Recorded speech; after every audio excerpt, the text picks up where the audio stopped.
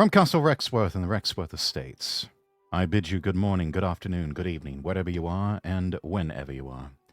My name is Rexworth, Lord Rexworth, and I welcome you to our Sunday stream. Going to be attempting the variety portion of variety game streaming. Most likely going to be picking up where we left off with the Ace Attorney trilogy. Got a couple of other games that might want to get to. But also, I've got the problem that there's so many lovely YouTube videos that I want to do reactions and talk about on screen and or on stream, and I yeah. So it's a bit of a challenge. It's a bit of a challenge. There's so much that I want to do, and there's only so many hours in the day. But yeah, streamers and VTubers, you can all relate to that. But anyways, Elijah Knightley, welcome in. Scary Kubrick stare. Yes. Your mother was a hamster, and your father smelt of elderberry. Maya, thank you for redeeming first, and the sick burn there from Monty Python and the Holy Grail. Yo, new model since when? A couple of weeks now. Love me some Monty Python. Absolutely. Back when British comedy was actually good. I mean, I don't know about you, but I haven't seen any decent British comedies as of late. All of the things that I tend to watch on BritBox whilst living here in exile is... let's see, last thing I watched was old episodes of Only Fools and Horses. And Open All Hours. Good British action / drama. Yeah, no, they've got it. They've got it just bang on with the action and the drama shows. You know, whenever the Beebs is not trying to push the message and everything, but yeah, not too bad, and great stars. Many of them you recognise from other works. But yes, it's just a pity that they sort of lost the mojo with comedy. So maybe they'll get it back. Who knows? But anyways, I want to lean into my strengths here and talk about travel today, and probably even get into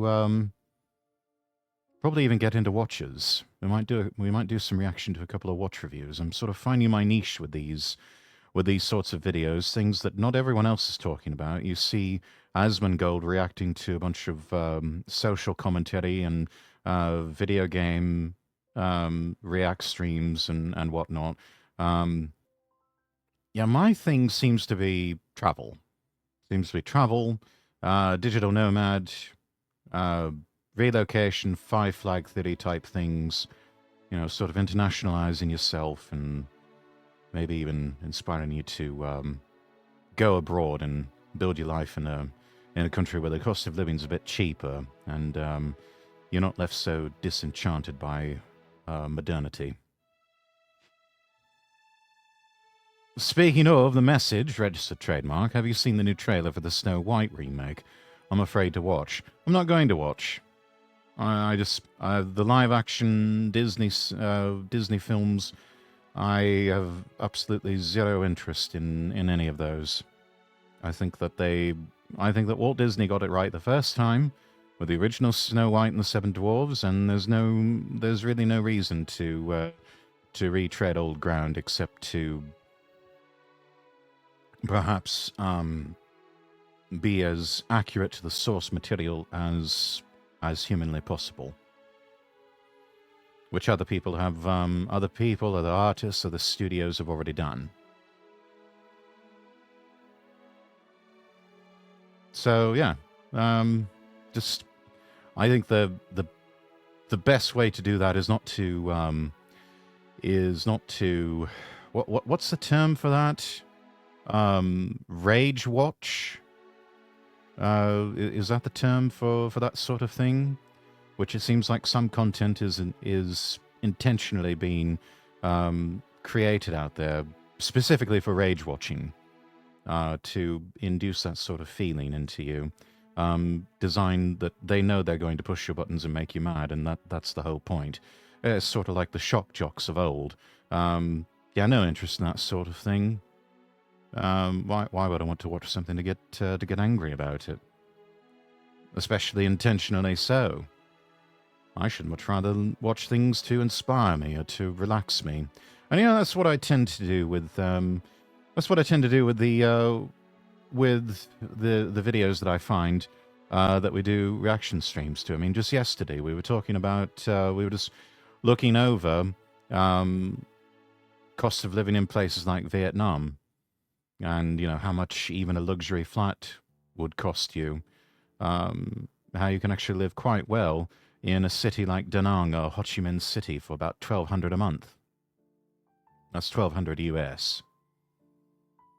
And just sort of noting the cost of things like groceries and utilities and the gas bill. Hate watch. That's what I was thinking of, Elijah. Thank you so much.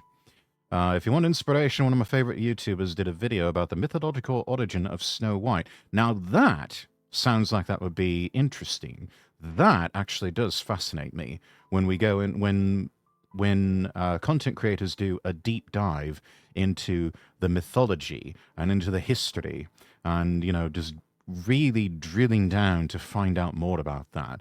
That does sound interesting. That I could watch for hours on end. No, that is good content right there. So that's a good find there, Elijah. But I think what we're going to do is I'd like to take you on a trip, Chad. I'd like to begin by taking you on a trip. Shall we go to Hong Kong, everyone? The Gulfstream 5 has been fueled up. We've got snacks in the kitchenette in the galley, and drinks are ready. The crew is all set. We just need to jump aboard and fly over there. Might possibly have to refuel in Dubai, but we'll make it.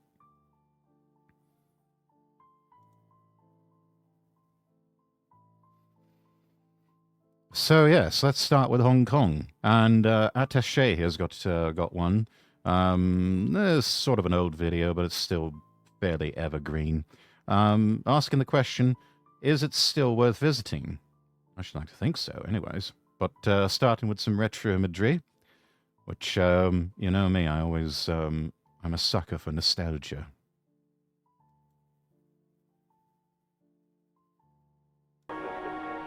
"35 years ago,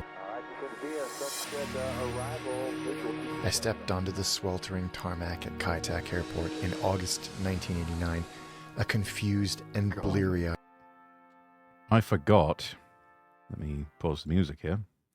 I had forgotten how low those aeroplanes fly in Hong Kong. But they really do. I mean, they're just right there. You could almost reach up and touch them. It's sort of like, I'm trying to remember that other place where they do that. I think it might be Gibraltar's airport, possibly, where the aeroplanes, they come in so low over the beach that you can almost reach up and touch them. If any of you know what I'm talking about, if that's not Gibraltar, let me know in the comments which place that is. Kai Tak Airport in August 1989, a confused and bleary-eyed kid from suburban California. One glance around, and I knew I wasn't in Kansas anymore. Oh, hell no. The heat and humidity were overpowering. The buildings were looming immense and everywhere. The people, I'd never seen so many people, all looked different. The food looked odd and unappealing to my corn dog and Capri Sun eyes. The writing was unintelligible, the language a sing-song of nonsense noises to this naive and sheltered kid. For the first time in my life, I was the foreigner. I was the minority. I was the outsider. And nothing will humble you faster. But this was home now, apparently. Nothing will thrill you faster either. You see, I don't know. I get a sense of a thrill out of that feeling. A sort of fish out of water type type vibe. I felt that for first time I really felt that was in mainland China. I mean, like, really, really felt it. This was long ago, and it was, God, it was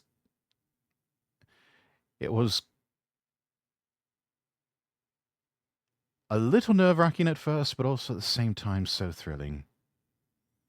And I loved it. I was just like, yeah, we're on an adventure here. Let's go.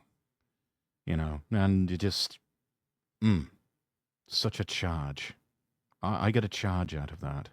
Apparently, this loud, smelly, bright, brash, overwhelming place, and I had no idea how quickly or how deeply I would fall in love with her. Easy to see why. Hong Kong is a hell of a town.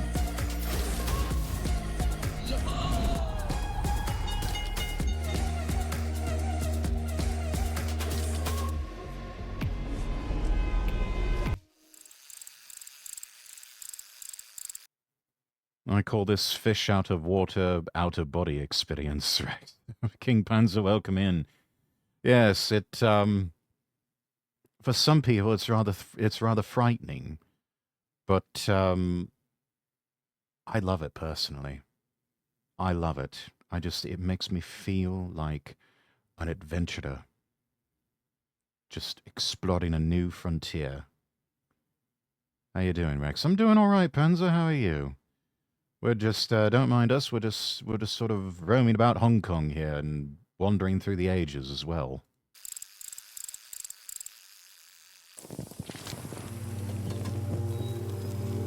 Ngày hùng未約耀曳光，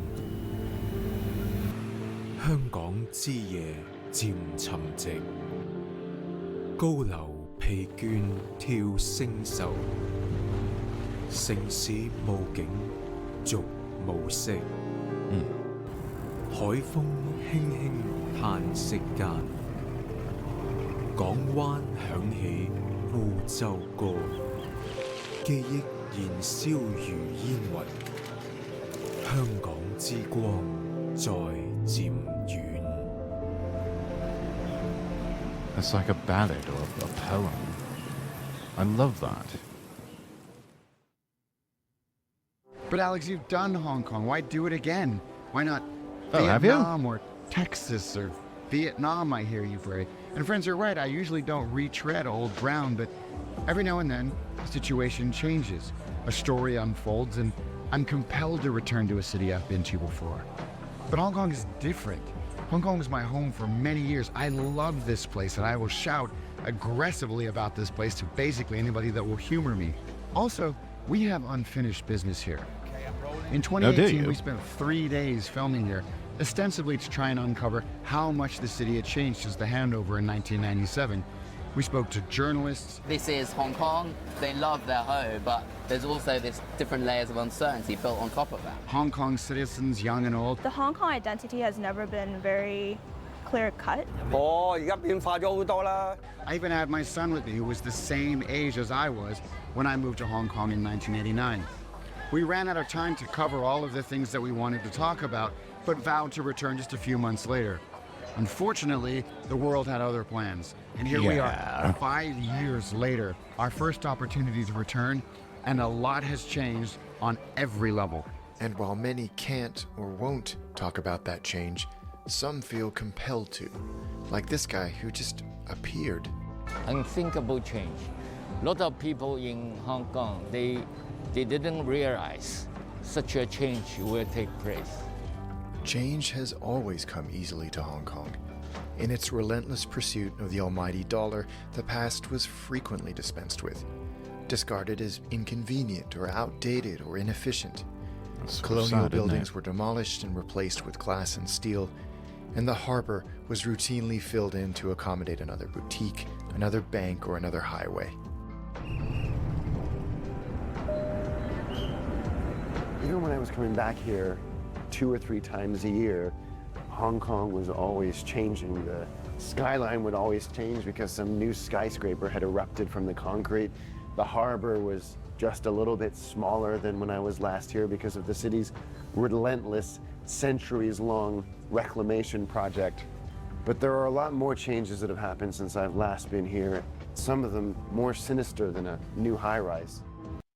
I mean, well, you have to think about it. There's not, I mean, you just look at that background there. There's a lot of mountains. And there's not a whole lot of space to work with to put up all those skyscrapers, which are sort of a necessity for all of the people in Hong Kong, both to work and to live. So it really is, it just, land reclamation projects like that are quite necessary. Because, I mean, where are you going to go? It's fairly hard to build into the side of a mountain. However, if you do land reclamation and you sort of dam up and block off a portion of the harbor, fill it in with stone and soil and rock and everything, then you have more flat space to work with, and you can build another tower block of flats or offices or something. Yeah, so it's just easier. It's almost easier that way, even though it sounds like it's quite the ambitious undertaking, and it is. Don't make no mistake about that. But still, probably easier than having to tunnel into the side of a mountain or try to shear away said mountain. But the principles and values of this unique city somehow remained intact. In fact, they were fiercely and proudly protected by Hong Kong's population, and the cultural icons and rituals that were uniquely Hong Kong survived as a result. So the essentials have survived. Like a tenuous equilibrium between the relentless march of progress and the sacred cornerstones of tradition had been reached. But then, the tide turned. Uh-oh. In 2014, a series of protests started that shook Hong Kong to its core.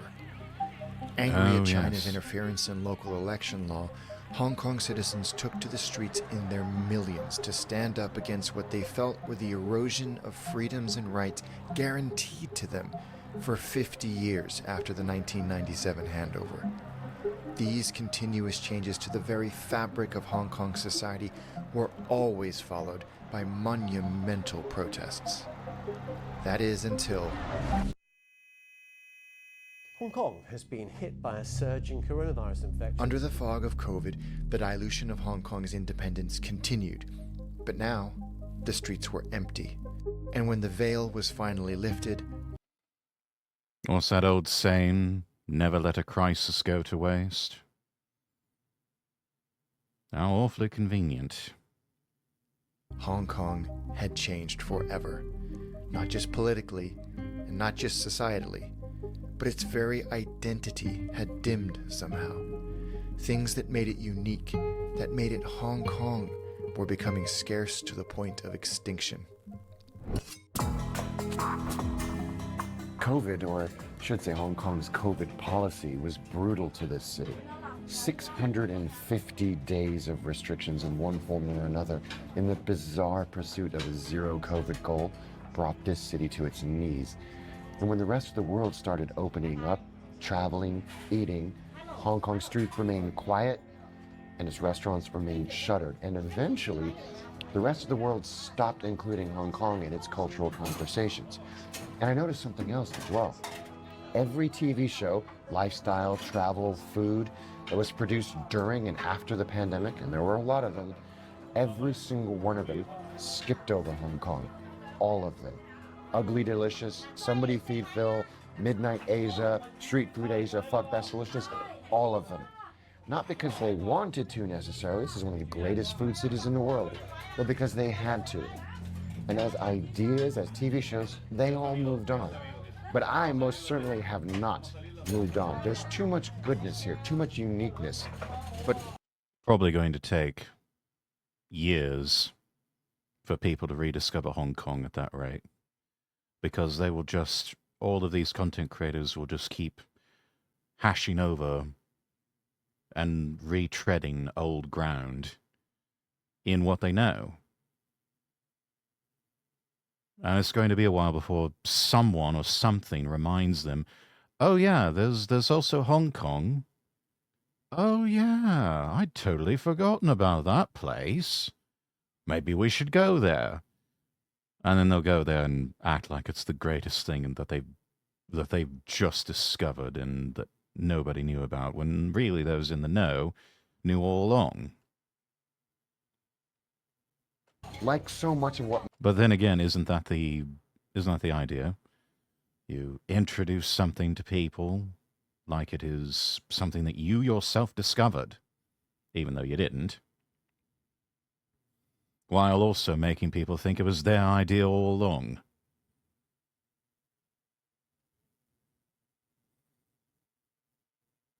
Yes, we call those sales tactics. That's marketing for you, chap. makes Hong Kong unique is getting harder and harder to find. So they may all skip over Hong Kong, but I sure as hell won't. Damn, called them out, didn't he? We're in Sham Shui Po, one of my favorite parts of Hong Kong. I've been coming here since I was 10 years old. In fact, I went to school just down that road in Yau Yat Chun. Back then, the school was on the flight path to the legendary Kai Tak Airport. Every 90 seconds, a plane would scream overhead, and almost reflexively, God, we that's would amazing. stop our lessons, wait for the plane to go over, and then start up again. And for a 10-year-old kid from suburban California, that was a trip.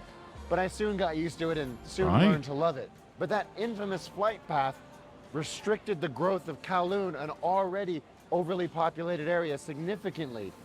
You couldn't build buildings beyond a certain height, and there were no flashing lights allowed anywhere in Hong Kong. But in 2005, when the airport moved to Lantau Island, what was once scuzzy, noisy, undesirable flight path land became priceless almost overnight. And this entire area erupted upwards in a twisting, writhing metamorphosis of redevelopment, regeneration, and gentrification. And Sham Shui Po was caught in the middle of that. I love the way he describes that. This is That's pretty much poetic. always has been a working class neighborhood. Low income community in one of the highest cost of living cities in the entire world. There's some hard living going on here. Those coffin apartments, those cage homes that Hong Kong is infamous for, right here. Overcrowded tenement buildings, subdivided apartments, that's Sham Shui Po. But this is also one of the most interesting, exciting, vibrant neighborhoods in the entire world, not just Hong Kong. And one of the many reasons for that is these, Dai Pai Dong. Dai Pai Dong. Dai Pai Dong, which literally translates as big licensed stall, used to be everywhere in Hong Kong, hundreds, if not thousands of them. After World War II, the colonial Hong Kong government issued ad hoc licenses to the families of deceased and injured civil servants, allowing them to run hawker-style street food carts as a way of making a living. They peaked in the 1950s, and you could find them on almost every street corner. But there's so much more than a place to get a quick, cheap bite, which they still are today. They were a place for working people to gather and talk, a real social hub for the community. But their ubiquity and their popularity led to noise and traffic complaints.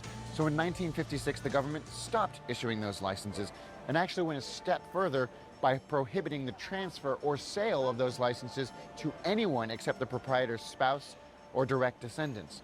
The government even offered millions of Hong Kong dollars to buy back licenses just to get them off the street. For an older proprietor, that was a difficult offer to turn down. So their decline was swift and consistent. But Dai Pai Dong represent the spirit of this city. But they are, like herding so cats. much of this city's identity, fading away. There are only 20 left in Hong Kong, and half of them are here in Sham Shui Po. Oi Man Sang is a quintessential Dai Pai Dong. Since 1956, they've been feeding the great and the good of Hong Kong from their stall in Sham Shui Po. They, like most Dai Pai Dong, serve... God, look at that.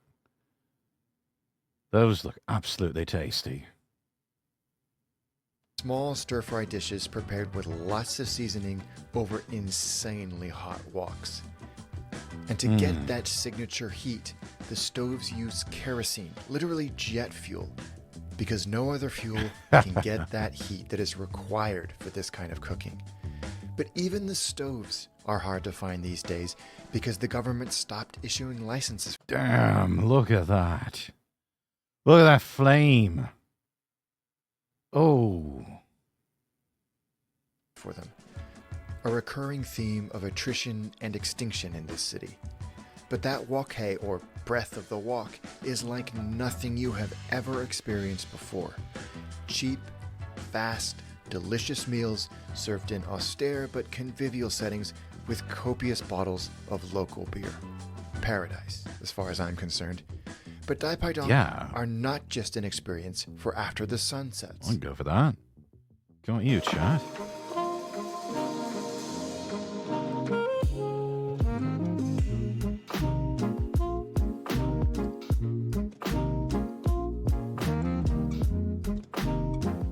Breakfast in Hong Kong is kind of an incongruous experience, another one of Hong Kong's cultural curiosities, born out of the rather wonderful notion that the only good meal is a hot one. Breakfast dishes in Hong Kong are a reflection of the city's history. I mean, a hot meal, you know it's going, if it's being cooked long enough, you know it's going to be sanitary and safe to eat. You need heat to kill bacteria that may build up in food. That's why we cook stuff, because, you know, we rather like going about our day without having to worry about things like food poisoning, and salmonella, and listeria, and everything else. Like this macaroni or noodle soup, it's simply instant noodles or elbow macaroni pasta in a broth, and then often served with ham, an egg, with tomatoes, soup, or another variety of wonderful toppings. Not exactly what you think of when you think of Chinese food, but here we are.我係姓 Irene 嘅 Irene 姐，係啊，啲人都咁樣笑。Hello, Irene。係啊，老人家又咁叫我，佢哋好老都叫 Irene 姐嘅，係啊，細路仔更加叫我啦 Irene 姨啦。好高興今日為你介紹我嘅食品。有呢個番茄公仔麵。呢個啊，呢個其實好特別嘅，我哋以前好多年前冇，我諗我買咗10幾年呢個番茄湯啊。咁啊，以前就冇番茄湯。咁咧，我有個朋友咧，佢唔舒服喎。咁啊，走嚟問我：喂 ，Irene， 我唔係好舒服啊，煮個通粉俾我食啦咁。咁我咁啊，病人通粉啦，腿通實完全冇問題㗎啦，實你病梗係食腿通啊！我哋細個人食雞仔粉，你唔識可能，即係扎啲雞仔粉，好似雞咁嘅。咁啊煮個通粉佢啦，咁佢話。我呢時有熱狗放新鮮番茄。佢話：我都冇乜戶口，你抌啲番茄落去煮，酸酸地㗎。咁啊，跟住佢食咗，佢就哦好好味喎 ，Irene， 我成個好精神，好翻好多喎。咁嗰個就第一個菜。Irene is the embodiment of the Dai Pai Dong spirit, the inventor of dishes to feed the community. She, like her forebearers, took what they had available to them and created now iconic Dai Pai Dong dishes. It's necessity being the mother of invention. And that's brilliant. Tomatoes, noodles, looks like you could get away with using something like ramen, and ham and an egg. Toss it all together, cook it up for a bit on one of those kerosene woks, and hey presto. That's brilliant. I love that. I'd try a bowl of that. Served in places like this and actually born out of places like this in the 1950s when proprietors started riffing on Western ingredients and Western dishes in an attempt to make them more accessible to local palates. And that's something not just there in Hong Kong, but also shortly after the war in Japan especially, with, I believe it's called either yoshoku or washoku. Western-style cuisines. Only thing that's rather distinct with the Japanese approach to it, which is instead of actual tomatoes or a tomato-style soup, they use ketchup, of all things, which I suppose that was out of necessity. Perhaps, you know, the actual use of tomatoes, tomato paste, and tomato soup. Those were rather heavily rationed in post-war occupied Japan, so the only thing they had was ketchup. They had to use what they had. It appears, though, that Hong Kong did not have that problem, so they were able to actually make use of real whole tomatoes and the paste and the soup and everything to create their own little twist on Western style cuisine. But yeah, it's a phenomenon that you see in not just Hong Kong but also in Japan, probably in some other parts of Asia that harken back to the post-war era. The venues themselves more accessible to visiting palates. The result are these wonderful East meets West concoctions that pretty much everybody here will have grown up on. Irene is among the last concoctions that... And I mean, what? And well, hang on. Pretty much palates. The result are these wonderful... Now, I wonder what that is. It looks like toast or something. Yeah, that's what that looks like. It looks like toast to have with your breakfast. That looks rather good too. And I think that looks like iced tea. Maybe. Or tea with lemon. Either way, that's not a bad looking breakfast, Chad. I'd go for something like that. I don't know about you, but I like that. East meets West concoctions that pretty much everybody here will have grown up on. Irene is among the last of a dying breed. She's had to adapt to survive even this long. She's seen the city evolve and fully understands that generations change and tastes change. But that doesn't mean the spirit of the Dai Pai Dong needs to change with it. 因為香港依家好似得翻28檔大排檔，即係呢啲咁嘅模式嘅。咁啊，同埋咧某條路我哋比較特別就係咧，我哋好似一啲 fusion 菜咁樣，有啲麵包啊，有啲粉麵啊，啲飲品啊，咁就即係變咗佢嗰個覆蓋嘅性咧，即係比較即係係啦咁啊，亦都可以講係複雜啲嘅。咁如果咧你睇到潮人多嘅，細路仔多㗎，細路仔多嘅。如果你譬如炒嘢嗰啲咧，就好多時候會係上咗年紀嘅。咁我哋就變咗就好似吸納個層面比較大，係啦，即係只不過就依家就比較特別就係多咗遊客。As Hong Kong continues down a path of uncertainty, we can only hope that people like Irene continue to preserve the traditions and spirit that make this city so unique.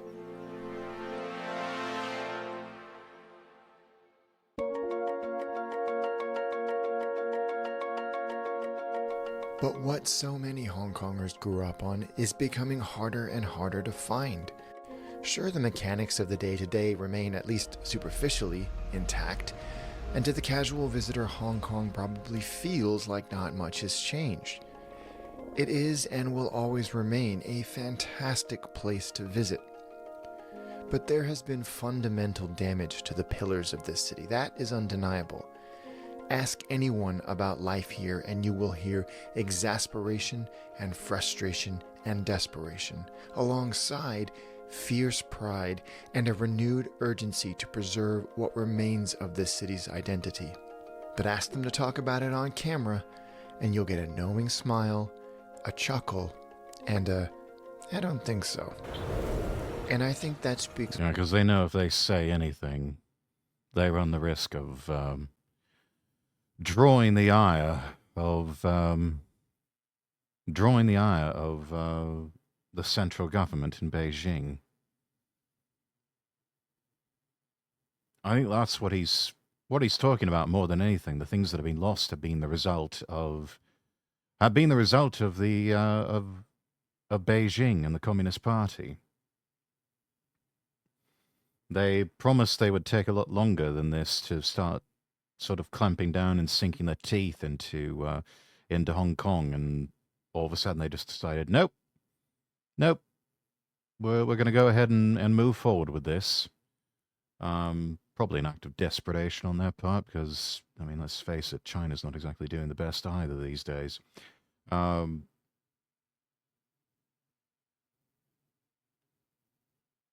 Yeah, so much of that exasperation is that there's a tremendous loss of freedom for the people of Hong Kong. But then again,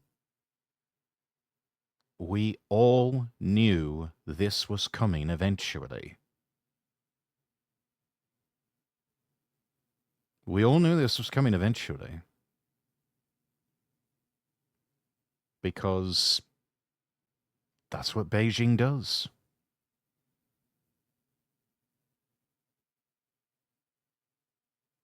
They want Hong Kong under their thumb.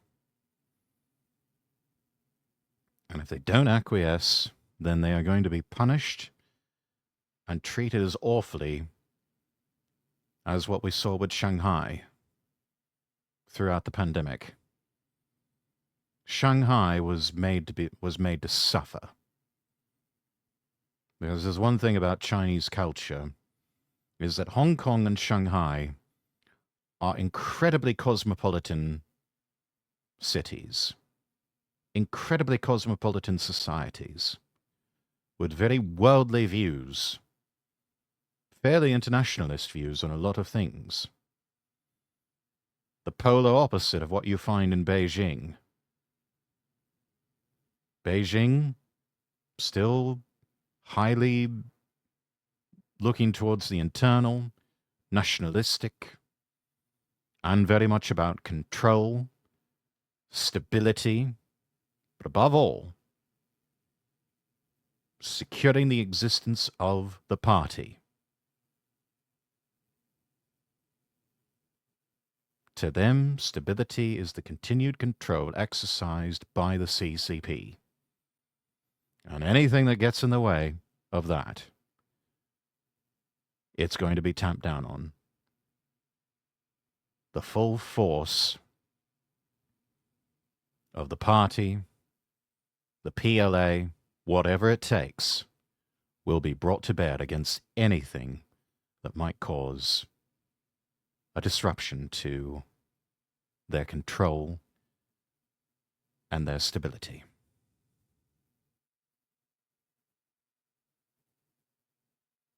And to many people in Beijing, Hong Kong and Shanghai represent a threat to that stability. With their cosmopolitanism and their worldly ideas and their different perspectives on things, it means the possibility of a loss of control by the central authorities in Beijing. And the central authorities in Beijing will not have that. And they don't care who they have to make suffer to maintain that control. That is the essence of what people are afraid to say on camera in Hong Kong, because they know the central authorities are watching.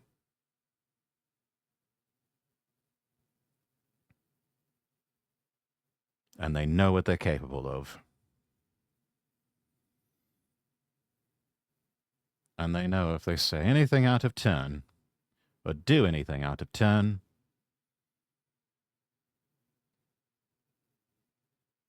they risk ending up in some sort of penal colony, or being thrown in prison, or being just disappeared in the middle of the night, or even having the family disappeared in the middle of the night. Because that's who we're dealing with the central authorities. That's what they're capable of. Hans Rex, all the tea and chips, they'll be Thanos. Yes, welcome in, Crasher. That's quite right. Schmoozer, welcome in. Thank you for the hydrate, Redeem.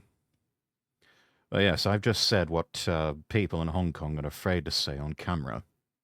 What they're so afraid of. They are afraid of the overarching power of the big brother surveillance state and authoritarian state that is the Chinese Communist Party of Beijing. Oh, thank you for the stretch, Redeem. Let's do the stretch first. All right, now the hydrate. Anyways, almost done with this one. A few more minutes. Volumes about what has been taken from this city. Its voice. Hong Kong is one of those rare places where I don't actually feel out of place here. I know that sounds a little bit silly because I am by definition out of place here. But when I visit a new city for the first time or even revisit a familiar favorite, I always have that sense of the outsider. I observe local customs and etiquette with a fastidiousness that borders on compulsion, and I'm convinced that I'm a nuisance and irritation to every waiter, shopkeeper, fellow transit rider that I come within 50 feet of. Not here, though. You think you're the first foreigner that they've had to deal with? Please, come on. The places that you've been to, they probably deal with that all the time. It's part of their job. It's what they get paid to do. Don't look at yourself that way, chat. To me, that's indicative of a poor self-image. That is excess false humility right there. I feel at home here. My Cantonese is elementary and stumbling. My chopstick use is passable but inelegant. But I have core memories here. So? Many of them. Wonderful, happy moments of Hong Kong being home. Where my friends, my family, my stuff was. The things that mattered. I think that goes a long way to explaining why I am so protective of this place. I'll be honest. I've been hesitant to complete this episode for a long time. We started in 2018 with the somewhat lofty idea of seeing Hong Kong through a child's eyes again, to see what had changed since I first saw it. But as time passed and the world moved on, I became resigned to the fact that this episode would never see the light of day. It felt like an impossible task to neatly summarize what Hong Kong has been through in the years since we were last here. Because what Hong Kong has been through. Fun little bit of trivia there, chat. You see those, I believe those are palm trees there in the center median on this street. Those aren't there just for decor. They actually serve quite a functional purpose for the environment. You will see them much more ubiquitously in Singapore. And the reason is all of these buses and taxis and lorries and saloon cars and everything else. What's the one thing we know they belch out if they run on petrol or diesel? Carbon dioxide. What is the basic food source for trees? It's not just nutrients in the soil. Trees, to them, that's their oxygen. They breathe in carbon dioxide and they exhale oxygen. What is the one thing that is detrimental to the environment in an urban setting? Excess carbon dioxide. So how do you counteract that? You plant a metric fuck ton of trees everywhere to suck in all that carbon dioxide and then exhale a whole bunch of oxygen, and hey presto, the environment and air quality is better. Using the simple power of nature and trees. So if you like improved air quality and maintaining decent air quality in an urban setting, plant more trees. Thank you for coming to my TED Talk. In the years since we were last here. Beyond that, I never felt like I'd be able to capture what Hong Kong means to me in a 20-minute video. I'd always feel that we'd missed a place or a dish or a person or an idea. How can we possibly do this magical place justice? So I can tell you this, we will be back, and we will be making more Hong Kong content. Because even though there's something truly heartbreaking going on here, this place is by no means dead. There's too much good here, too much worth preserving, too much that needs to be shared and experienced and enjoyed. And while you can, of course, view Hong Kong from afar through the distorted lens of social media, where everything is neat, tidy, and orderly, the rough edges and noisy soundtracks are what make Hong Kong so perfect and so beautiful. So put down the phone, get on a plane, and come to Hong Kong while its uniqueness still shines. Good advice. Yes, if you have not been to Hong Kong, go there, chat.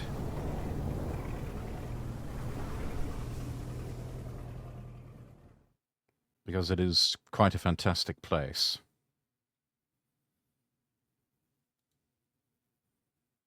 Absolutely brilliant. That's getting a like. And I'm also going to subscribe to Attaché. Because that is good content there. They make some good content.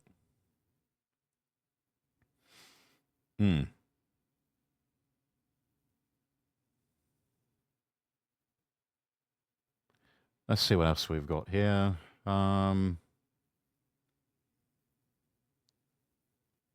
Let's stay on the theme of travel. What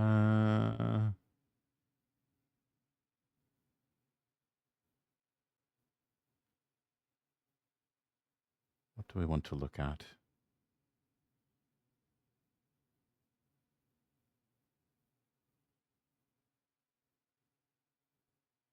I've got so many different videos that just seem so interesting to me.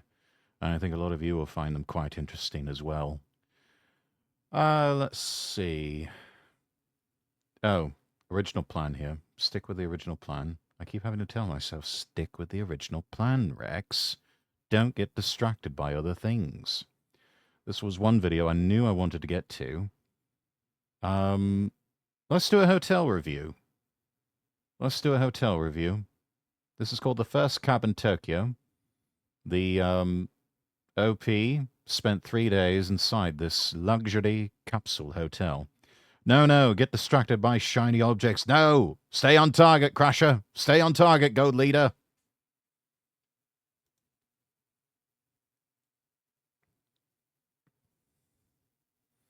Right, here we go. Solo Travel is the one here. Oh, look. And they got a ducky for their profile picture. Quack.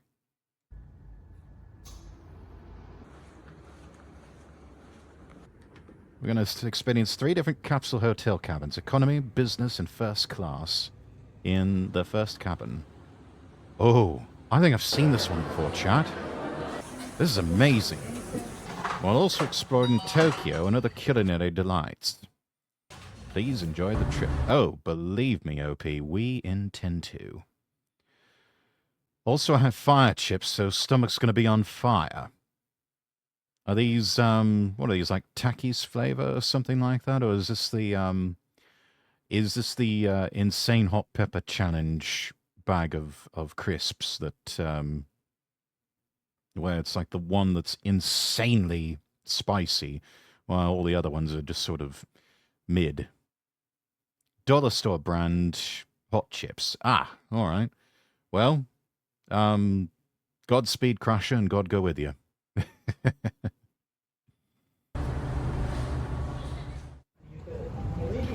I don't need to subject my stomach to the first level of hell. No, you don't need to, but obviously you're going to, aren't you? Anyways, hello everyone from Shinjuku, Tokyo. Hello, Solo, how are you? Today we're going to be spending 3 nights at Japan's capsule hotel, the First Cabin. We'll try to stay in the economy, business, and first cabin classes.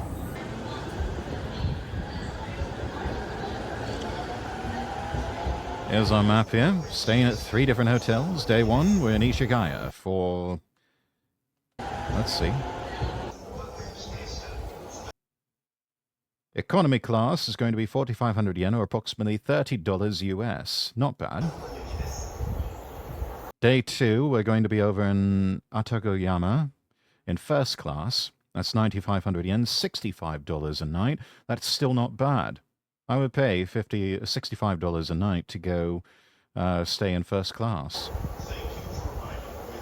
And then day 3, Akasaka. business class, $40 a night or 6,000 yen. That's still quite competitive. That is still quite a competitive price for the capsule hotel.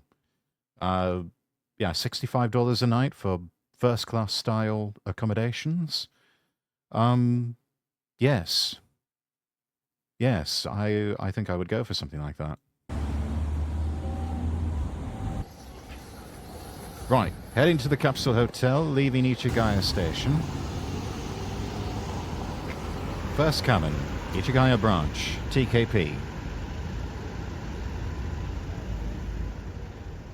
Let's go. Oh, hello, my lovely. How are you? Check in. There's the key card with free Wi-Fi. You've got a female-only women's floor, and then there's the men's floor. Hover your card over that, the reader, and in you get. Voila. There's 4 floors to the entire building here, to the entire hotel. Let's see. First floor has got reception, obviously. The cafeteria or dining facilities. Lavatories and restrooms. Places where you can wash up, clean yourself up, have a bath. Or at least have a shower. Restroom if you need to use the loo for anything. There's a spa on site. That sounds lovely. Coin laundry in case you need to wash your clothes. And then there's a smoking room for those of you who are hopelessly addicted to your cancer sticks. What else did they have on the first floor? Oh, vending machines. Yes, the vending machines are on the first floor. Let's see. Second floor, we've got the cabin rooms, the lavatories, the restrooms. Same for the third floor and the fourth floor. So, yeah, standard kit on the top floors. And our room is going to be on the third floor, the economy cabins. That's your standard upper and lower deck capsule hotel. So, yeah, you go to your traditional capsule hotel. This is what you can expect. I'm quite surprised that some capsule hotels, they sort of do like the spas where they have you put your shoes into a locker and then you grab slippers. And that's what you use to walk around the hotel. Makes it easier for them to keep the floors clean, you know. But yeah, no, it seems like you can just wear your regular shoes here on the floors of the capsule hotel. You can choose between a upper and lower bed. In case you feel like climbing.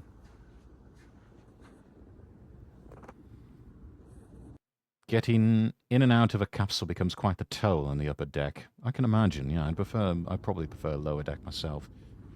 Room 3C38. We probably should say pod 3C38. Open sesame! Here's the economy cabin. This is what you get for $35 a night, chat. Or about 5,200 Japanese yen. Oh, yeah, that's not bad, is it? You got your telly, you got a place to hang up your jacket or, you know, the next day's clothes. Control panel, rather bright reading lights, some accent lighting, all of it LED, so it's not generating a lot of heat, if any. And a little storage compartment and kind of an open air storage space there. That's yeah, it's not bad, is it? Grab some headphones, plug in there on the panel, and watch some telly before you get some shut eye. Looks quite luxurious for economy. Close sesame seed. I don't think that's how that works. But hello from the inside. Hello. This is the capsule. Yes, we see that. Might look a bit claustrophobic. Oh, believe me, OP, we've seen worse. Or I've seen worse. I've seen some that are much, much smaller than that. To where it's like, it is like crawling into a gigantic plastic coffin.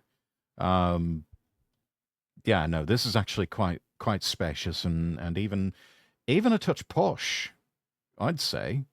This is something that The traditional capsule hotels are a bit claustrophobic for Western standards. This is better. This has got a little more breathing room to where a Western tourist would not feel so claustrophobic. Which, again, chat, I must reiterate my advice that I've given previously.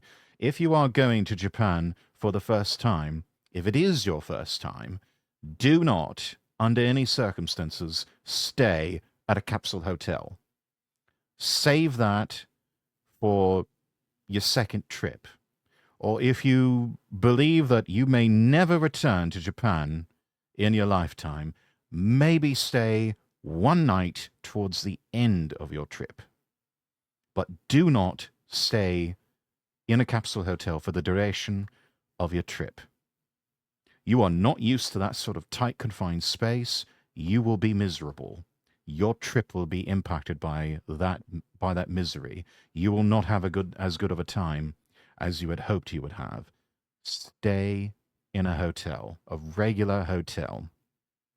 If you are the sort of person who is rather set in your ways and you have to have Western-style accommodations, and if you're even more finicky and believe that you will be quite unhappy if you don't have everything in a certain way with your hotel stay, then stay with a Western hotel chain. Like, stay at a Hilton. Stay at a Marriott.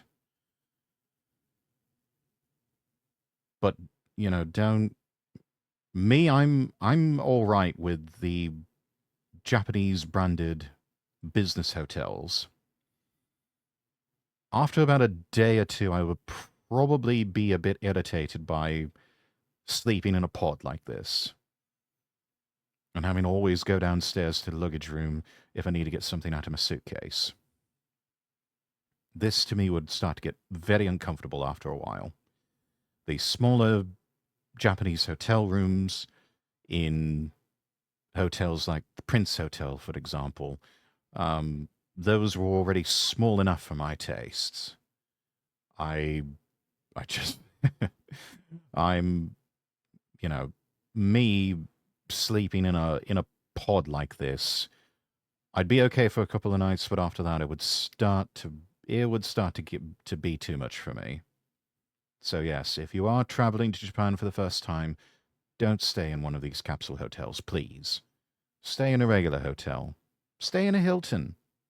You know, stay in a Marriott hotel, or, you know, a Sheraton. I mean, if you really want to go in style, stay at the Four Seasons. Stay at the Ritz-Carlton. I don't know if they have a Waldorf Astoria there. Stay at the Tokyo Station Hotel. But yeah, don't expect to be comfortable in these capsule hotels.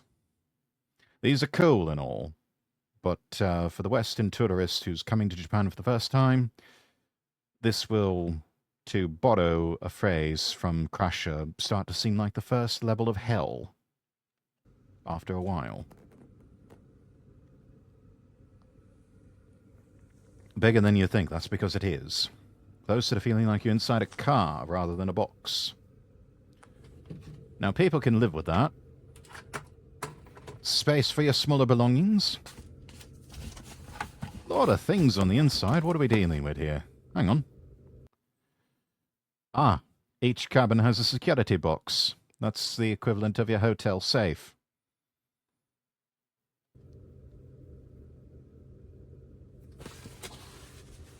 Am I supposed to put my luggage inside here? No, you're not supposed to put your luggage inside there. You're supposed to put valuables, like your passport or something.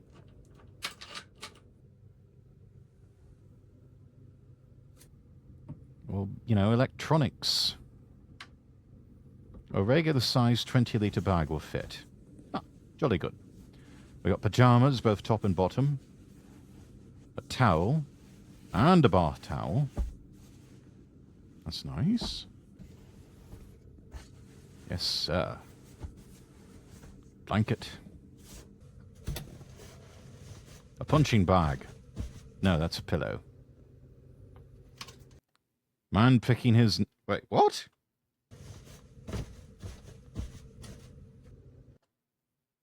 Don't disturb. Cleaning's not necessary. Man picking his nose. Is he saying shh? Or is he picking his nose? Or maybe he's doing both. We don't know. We just know he's a rather strange-looking man who might be picking his nose or just telling you to shut up.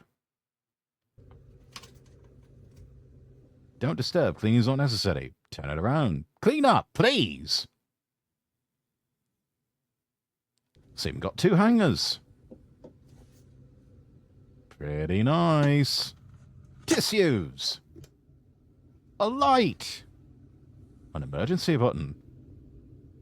Don't press that. Various light buttons. Headphone jack. USB port and an outlet. That's your rubbish bin. There's your telly. You get a toothbrush. You also get a razor. I wouldn't suggest using those razors. Those are awful. Bring your own. Body wash towel. Earbuds. Single use. I'd recommend bringing your own, chat. Noise cancelling headphones. Not the earbuds, the actual over-the-ear noise cancelling headphones. Trust me, they work. They're a bit bulkier, but, you know, get your own carrying case for them. They're quite good. Highly recommend Bose's noise cancelling headphones. More expensive, yes. Worth it, absolutely. Especially on the long flight over to Japan, because it helps to eliminate a lot of the noise, the droning sound from the engines of the aeroplane, and that is a big contributor to jet lag.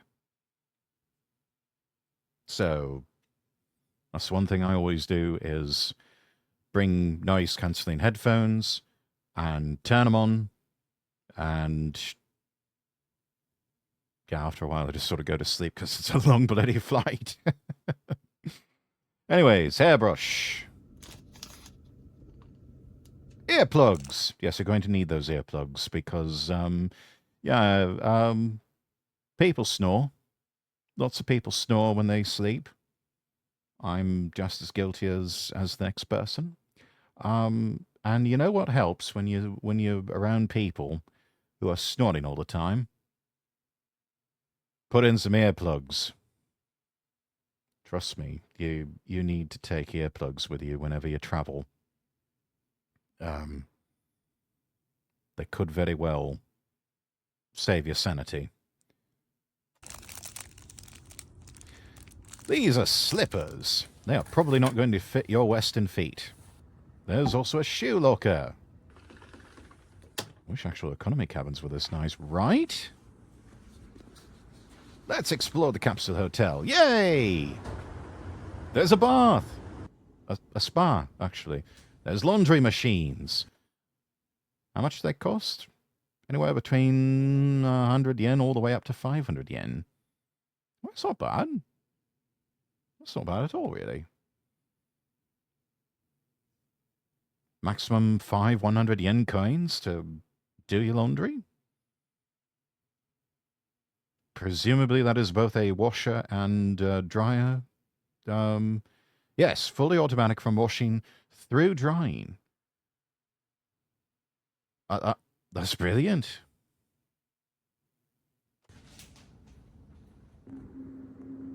Right, time to bathe.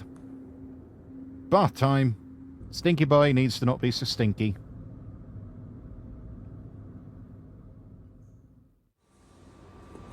Right, jump into that big old pool there and relax.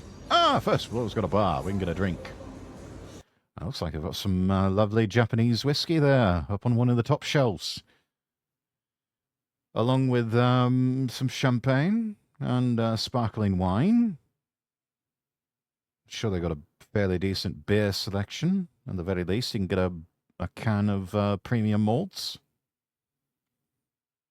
Maybe a nice Carlsberg. Here's the lounge. Fairly standard fare. A manga corner.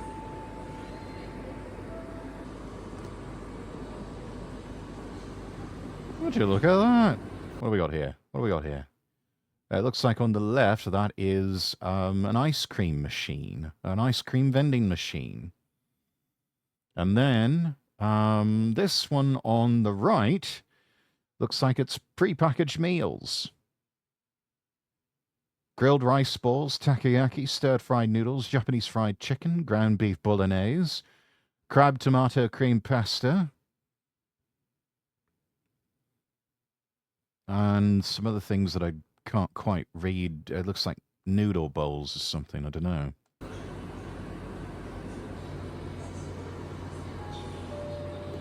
It all looks very tasty.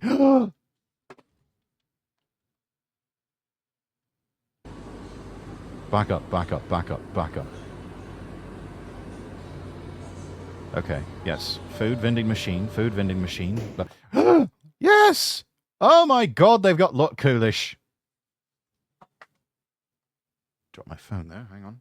Move that out of the way. There's something so simple but so delectable about lot coolish.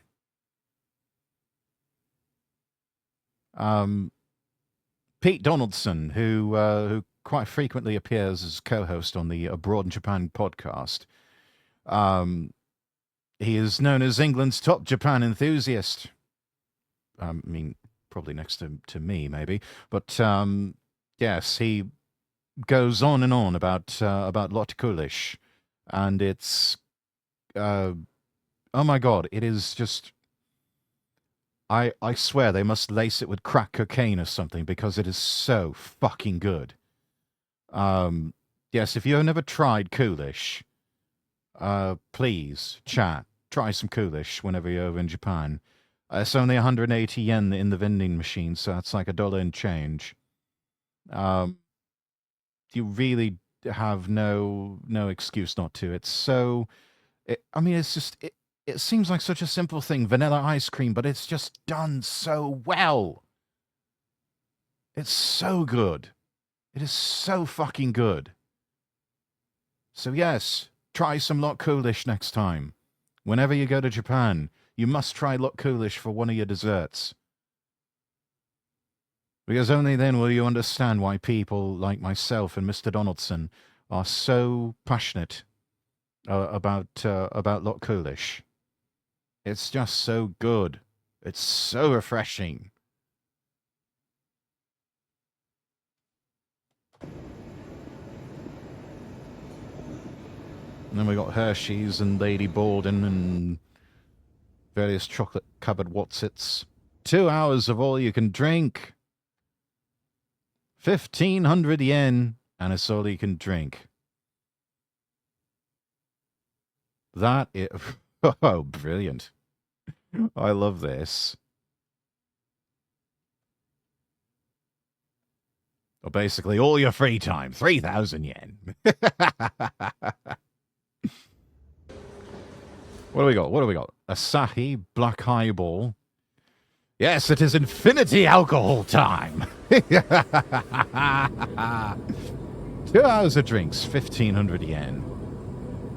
That is that expensive? No, it's not expensive. That's just a little over like $10, like $12.50, or probably about £10 for all you can drink for 2 hours. That is the bargain of the century. God Almighty, that's incredible. Just that alone, I would stay at this hotel. Is that expensive? I don't know. I know! It's a really bargain it is. I think I have to eat something. Yeah, you probably should. Haven't eaten anything for 6 hours. Go eat, man! But that's all okay. There's a vending machine. Exactly! Now let's get something from there. Had a pint before eating anything. Smart, man. Long journey. Could do with a pint. Right, here we go. What are we having? These prices really aren't bad. 450 yen, 600 yen. Oh, you can eat fairly well from about anywhere between $3 to $5 at current exchange rates. Takoyaki, kanage.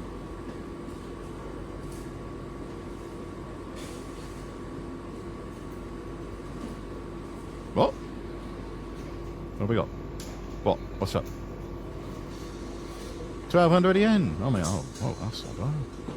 1,650. Oh no, they're all sold out.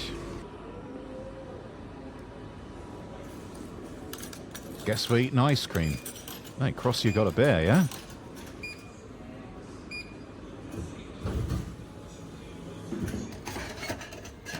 So there's ice cream, but no takoyaki. Damn! Guess we're just gonna drown our sorrows with another beer.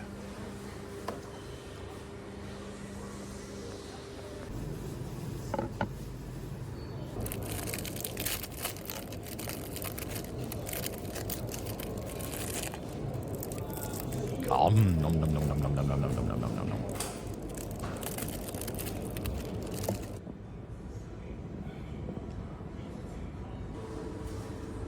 Vision's getting a bit blurry. He's getting drunk. Oh no, I don't feel so good. Yes, that's called inebriation, man. You really should pace yourself. Get some more food and hydrate. Going to need to eat something.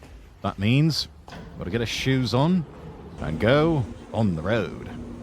To the What? The hell? Where do we go? Oh, this doesn't look like a konbini. This looks like a grocery store. Looks like Dinner Rush already had Never trust Family Mart.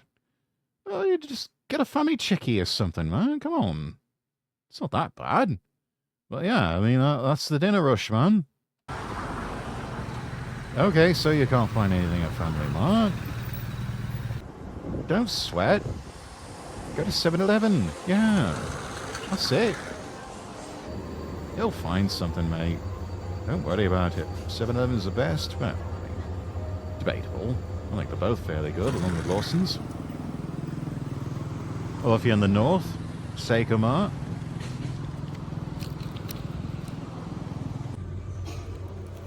I got a taruhai and salmon onigiri. Ah. And a nanachiki. Oh, so 7-Eleven's got their own version of famichiki. The nanachiki. Forgot about that. Look at that juicy chicken. Hell yeah. God, that looks tasty.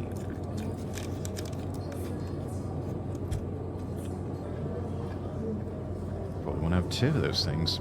This taruhai is a shochu carbonated drink. So, sparkling soju?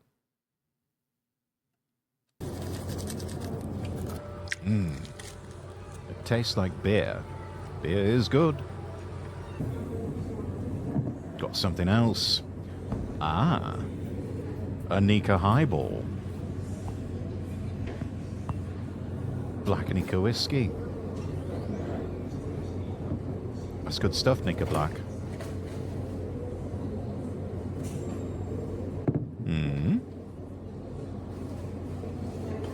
What is happening to my body?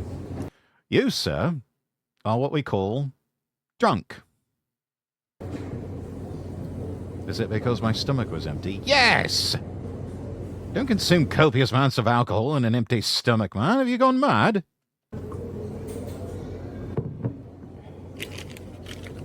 If I tried to fight a puppy right now, I would completely lose. Skill issue, bruv. Have you tried getting good? No, don't fight puppies. That's awful. You do that, you're just a dick. No, you're beyond a dick. You're a terrible person. Don't be a terrible person. Don't fight puppies. There's your top tip for the night. Don't do that. So go back to 7-Eleven and get yourself some more food, man. Especially if you're going to be drinking that much.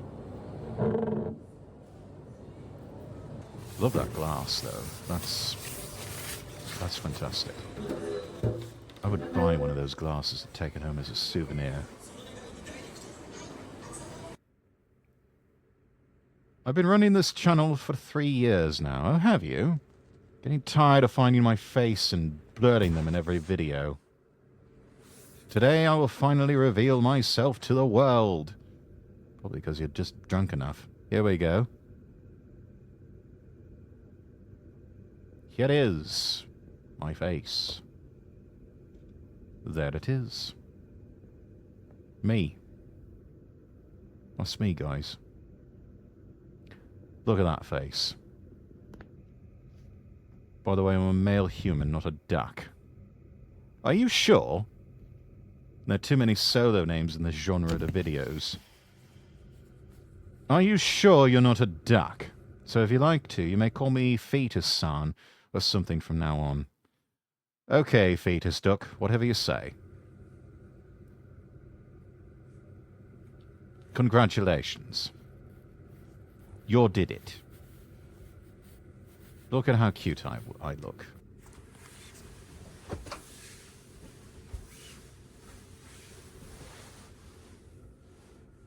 Better sleep now. Yeah, settle in. Go beddy bye. It's 9 time. I'm still alive. Well, that's good. Yes, that is good news.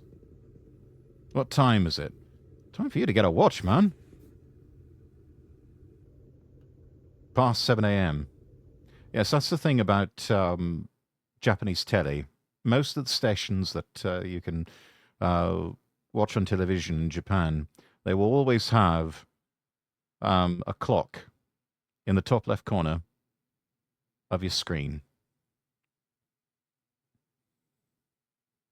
That's something you can always count on with Japanese television. Yeah, that's a bit too early. Go back to sleep.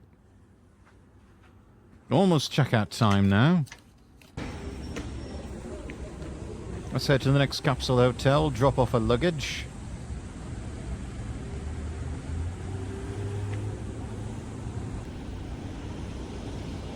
The first cabin, Atagoyama.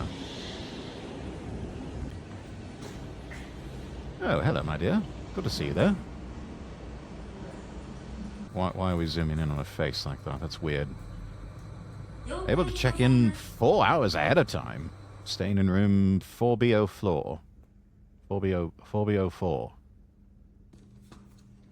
I can speak, I promise. Same function as the other capsule. Open.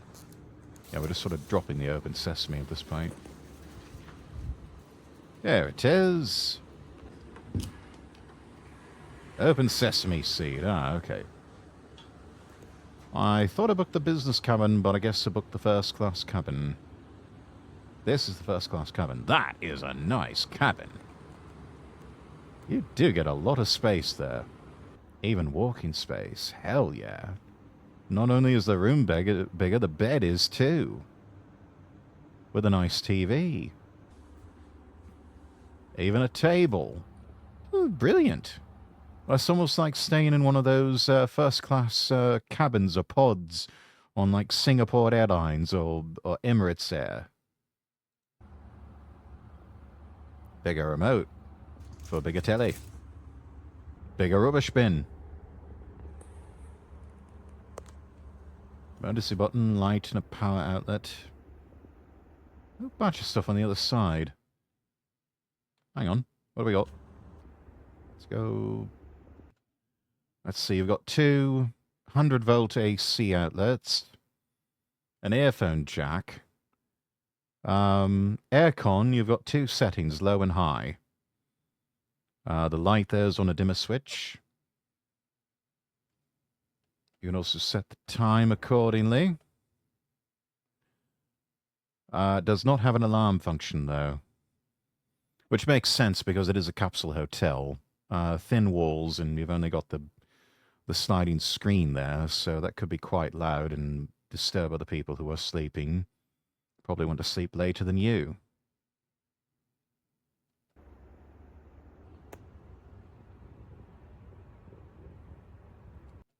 That is not an alarm clock. There are no alarm functions. It says so on the label there. Aircon. Yeah, keep that up on high, please. 3 hangers this time. An upgrade from 2. What's this bag? That, I believe, is a laundry bag in case you need some dry cleaning done. Towels! More towels! And slippers! Alright here, what? No, there's a pillow. There's also this boss pillow. Hello. Let's punch it to assert our dominance. Yeah, kick that pillow's ass. Lockable storage under the bed. Brilliant. Much bigger compared to the economy cabin. Bag on the right is this. Pajamas.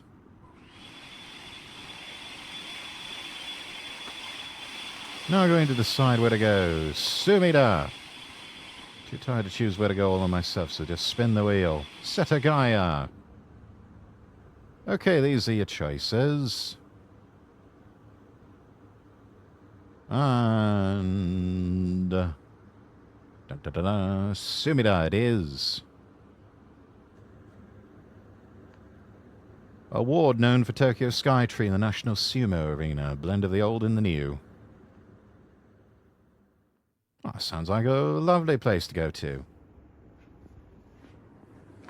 Took a nap. As you do. It's so late into the day now. Still plenty of time to get some things done. Oh well. From here to Sumida Ward, it's a few trains away. Nice boat ride along the Sumida River. So we're going to ride the boat. I'm considering it's a nice day. There's a panorama view boat that seems to be a good time. Here we are, Hinode Pier. Oh, that's brilliant. There's the bug boat, the Hotaluna. You can ride it for 1,400 yen. That's about, I don't know, $12 US, roughly.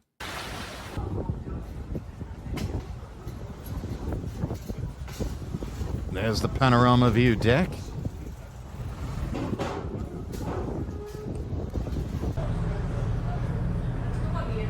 Looks like there's going to be a rainstorm coming in. Oh, that's no good. Close the deck. Pooh. I know it looked like a bug, but the insides are very unbug-like.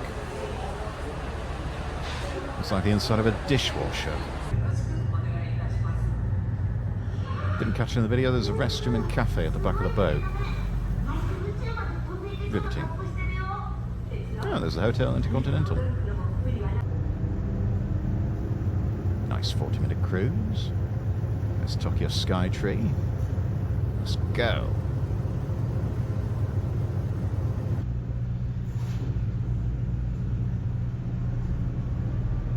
Why is the other boat with panorama? They got the deck open. Boo.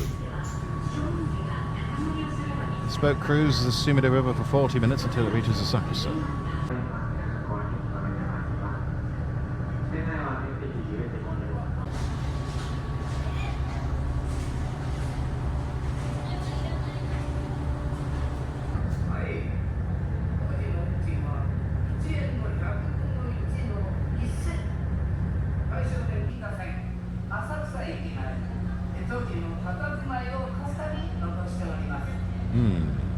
Lovely. It's Golden Pool building. 40 minutes goes by quickly. It did not rain once on this trip. Curse your rain forecast. Alright. Boat docked onto the Asakusa side of the Sumida River. So, let's cross the bridge. Welcome to Sumida Ward, everyone. Thank you, Craft Nice. Look at how massive Tokyo Skytree is. Second tallest structure in the world.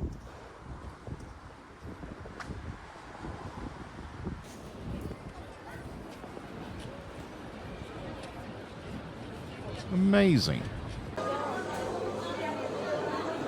Though the crowds can be a bit maddening.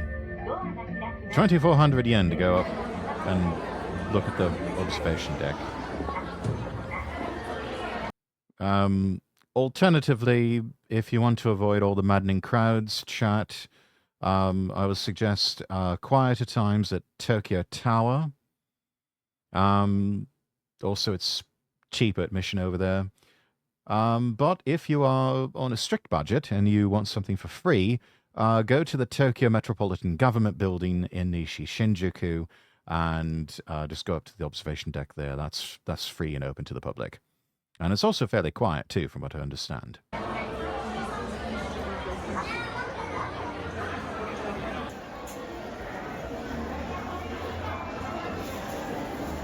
Last time I came here it was dark.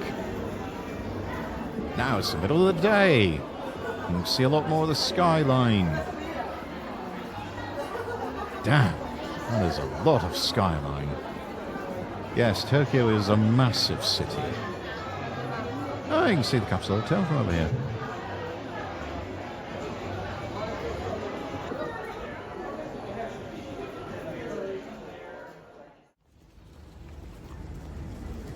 Yeah, those crowds, I don't know if I could deal with those crowds. So there's a place called Conveyor Belts? No, you're talking about Kura. Kura Sushi. They're a worldwide sushi chain. Right next to the Skytree, which is convenient, and built right into the Keisei Richmond Hotel. This is a flagship store for Kura Sushi Restaurant for the whole franchise. Been to a regular Kura before, so have I. It's actually quite good. Let's see how it goes. Well, would you look at that? Pretty nice in here. Yeah, they've also got solo dining options. So this is the Kura Tokyo.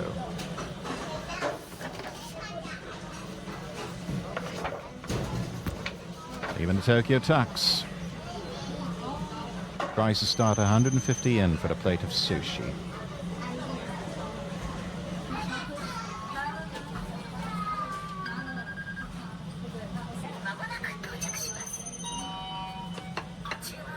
Can't record the sushi rolling up to the table very well. Guy's serving's too close. Ooh, I bet eat cheese salmon. If I try to record, the sushi's already here. Did I catch it? Yes. Brilliant. Magaro. Busy trying to capture my stock and now my table's infested with sushi. Help! Oh, you're on your own, mate. Get to eating.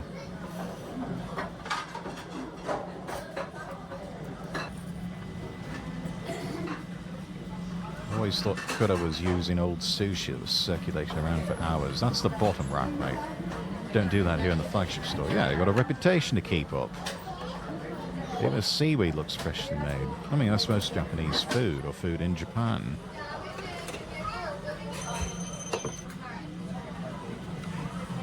Oh, spoonful of matcha. Some hot water. There's even stored exclusive sushi. Red dragon roll. Avocado and shrimp roll. Whitewashed third generation Asian American comes back to Japan type of dish. I mean, who cares? As long as it's tasty, yeah?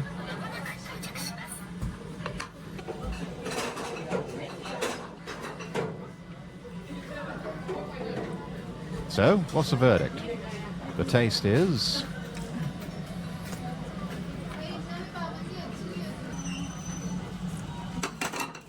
pretty good. Bing bong, bing bong.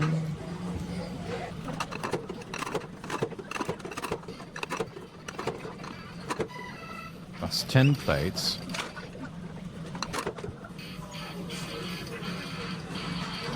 No, lost the game. Damn it.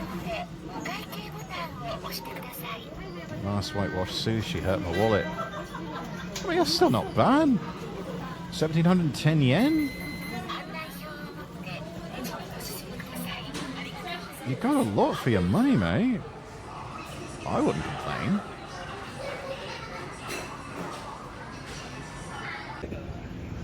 Now the late lunch is complete, let's see what we should eat for dinner.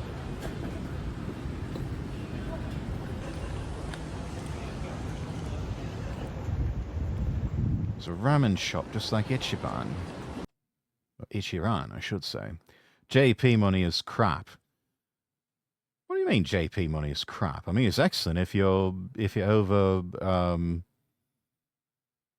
mean, if you're using exchange rate from like US dollars, or British pounds, or even euros to exchange for Japanese yen, your dollar, your pound, or your euro goes a lot farther these days. Though I think that might be changing since the Bank of Japan raised interest rates. That's what I meant. Yeah, no, it's. I mean, it sucks for them, but it's great for us. You actually go quite far and eat like a king over there. But still, even then, even if at the old exchange rates, if that were to zero out a bit more accurately to like $17.10 for all that sushi, that really is not bad. I mean, a single person dining for less than $20 and enjoying some gourmet sushi, I'd say that's actually doing rather well.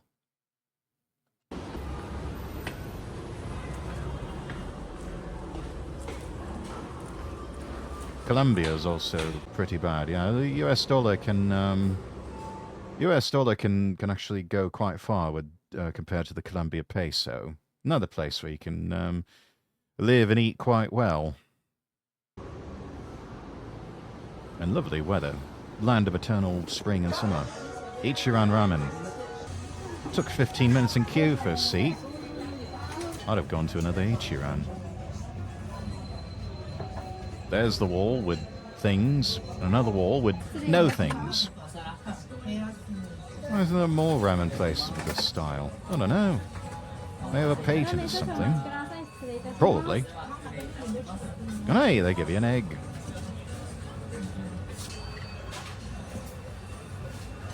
There it is. The world famous Ichiran ramen. There's the spicy stuff on the top. If I remember it correctly. That's what makes Ichiran ramen. Holy. Anyway, we mix it up. Break the egg. Yeah. Eggy. We love us some eggy. That looks good. Soup's all spicy now. Hell yeah. Not as spicy as we thought, but still got a bit of zip to it. Never mind, quite spicy. Yeah, now you're hitting all the spicy bits. Perfect way to warm you up in the humid summer days of Tokyo. Thanks for the fooders. What, are you just going to leave? You're going to leave all that stock behind? I would slurp down that stock and I would have no shame about it. Seems a bit wasteful if you ask me, but that's just me.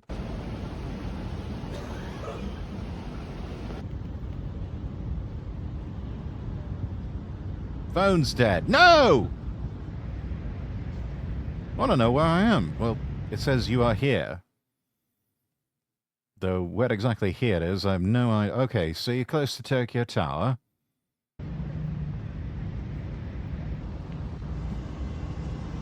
There's Tokyo Tower. So you are heading the right way.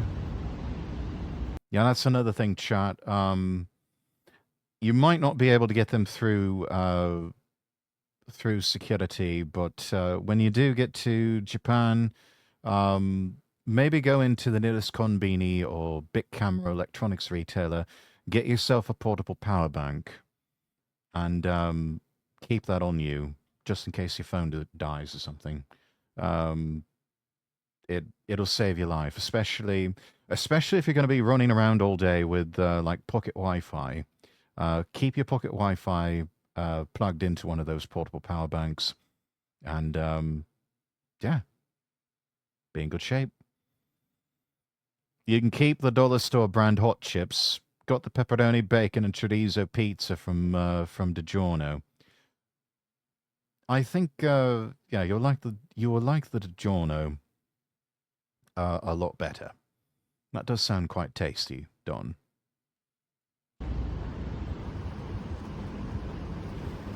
I am lost. But it's okay, you're in one of the safest cities in the world. I want to go back. I should like to go back to Tokyo as well. But a second, I thought that was the capsule hotel entrance. I want to sleep. You'll get there eventually, mate. Don't worry. You'll find it. See? There you are.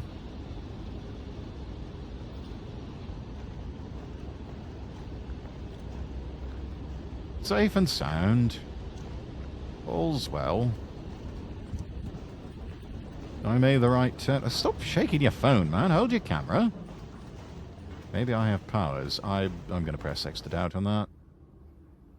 Maybe I can shoot lasers from my hands right now. Did that spice in the ramen give you hallucinations or something, man? Are you quite alright? Didn't have that much power. I don't think he had any power.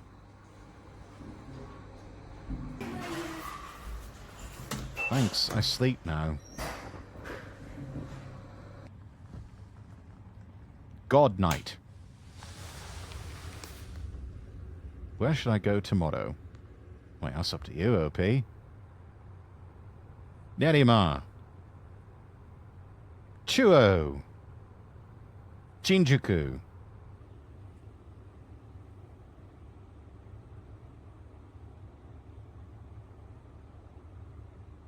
Chuo. Going to Chuo Ward. I know I'm going tomorrow. Insane. Lol. Mondays do be like that. Ginza, Tsukiji. I don't know. God morning. Really early, isn't it? Breakfast. What are we having? Well, it's like a breakfast banh mi. Soup, a drink, and a baguette. 500 yen. Not bad. It's like some egg or some cheese and some green stuff and some ham. Thanks for the food. Thank you, first class cabin. Now let's head to the next cabin. Hello, hello, hello, V. Welcome in. Now I'm hungry. Yeah, join us right as we're having a 500 yen breakfast at a capsule hotel. Now I've got to put that pizza in the oven. Give me a sec. All right, don't take your time.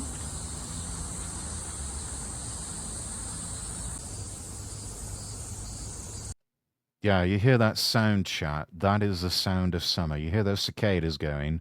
That is the sound of a Japanese summer. Looks like I got Akasaka and Atagoyama mixed up.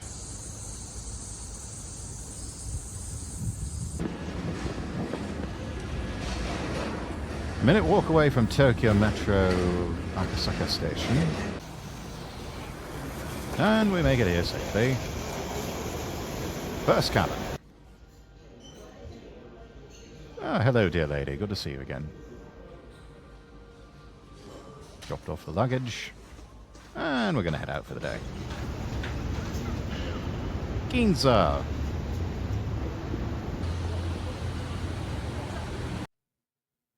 Wait, we'll check how much is 500 yen in Czech krona. 78, that's like $3. Yeah, roughly. And we've arrived in Ginza, the poshest shopping district, the high streets of Tokyo. But we've nothing to shop for, we just want food. And for that, we probably need to become a basement dweller in some of the many department stores there in Ginza. Notice that there was the same restaurant as I had before in Hokkaido.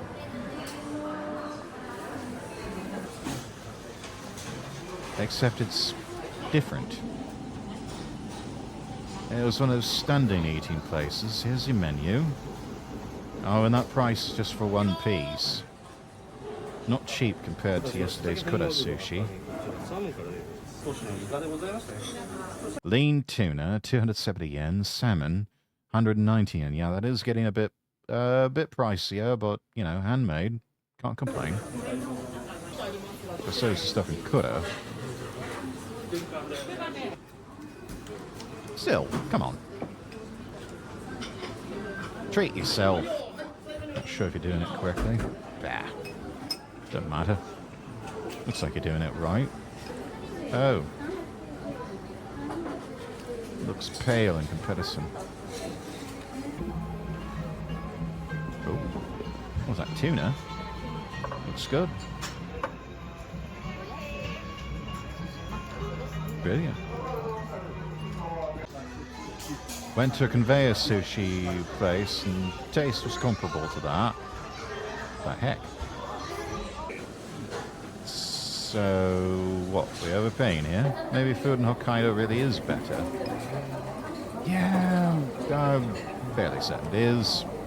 But yeah, just try some more. Oops.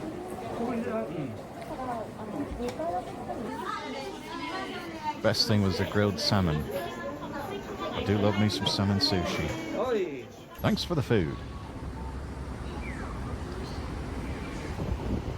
Next up, the famous Tsukiji Market.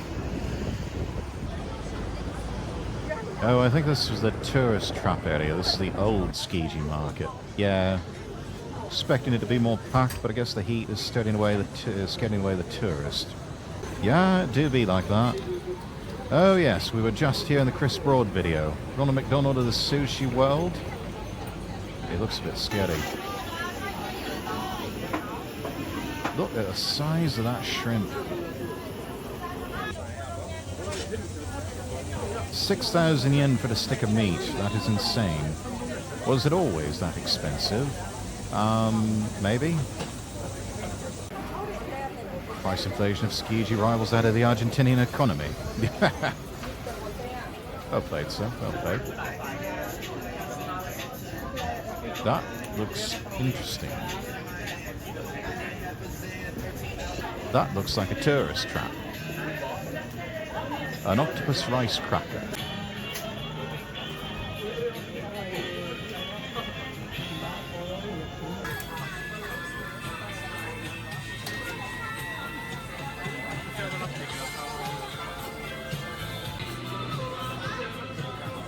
Hopefully he's cutting away with all this so that we don't get a copyright strike. What in the animal cruelty is that? That octopus got absolutely smashed. Yeah, it's like Squidward there. Wow. How much did you pay for that? Too hot. It's too hot. Well, you're the one who decided to buy that in the middle of summer. Rice cracker that wicks the moisture away from your mouth. Can someone get me water? The cracker's stuck on my tongue. Skill issue, bruv. Have you tried getting good? Going to need to rest now. I don't want to die. Oh, you're not going to die. Come on, quit your whinging. Might be marble meat. Certainly looks that way, doesn't it, Panzer? Shade is not helping, but it's better than being out in the sun. Damn, it's so dry out there. Hey, some rain. So hot the river's drying up.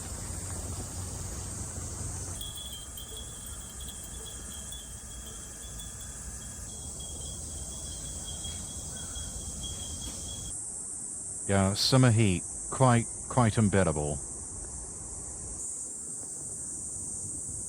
In most of Japan. It is tolerable. Ah, source of Japanese green tea. Marbled meat is more expensive than normal meat. Ah, yes. Hence, Kobe beef being the most expensive in the world. A duck memorial?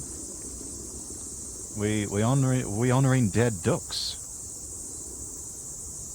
From 1778 until the days of Hamarikyu, duck hunting was enjoyed on the Kamoba duck hunting sites in the gardens. This monument was built by falconers in 1935 during the Hamarikyu days to pray for the repose of the souls of the ducks that were hunted here. Well, at least they were hunted rather mindfully, I suppose. Something.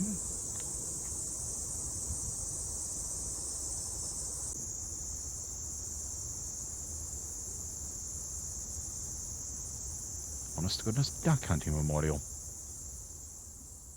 Ripperoni to the ducks. Next, Hanamaru Udon.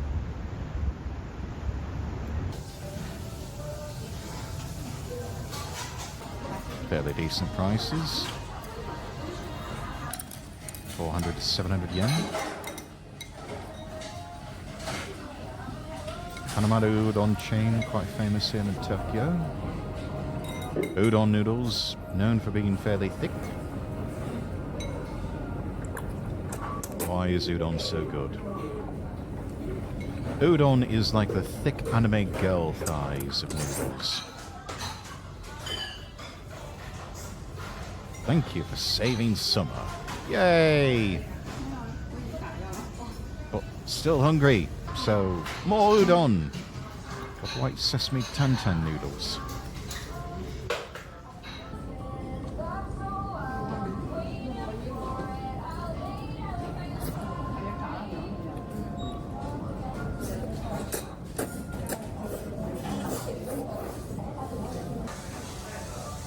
Thank you for the good udon. Right, where are we off to now? Still have some time left. Going to go see a movie at the Toho Cinemas. Look Back. Nice. It was nice. Good film. All right. Now, time for a check-in.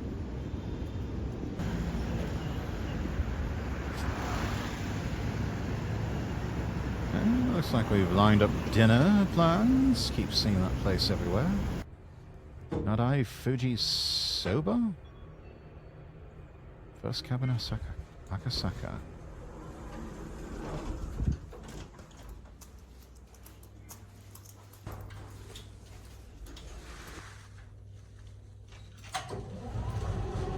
Dutch. Last cabin's going to be this one. This is going to be business class. This is my cabin. You get taller ceilings from the looks of it. But that's about it.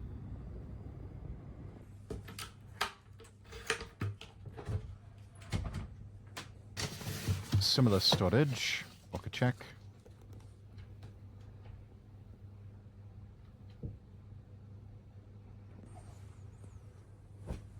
Amenities look the same. Pajamas, towels. 3 hangers, same as first class. Tall ceilings.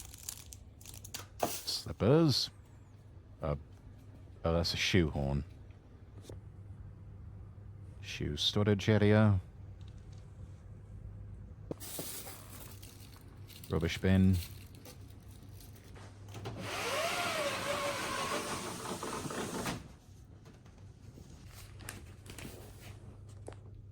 Amenities that are different from the other first class cabin hotels. Shower cap. That looks like, yeah, hairband. Nasal strips. Good sports. Good sleep. This seems to be a bit stiffer than the other capsules. Or perhaps your legs are tired from all the walking. We don't know. Tissues. Remote for the telly. Light. Emergency button. Don't press that unless it's an actual emergency chat.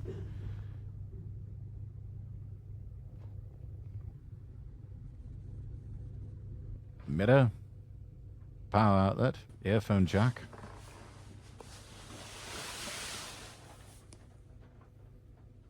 And there's the telly. Hi, Dragon. Welcome in. I love his video travel tips if I ever decide to go to Japan. Oh, mine? Well, thank you. No boss pillow, though. Just get the one.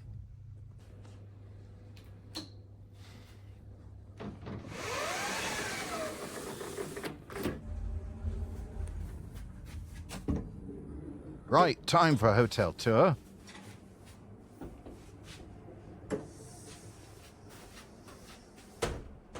Here's a vending machine.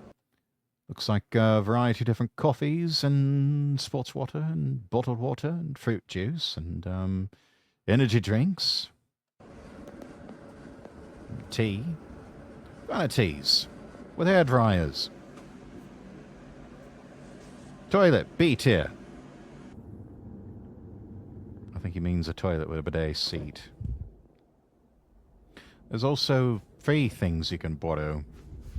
It's like humidifiers and extra linens, and there's 8 floors here.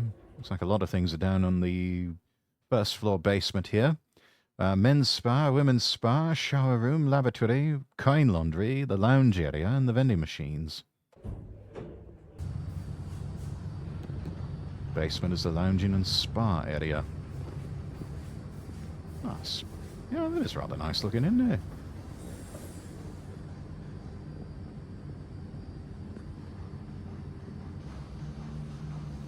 The women's and men's bath are here. Let's go.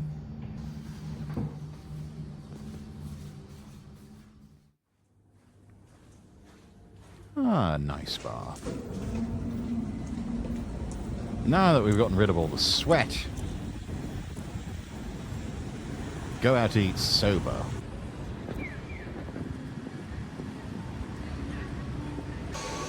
Good stuff.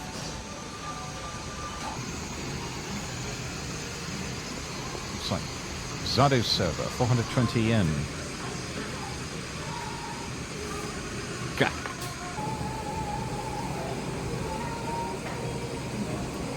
On a summer day, can't go wrong with cold soba.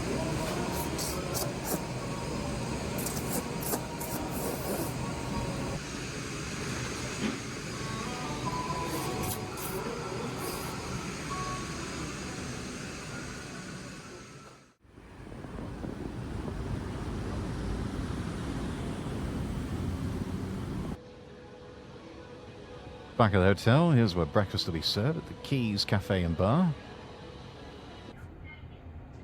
That will probably be your breakfast. Morning set, 480 yen. Probably about $3 to $4 there. Hot buttered toast, rather thick hot buttered toast. A drink, either tea or coffee. And a boiled egg. So you can get coffee, tea, or vegetable and fruit juice.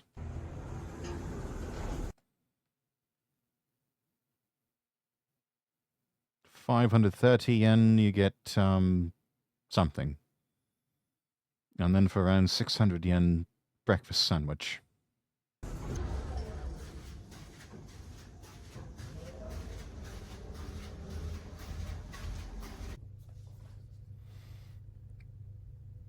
Right, put it on the nose. I sleep now. All right, good night. But before I do, use the sleep sticker. Yeah. Can't feel the difference. Yeah, you probably can't. It's subtle. Good night. 7:58 in the morning. Oh, got the pancake. And some veggie juice. And a boiled egg. Pancake man. Rock.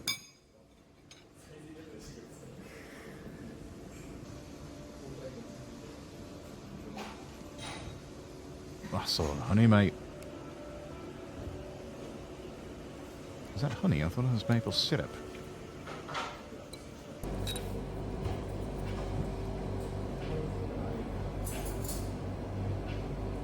Oh, you mad lad. Put your pancake on your egg.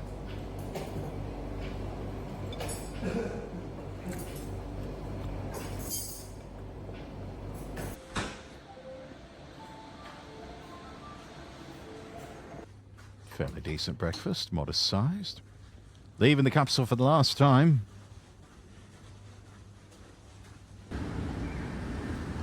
Spent a good 3 days in these capsule hotels. Yes, you did. The best one is the biggest one. Yes. First class all the way. But considering the price, and if you're not some random YouTuber, probably best to stay in a regular hotel with a bath and a restroom. Exactly what I was telling you. I believe if you're interested, this kind of experience is definitely worth trying. Thank you for watching. Thank you, OP. See you in next country. Have a nice day. You have a nice day as well. How kind.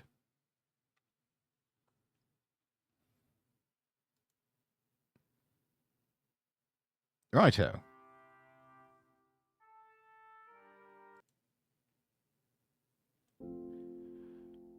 Let's see. I think we'll cap it off there for our Just Chatting segment. And, why don't we...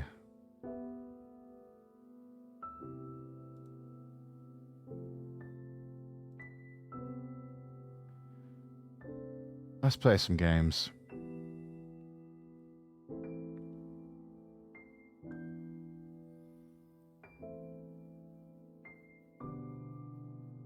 Let's see. I think we'll start with some Phoenix Wright. Pick up where we left off.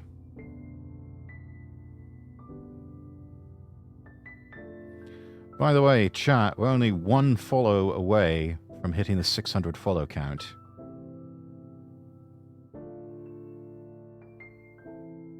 So, tell your friends, tell your neighbors, tell random strangers. If somebody wants to be the 600th noble, tap that follow button.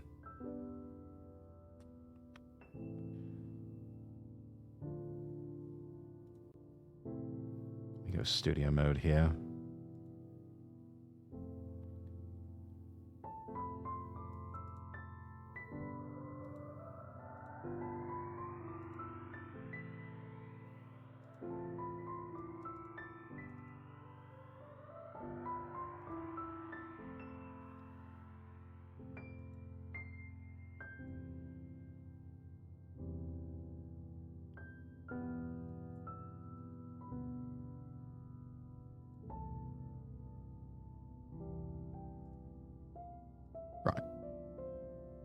Got that situated.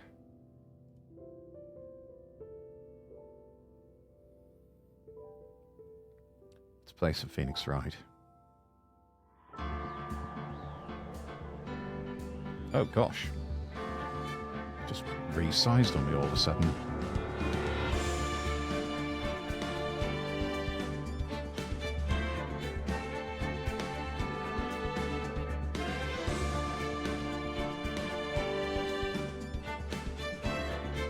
And we shall update.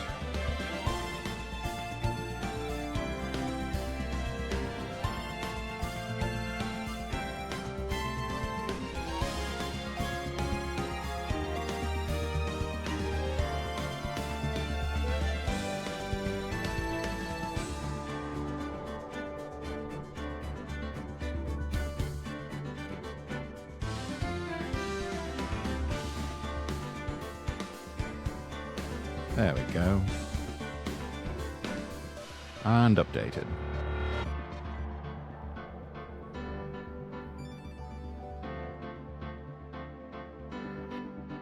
Right, continuing on, episode 2, The Turnabout Sisters.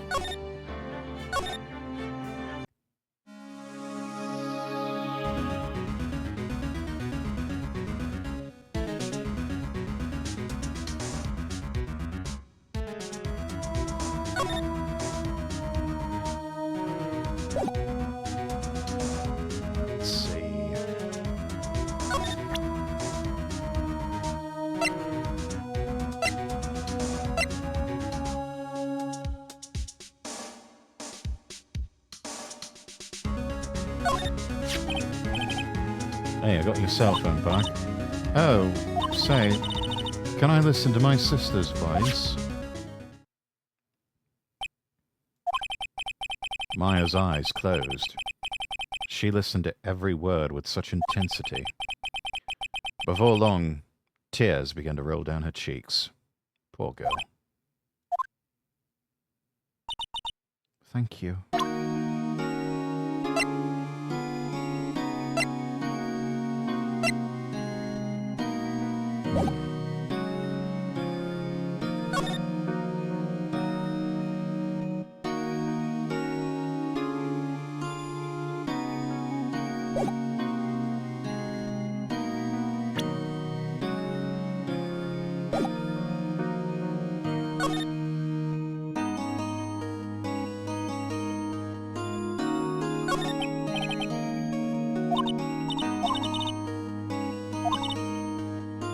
I need to review this one more time, chat. Wait. I didn't use a spitting. Case was solved. So we thought. You thought. I don't know why the hell the police capture was innocent. Police consultation with the medium had all been carried out in secret, of course, but the man found out about it and leaked it to the press. He told all the papers that my mother was a fraud and the media jumped on it big time. She, my mother, became the laughingstock of the nation. I see. White. Excuse me? White? That was his name. My sister told me. White.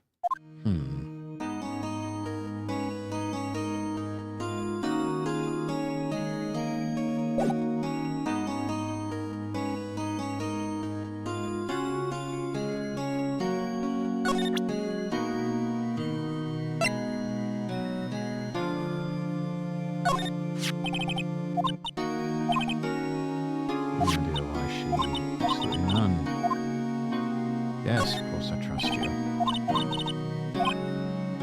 No, I don't. It's just a hunch, but that detective thinks I did it.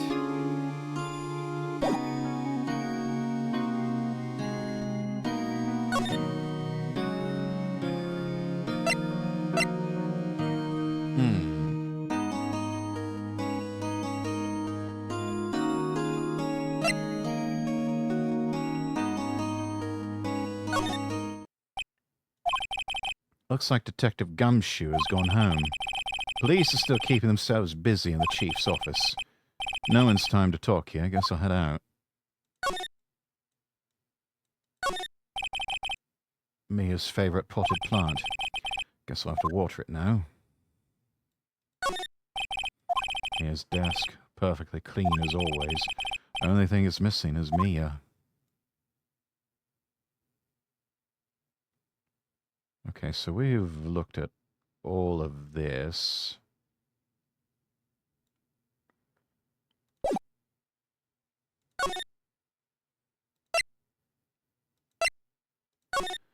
Let's head back to the Gatewater Hotel.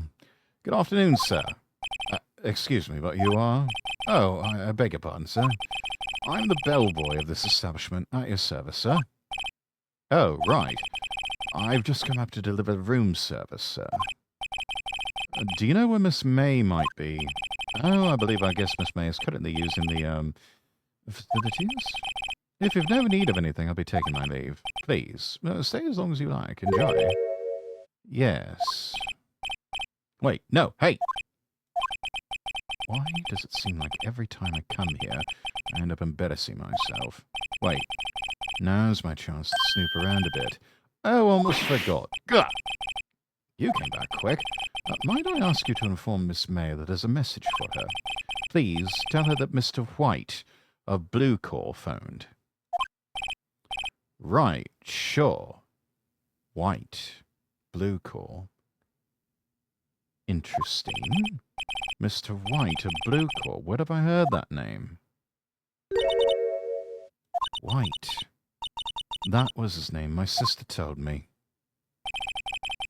White was the name of the guy who ruined Mia and Maya's mother. Could it be a coincidence? Yeah, I don't believe in coincidences.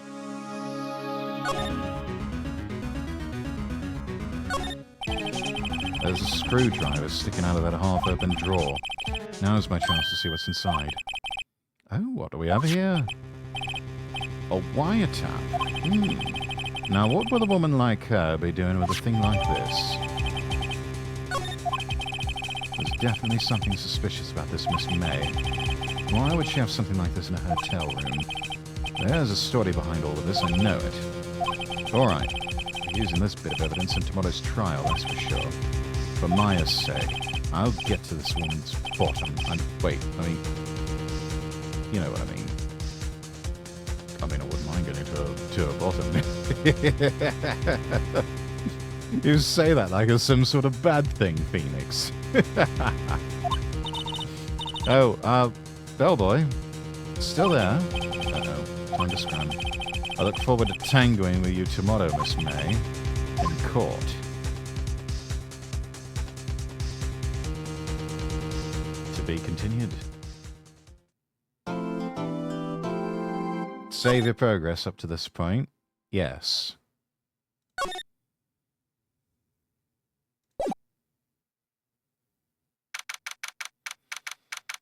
(10 a.m., 7th of September, District Court. Courtroom 1.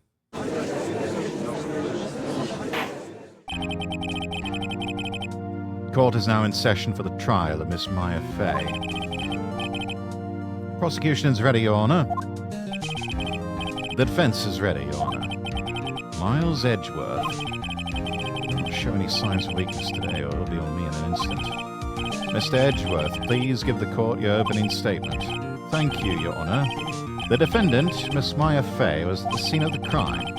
Prosecution has evidence she committed this murder, and we have a witness who saw her do it. Prosecution sees no reason to doubt the facts of this case, Your Honor. I see.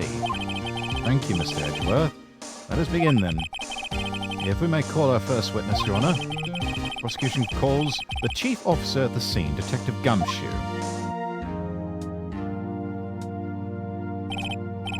Witness, please state your name and profession to the court. Sir, my name's Dick Gumshoe, sir. I'm the detective in charge of homicides down at the precinct, sir. Detective Gumshoe, please describe for us the details of this murder. Very well, sir. Let me use this floor map of the office to explain. The body was found by this window here. And the cause of death? Loss of blood due to being struck by blunt objects, sir. The murder weapon was a statue of the thinker found next to the body, sir. It was heavy enough to be a deadly weapon, even in a girl's hands, sir. The court accepts the statue as evidence. They're still calling it a statue. Floor plans have been added to the court record. Now, detective. Yes, sir. You immediately arrested Miss Maya Fay, who was found at the scene, correct? Can you tell me why? Yes, sir. I had hard evidence she did it, sir. Detective Gumshoe, please testify to the court about this hard evidence. Maya Fay's arrest. As soon as a phone call came in, I rushed to the scene. There were two people there already. The defendant, Miss Maya Fay, and the lawyer, Mr. Phoenix Wright. I immediately arrested Miss Maya Fay. Why? We had a witness account describing her. The witness saw Miss Maya Fay at the very moment of the murder. The very moment, you say? Very well, Mr. Wright. You may begin your cross-examination. Yes, Your Honor. Cross-examine what? I couldn't see a single contradiction in that testimony. Whoosh. Smack. Oi. Maya just threw something at me. What's this? When my sister couldn't find any contradictions in a witness's testimony, she would bluff it and press the witness on every detail. The witness always slips up and says something wrong. It worked lots of times. Expected Maya would know some of her sister's tricks. All right, let's give it a try. Is something the matter? No, Your Honor. I'd like to begin my cross-examination.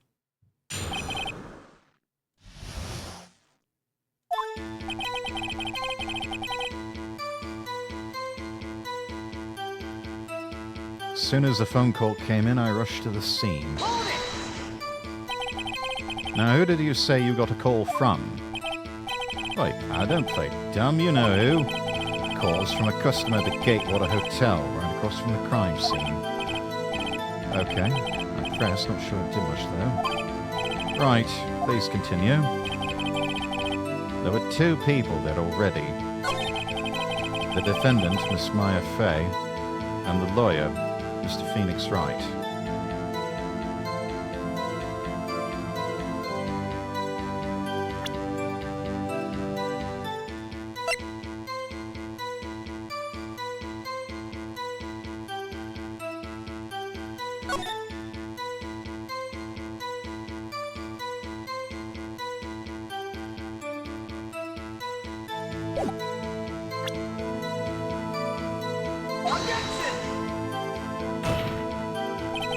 Your Honor, that statement contradicts this evidence. It does? I don't see anything contradicting. Oh, really? Objection overruled. Try to think before you make accusations, Mr. Wright.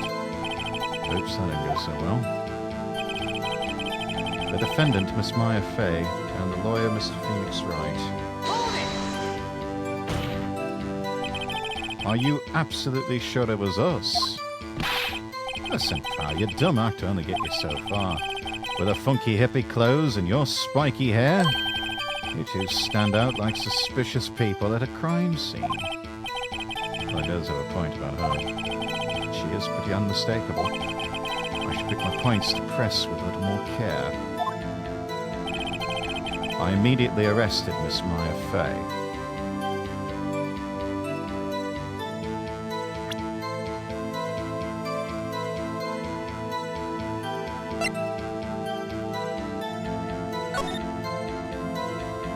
What's up? You haven't called in a while. Actually, there's something I want you to hold on to me. Again, what is it this time? A clock, made to look like that statue of the thinker, and it tells you the time. The clock isn't talking right now. Not working, that's lame. I had to take the clockwork out. Sorry, put some papers inside it instead. Papers? Is that the evidence in? I'll leave that one up to your imagination. See you at night tonight at 9.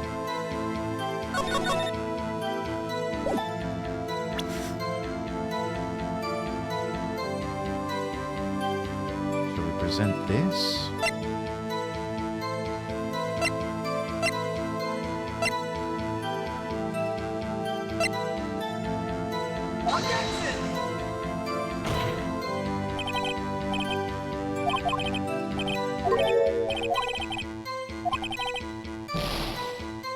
Oh, shit.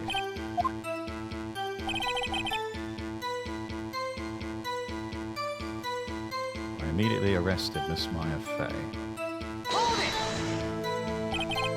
Why is that? What's your reason? Why? We had a witness account describing her.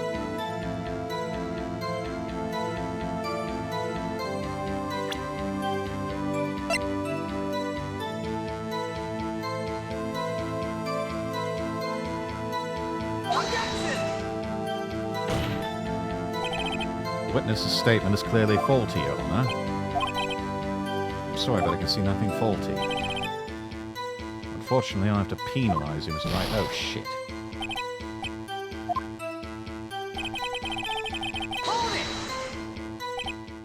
Hold on just one second. If I heard correctly, you said you arrested her because you had hard evidence she did it, correct? Did I say that? Me? I heard you say it. You did say it. Yes, you said it. Exactly what about this suspicious woman in pink's claim was hard evidence? What? Miss May isn't suspicious. She sure isn't pink, pal. Well, I guess she is pink. That's enough, Detective Gumshoe. Do you have any more solid proof other than her claims, Detective? I guess pressing can have its advantages. Yes. Ugh.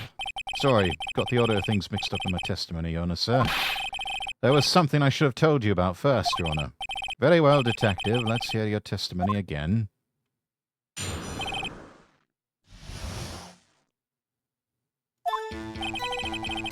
After securing the suspect, I examined the scene of the crime with my own eyes. I found a memo written on a piece of paper next to the victim's body.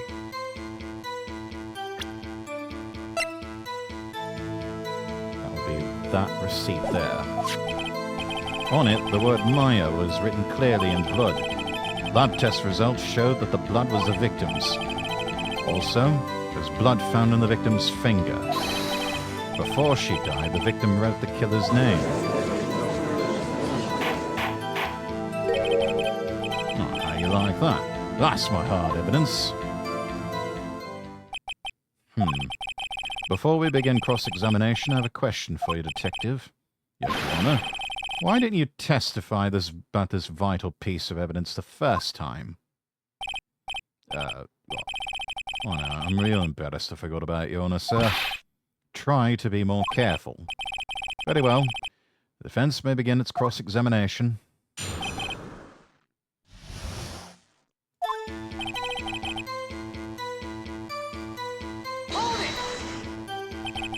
And did you find any evidence? Ah, now, don't jump the gun on me, pal. Just listen and get into the good part. I got a bad feeling about this. I found a memo written on a piece of paper next to the victim's body.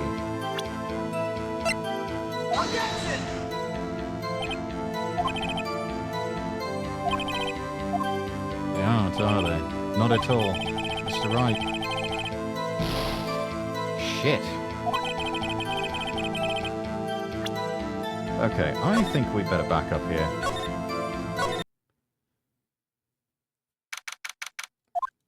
This is not going well.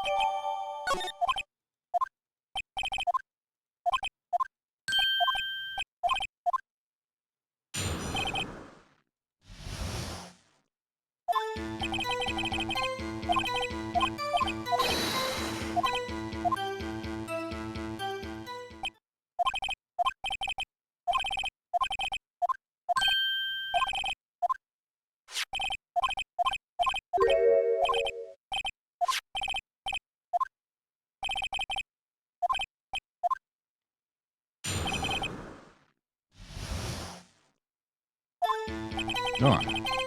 Press on each thing. Who do you say you got a call from? Customer at the Gatewater Hotel, right across from the crime scene.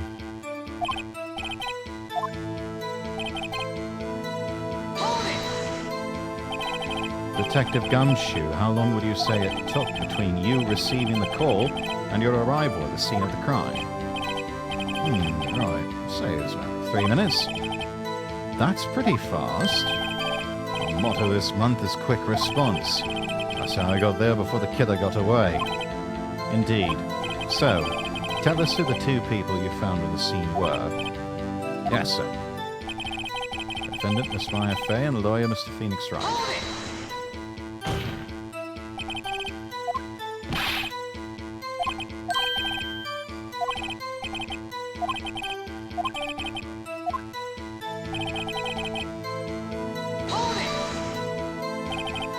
Why is that? What's your reason? Why?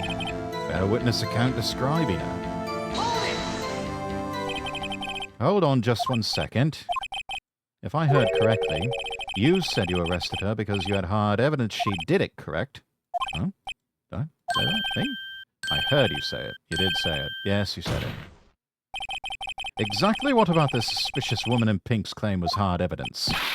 What? Miss May isn't suspicious. She sure isn't pink, pal. Well, guess she is pink. That's enough, Detective Gumshoe. Do you have any more solid proof other than her claims, Detective? Yes. Sorry, got the order of things mixed up in my testimony, Your Honor, sir. That's something I should have told you first. Very well, Detective. Let's hear your testimony again.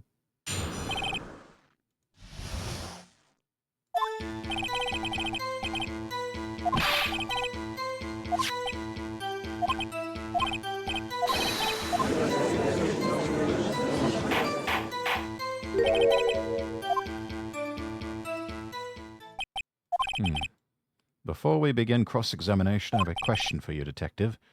Your Honor, why didn't you testify the... Okay.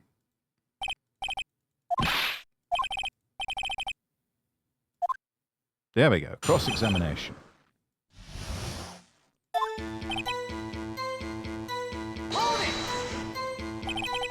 And did you find any evidence? Oh, no, don't jump the gun on me, pal. Just listen, I'm getting to the good part.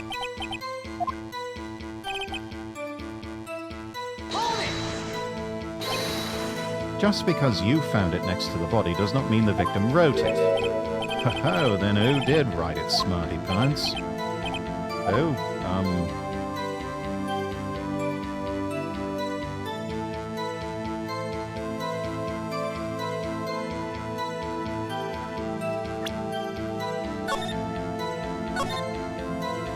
save here.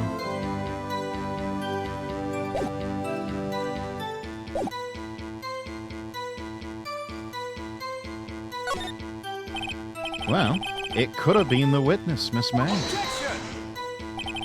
Hold on. The witness was in a hotel room, not the office. Try pulling the other leg, Mr. Wright. Yeah, and while you're at it, pull mine too, pal. Well, Detective, tell us what was written on that memo you found. On it, the word Maya was written clearly in blood. Do you have proof it was Mia who wrote that? Of course I do. Blood test results showed that blood was the victim's. What kind of tests were these again? Oh, what kind? Well, I mean, I hear they take the little bits in the blood, the hemoglobins, or hemoglobin bobbin. I refuse to testify on this matter, pal. I'm no expert on blood tests. Yes, that was quite clear. You may continue with your testimony. Thanks, pal. I mean, Your Honor, sir. Detective Gumshoe. Yeah? I look forward to your next evaluation. As should you. Right, where was I? Also, there was blood found on the victim's finger. On which hand was the bloody finger, Detective? The right hand. She was right-handed. Aha, nice try.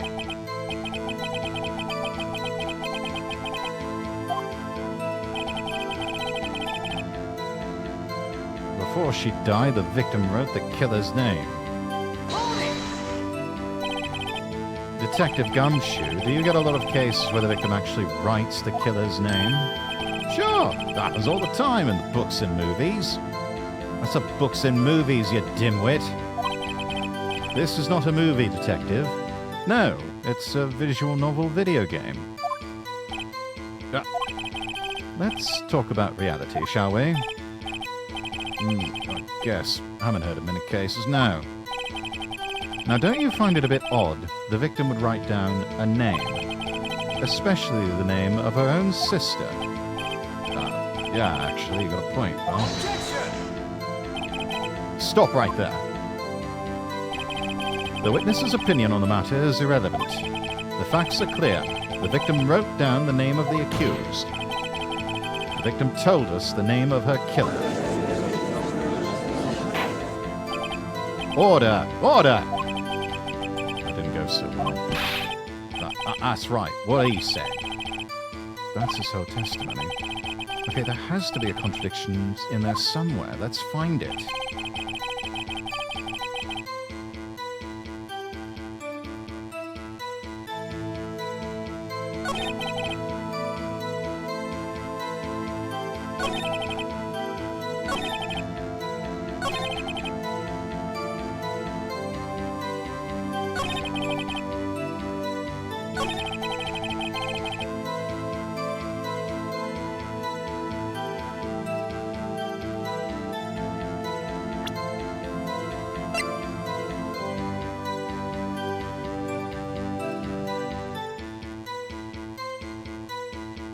Hang on.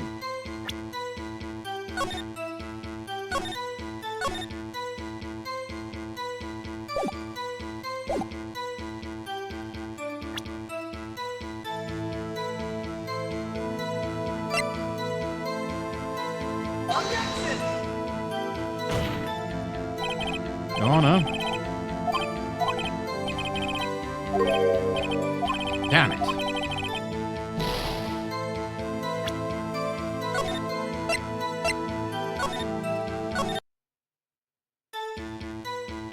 Blood found on the victim's finger. Before she died, the victim wrote the killer's name. Wait a minute.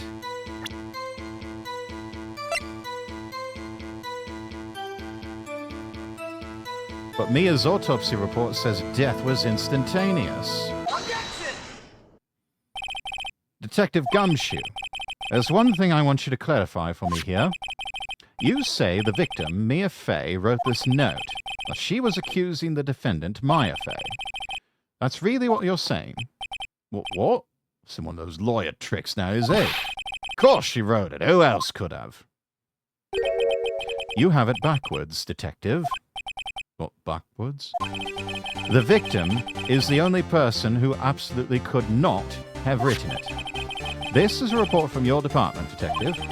Immediate death due to a blow from a blunt object. She died immediately.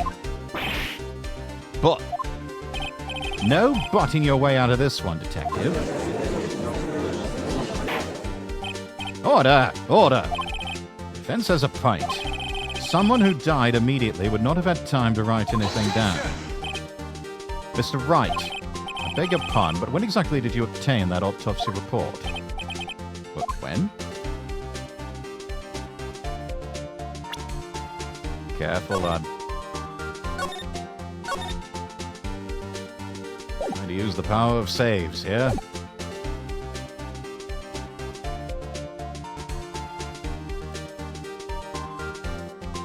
It was the day after the murder? Prosecution's point being... that autopsy report is outdated, Your Honor.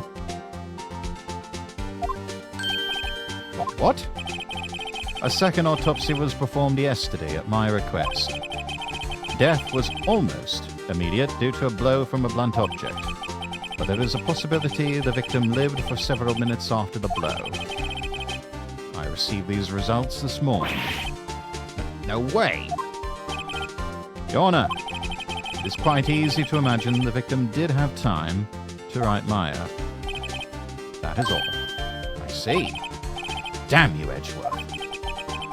Should have known you'd have something up your sleeve. Why, Mr. Wright, you look shocked. Something you want to say?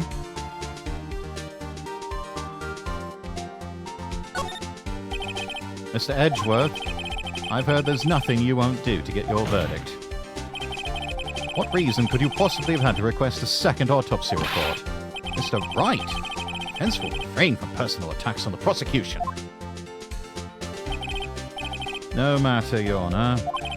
Mr. Wright, say what you will, the evidence in this report is undeniable. Your Honor, I submit this report to the court. Understood. The court accepts the evidence. Autopsy report updated in the court record. Well, Your Honor, evidence strongly suggests the victim was identifying the killer. I suppose that is the obvious conclusion, yes? Damn it. This isn't good. The prosecution would like to call its next witness. This poor innocent girl saw the murder with her own eyes. Let the witness, Miss April May, take the stand. Exactly what part of her is innocent?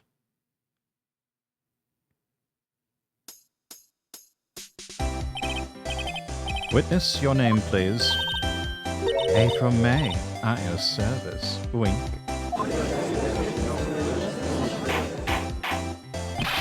Order!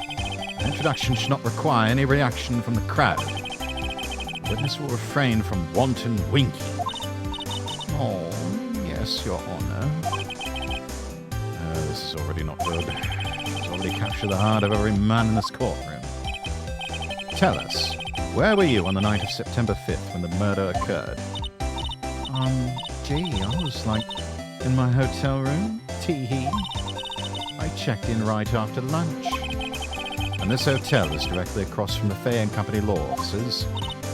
That's right, big boy. Please testify to the court about what you saw.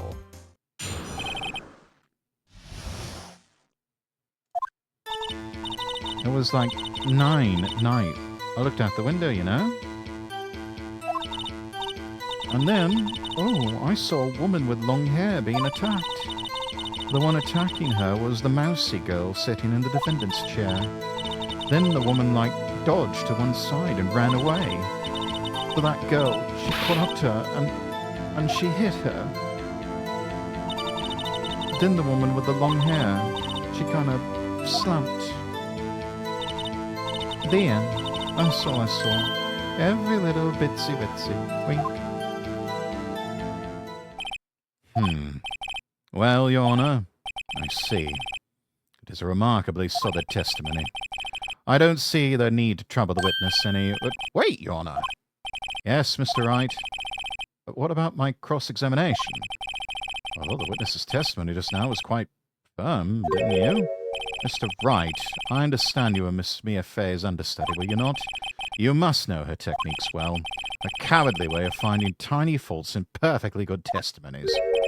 Oi! How dare you? Well, Mr. Wright, will you cross-examine the witness? Yes, I'll gladly proceed with the cross-examination.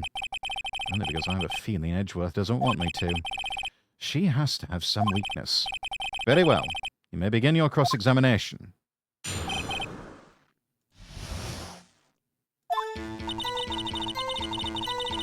Look out the window. Hold it.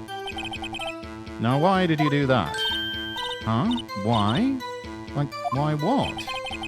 Why did you look out the window? Were you expecting to see something? Oh, well, gee. What? That's it? She can't get out of this question that easily. I sort of, I had a feeling. You had a feeling. I have a feeling you're trying to avoid the question. Maybe I should press a little harder on this one. See how far I can run with this. Surely you must have had a reason to look out your window at that time of night. Objection! Mr. Wright, I will not have you badgering my witness. Badgering? You insist on needling her with these trivial questions. Really don't think it should be allowed.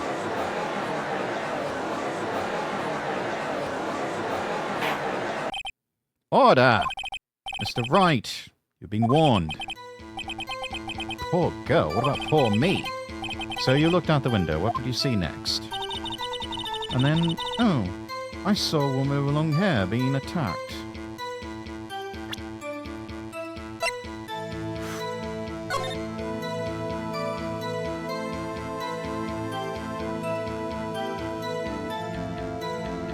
That's where it happened, we know that much.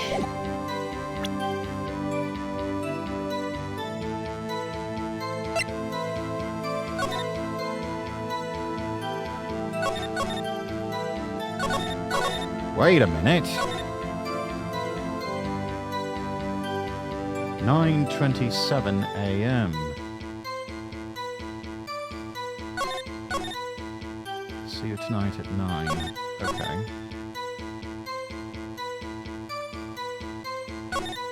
Damn.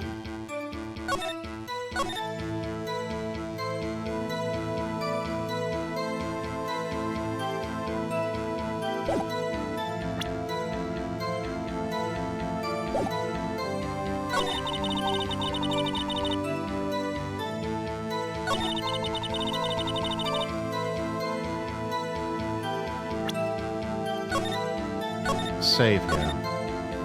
We need to introduce the wiretap somehow.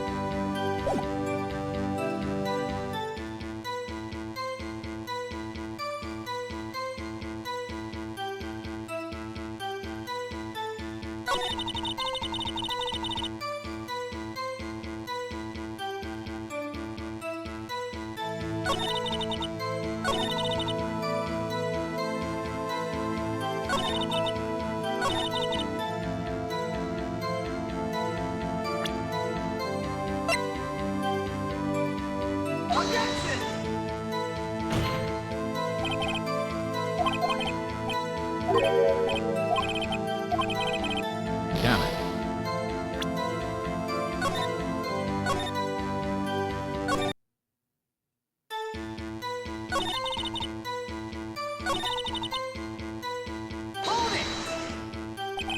The woman with long hair, that was Mia Fey. Slender, sort of. Well, some people might say pretty if that's your thing. Your thing? And the person attacking her?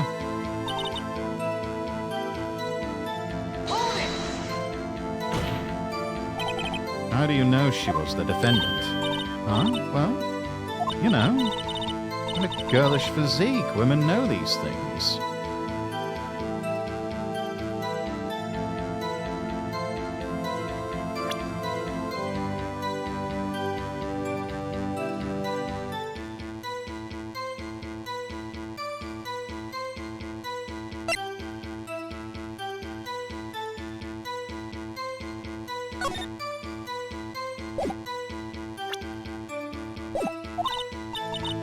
I just know, okay? There's only one person at the scene of the crime with a short, girlish figure. Testimony is bulletproof, Your Honor.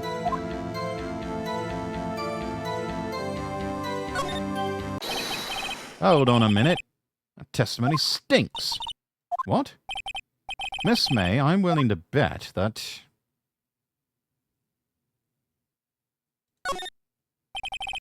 Are you telling the truth? Did you really see the defendant? Mr. Wright, what is the meaning of this? Yeah, what's the meaning? Somebody tell me, because I'm clueless. About this, I mean. Okay. If you had really witnessed my client, Maya Fey, you would have noticed her clothes before noticing her physique. Ah! The twitch. Got her on the run. No one wears clothes like this on a daily basis except for her. I'm no expert in fashion, but a hairdo looks far from normal to me. However, the witness's testimony mentions neither of these things. The testimony is bogus. But... Still, we don't know if she was dressed that way the night of the murder. She was, Your Honor. I saw her. And so did Detective Gumshoe. Now, what do you say to that, Miss May? What? You're trying to say, mean lawyer? I saw what I saw. I didn't think all trifling little details were necessary, darling. Miss May, the court would like to remind you to please omit nothing in your testimony. I'm sorry, Your Honor. I'll be a good girl, I promise. Wink. Your testimony again, if you would. Almost had her.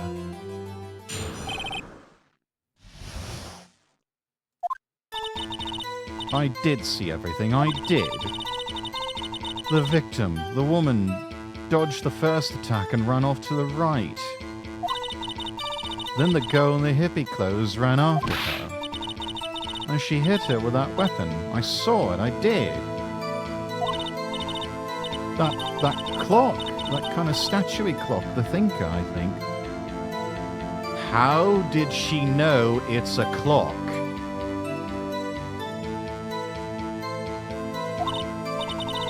Well, does the accuracy of my report not startle you? Tee-hee. I see. I only wish you had been so detailed from the beginning. Please begin the cross-examination. It's not patently obvious that that is a clock.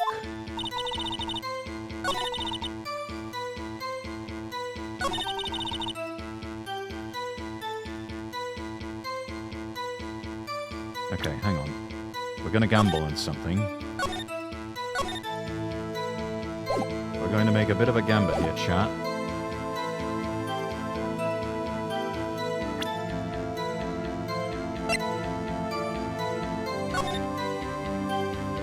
This is the line of sight. This light cone here. There are things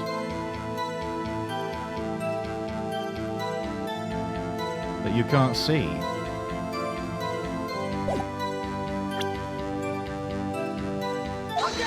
Let's try it here. Your Honor, that statement contradicts this evidence. It does? I've seen it. Damn it!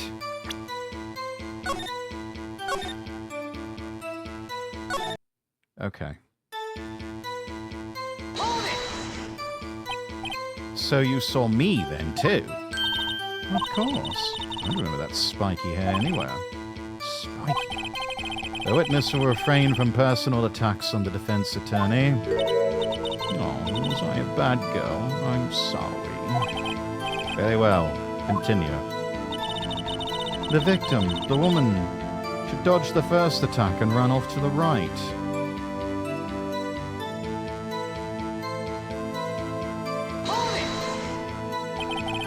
Is that right as in your right, as you looked from the hotel? Which hand do I hold my knife in again? Right, it was my right hand, right?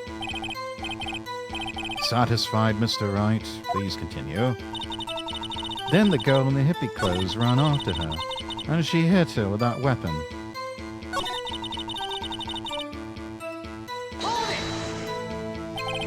How convenient for you to remember her hippie clothes. That's what that's what she was wearing. Oh, and her hair was all done up like a bun. What happened then? She hit her with that weapon. I saw it, I did. And where did this weapon come from? She picked it up from the desk. Wait a minute. You can only see part of the desk.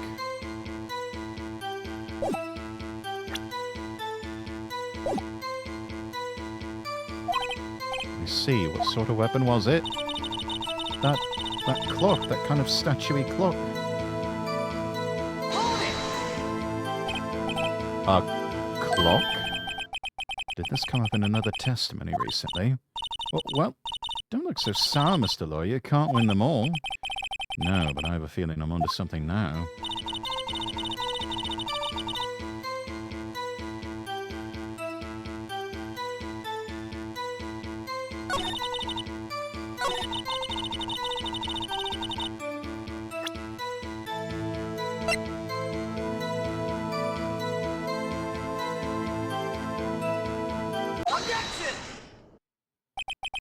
Miss May, what you said just now was quite revealing.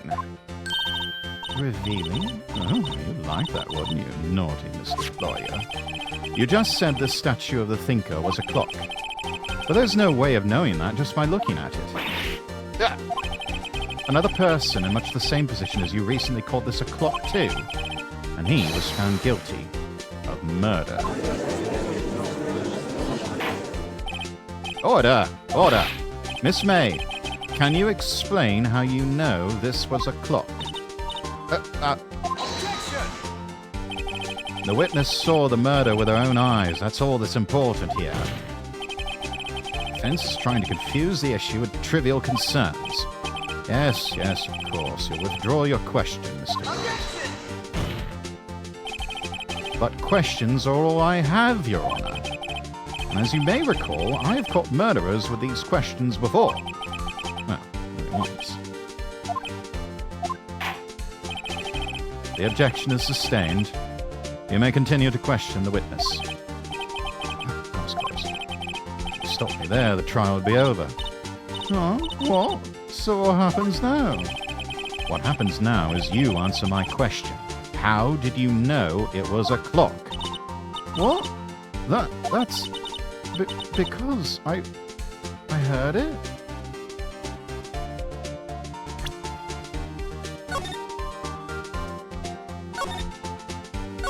Save here, we're onto something.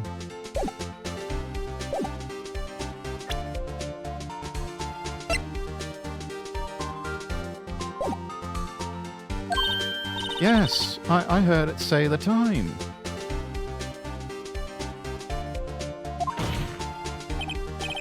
So you have been to the offices of Fay and Company? No, I didn't say that. Why would I go there? I heard it from my hotel room, hee hee.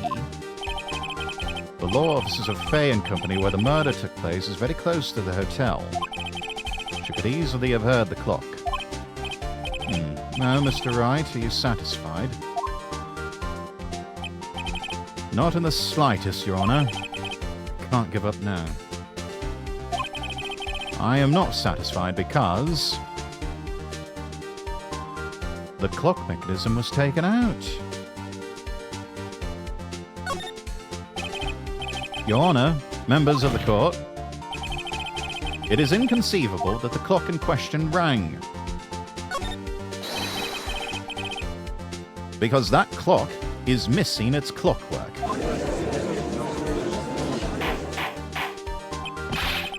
How could you possibly? Just take a look, right now. Oh. Do you see anything interesting, Your Honor? It is as the defense says. This clock is missing its clockwork. It is quite empty. Mr. Wright, would you care to explain to the court the meaning of this? It is as you can see. The clock was empty. It could not have rung. Therefore, this witness is a big, fat liar. Fat? Well, Miss May...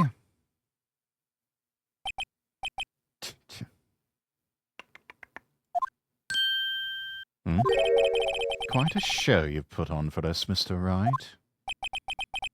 He knew the clock was empty. Somehow he knew. I'm afraid you've forgotten one thing, however.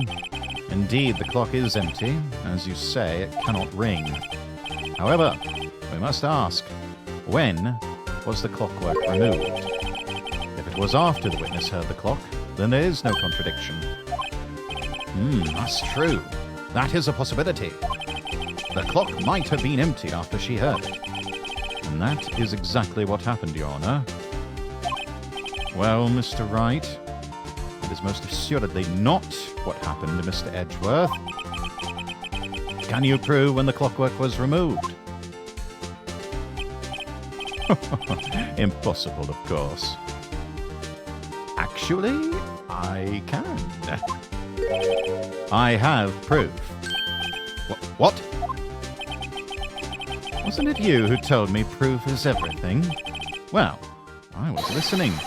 And now I'll show you the proof you like so much. The evidence that proves when the clockwork removed is...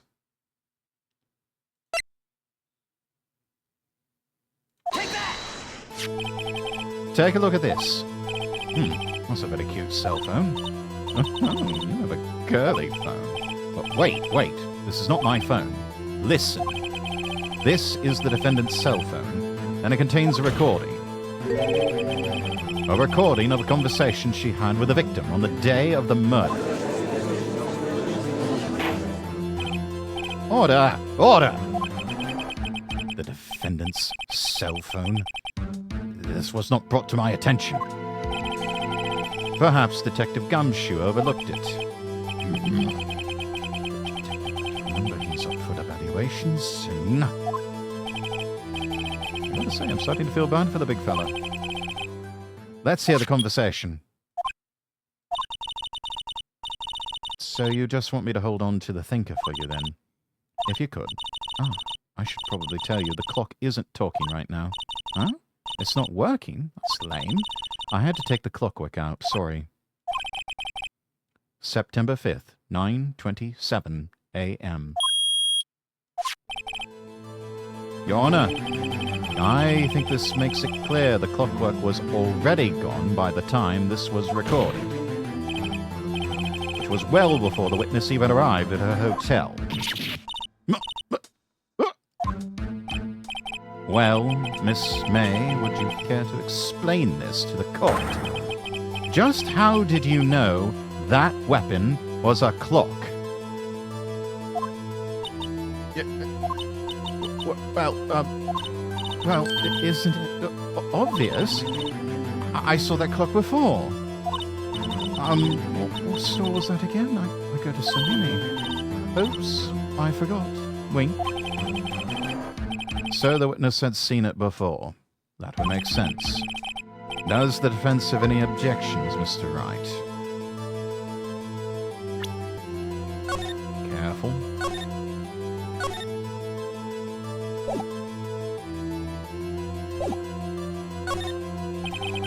The witness claims she had seen it before, but this directly contradicts a piece of evidence already submitted to this court. Well, then let's see it. Please produce this evidence that will prove the witness had not seen this clock before.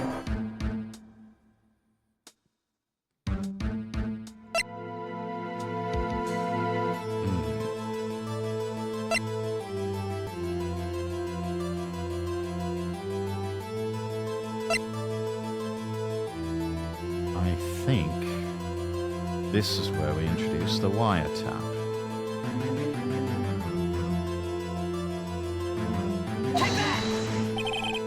Here is undeniable proof. Please, this is a court case, not some surrealist performance art piece. Perhaps the defense would like to change its mind.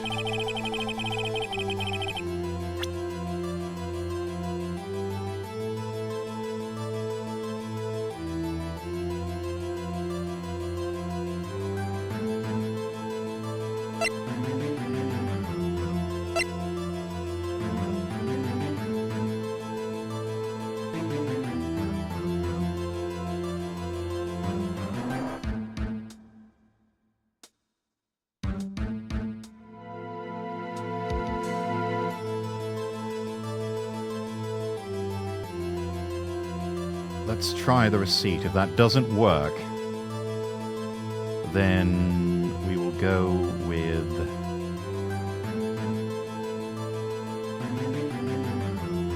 We'll reload and try the actual clock itself. Here's undeniable proof.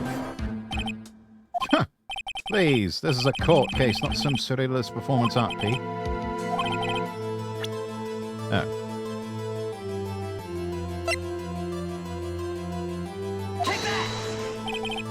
It's simple. This clock was never in any store, ever. What? A friend of mine made that clock. Only 2 exist in the world. And the one that isn't here is currently in police custody. Possible. Everything is sold in stores.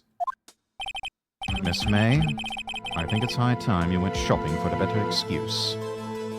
Well, that was a good line. That was quite good.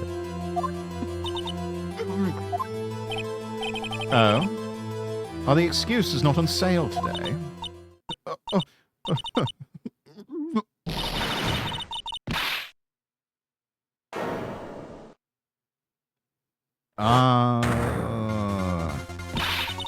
And there's the resting bitch face.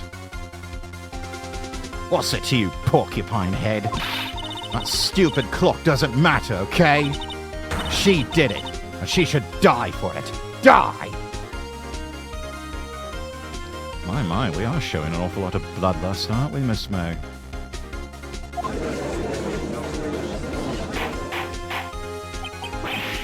Whoa! Let's not get ahead of ourselves.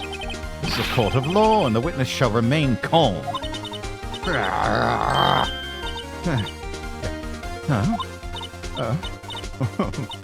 Silly me.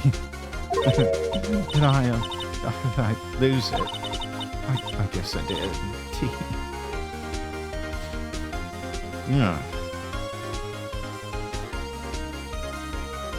The modern Western woman chat? Question mark. Damn, that was scary. Miss May, let me ask. Tell me, how did you know the weapon was a clock? Oh dear. Does the defense have an opinion on this behavior? Okay, this is it. Yes, Your Honor. Allow me to explain how I see the truth of the matter. Miss April May, you knew the weapon was a clock because the witness had never held the clock in her hand. However, she had heard that it was a clock. She heard? That is correct, Your Honor. There's no other way she could have known the thinker was a clock. I can show you the proof. Well, this is interesting. Let's see it then. Show me evidence proving the witness had heard the murder weapon was a clock. Have a look at this. I found this in Miss May's room. Mr. Wright, please explain to the court what this is. Miss April May, you were tapping the victim, Miss Mia Fay's phone, were you not? Your Honor, this is irrelevant. I'm not entirely sure that it is. The objection's overruled. It troubles me that our witness was in possession of a wiretap. This is outrageous. Was the defense truly claim the witness was tapping her phone? Absolutely. Even if that was the case, which it is not, you still have to prove one thing. Did the victim ever say that the weapon was a clock on the phone? Can you prove that? I think not. Actually, we can. Oh yeah? I think I can. It's simple. What? Here's my proof. The proof that the victim said on the phone that the weapon was a clock is... I present the defendant's mobile. Yes, we've seen that. Listen once more to the conversation between the defendant and the victim. Mia, what's up? You haven't called in a while. Well, actually, there's something I want you to hold on to for me. Again? What's it this time? It's a clock. It's made to look like that statue, the thinker, and it tells you the time. Miss April May, you used a wiretap to listen to this conversation. That's how you knew the thinker was a clock. Am I wrong? Objection! Your Honor, this is ridiculous. Your Honor, look at the witness's face. Does she seem amused to you? The defense demands an answer. Witness, answer the question. Did you tap her phone? Miss Bay! Shut up, all of you! What gives you the right to talk to me like that? You liar!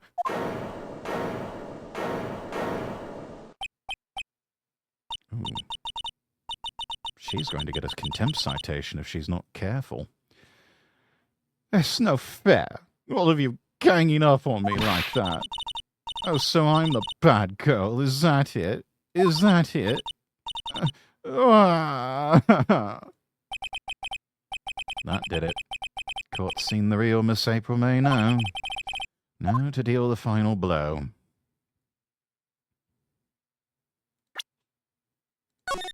But before we do that, we save to cover our asses, as any good lawyer would do.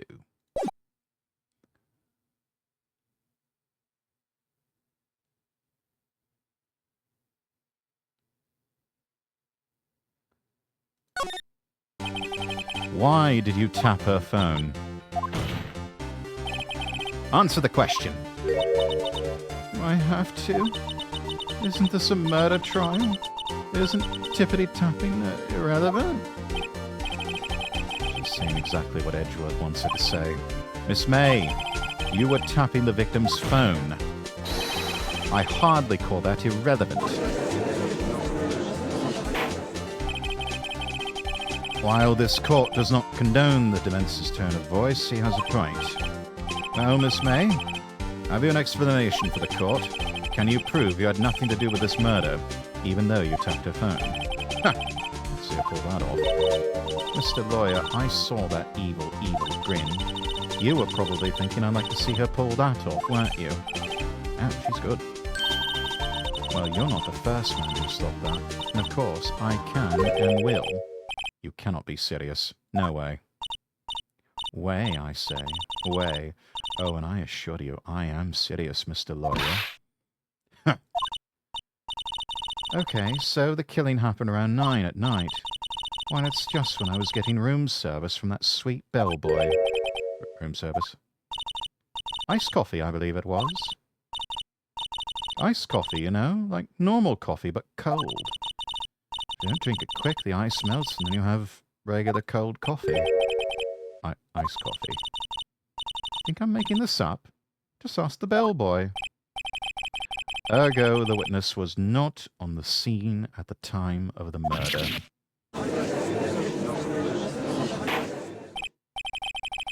So where does that leave us? It is my great displeasure to inform you the witness appears to have been tapping the victim's telephone.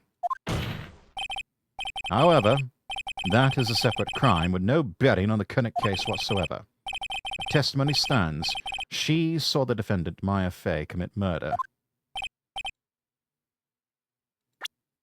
Reload.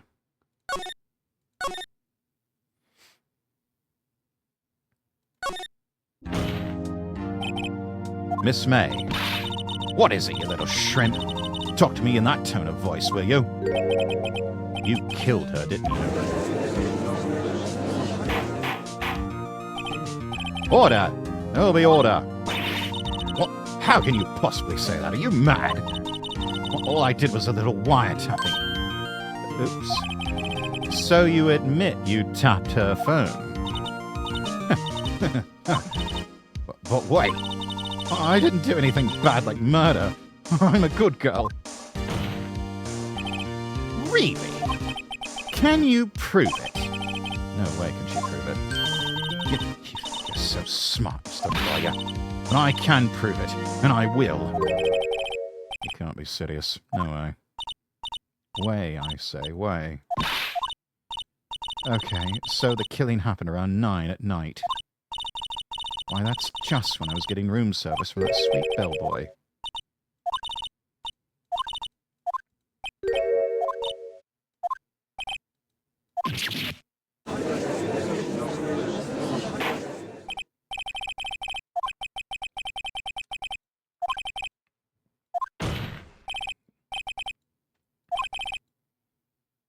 She saw the defendant, Maya Fey, commit murder.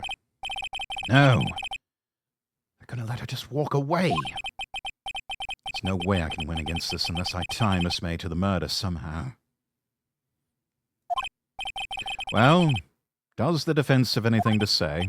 Oh, come on, think of something.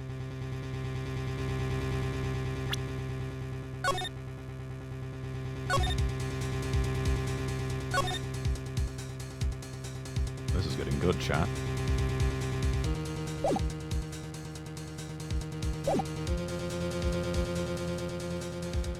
Let's try continuing the examination of Miss May. Right, on with the cross-examination. What exactly have you left to examine, Mr. Wright?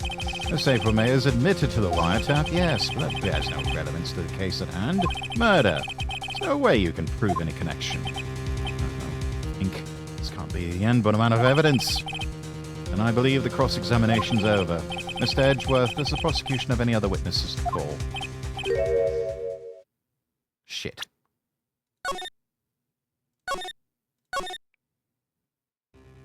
Call the bellboy as a witness. The defense would like to call the hotel bellboy as a witness. There's something suspicious here, and I'm going to get to the bottom of it. I think you've sunken quite low enough already. I object to calling the bellboy. Why? What's your reason? Because I hold that the wiretapping had nothing to do with the killing. However, if you agree to one condition, I'll consent to calling this witness. Condition: if Miss April May's alibi is not called into question after you examine the bellboy, then you will recognize that Miss April May was not the killer, thus she is innocent. And thereby, you must also accept the verdict of guilty for Miss Maya Fey. That is my condition. What? I better find something suspicious in that bellboy's testimony. Otherwise, Maya will be declared guilty on the spot. What should I do? Alright, I've got nothing to lose except for, well, everything. Understood. I accept your condition. You fell right into my trap. Uh-oh. Wait. Very well. Court calls the hotel bellboy to the stand. I believe we're ready for the witness to testify. He certainly does look like a bellboy. Ah, he even brought the tea set and everything. Yes, sir. I received your summons and it will work, sir. Happy to be of service. Tea set looks rather heavy, so without further ado, the witness may begin his testimony. Very good, sir.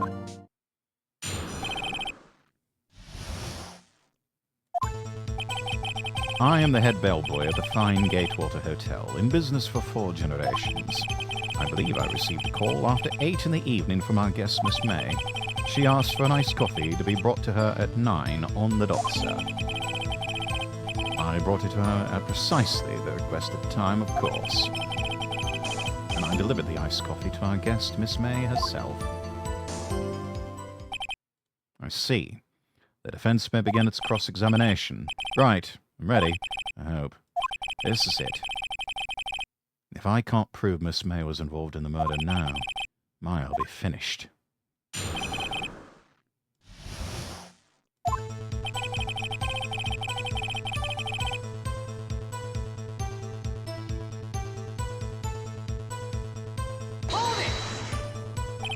What exactly is it that you do at the hotel? Why, anything required of me, sir. I check in guests, I check out guests. I clean rooms, I make beds. I even deliver room service, sir. I check Miss May in personally. Are you always so prim? That's right. Refrain from asking such frivolous questions. I believe I received a call after 8 in the evening from our guest, Miss May. Are you sure it was Miss May on the phone? Oh, absolutely, sir. How can you be so certain? I checked Miss May in personally, sir. Not only did I see her in all of her stunning radiance, but I also heard her voice. And then I saw them, and I... But the point being, I remembered her quite well, sir. Yes, what then? She asked for an iced coffee to be brought to her at 9 on the dot, sir. 9 on the dot, you say? Yes, I confirmed that detail several times. She was watching a program on the TV, and wished a drink after she finished, sir. 9 o'clock, the time of the murder. I brought it to her at precisely the requested time, of course. Precisely 9 o'clock then? Precisely, exactly, and most definitely, sir. 9 p.m. How can you be so sure? Miss May was quite insistent that it be brought then. Oh, bellboy, tee-hee, I'd like iced coffee at exactly 9. Something like that, sir. Therefore, I knocked on her door at the crack of 9 o'clock, sir. Why would she be so particular about the time? And I delivered the iced coffee to our guest, Miss May herself. You're sure it was Miss April May herself? Absolutely, sir. Absolutely? Yes, sir. As in, so very absolutely, sir. It's an endearing mannerism of mine. How come you're so very certain? Well, I brought her room service.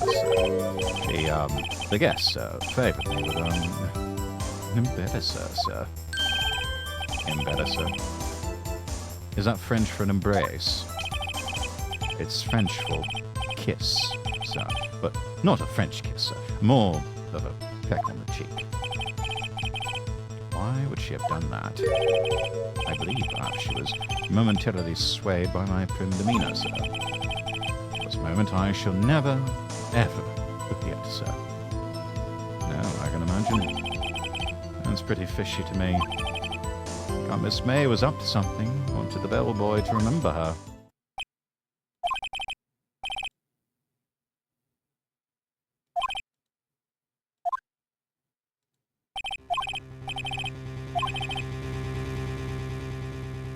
This bellboy has absolutely no reason to lie. No. If you have any decency, you will end this rather tedious cross-examination here. It was a bit tedious. No! Damn it!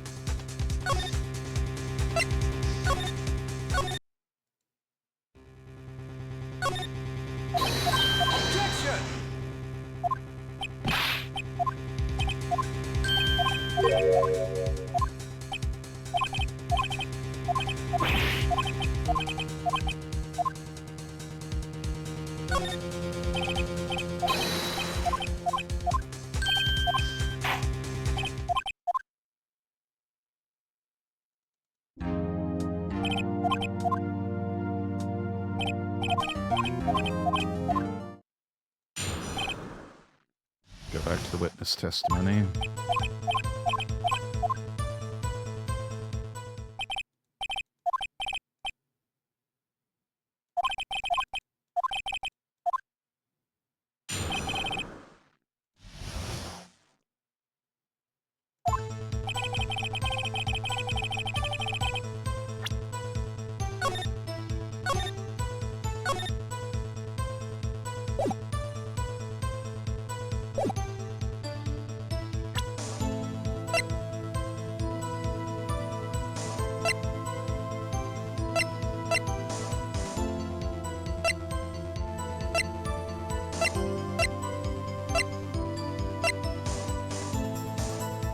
There's something about those glass shards.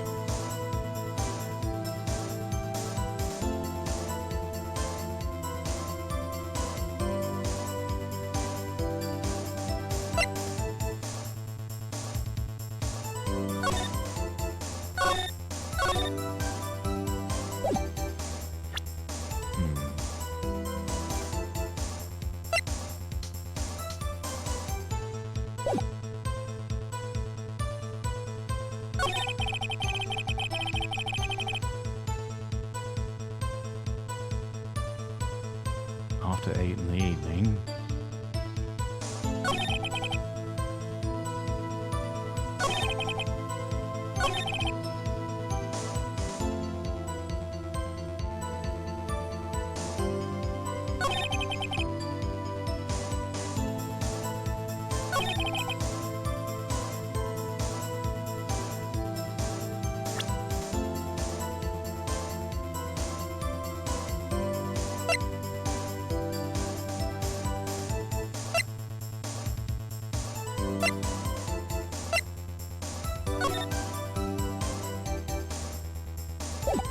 Something's not gelling here.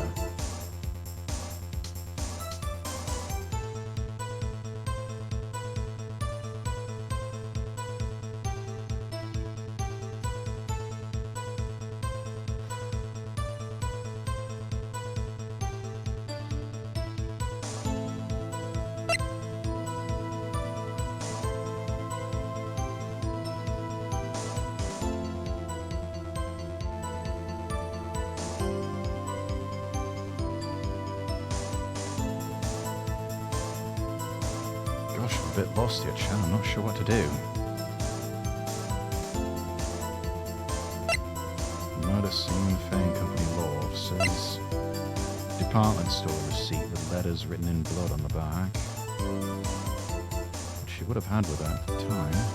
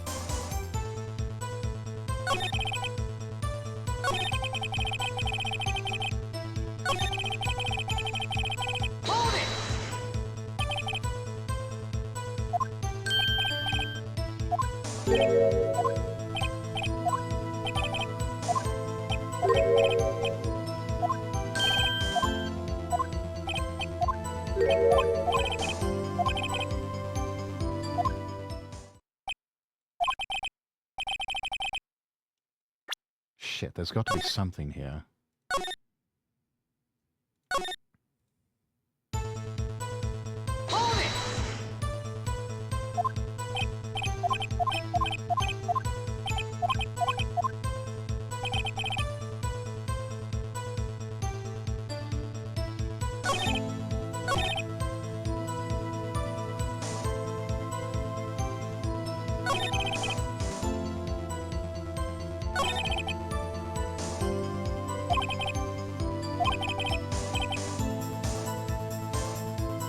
Spills the beans or his tea.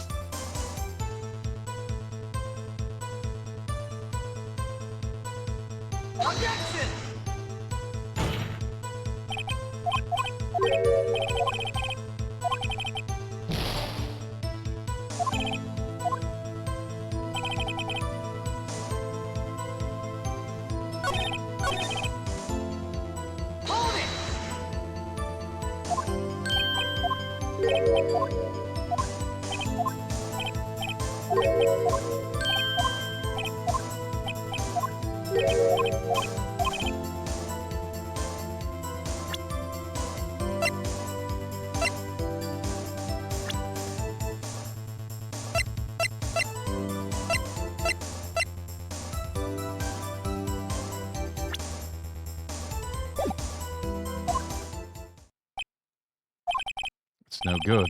There's nothing here. Is that it? Finally, you understand. This bellboy has absolutely no reason to lie. Now, if you have any decency, you'll end this rather tedious cross-examination here. Was a bit tedious. The witness may leave the stand. Can't let this happen. Can I? Wait! Please, wait. Yes? Does the defense have something to add? One last question. Let me ask one last question. Your Honor, I must object. This charade of justice has gone on long enough. Oh no, Mr. Edgeworth. All right, Mr. Wright. I'll give you one more question, and that is all. Okay. This is really it now. This is my last chance. What do I ask him about?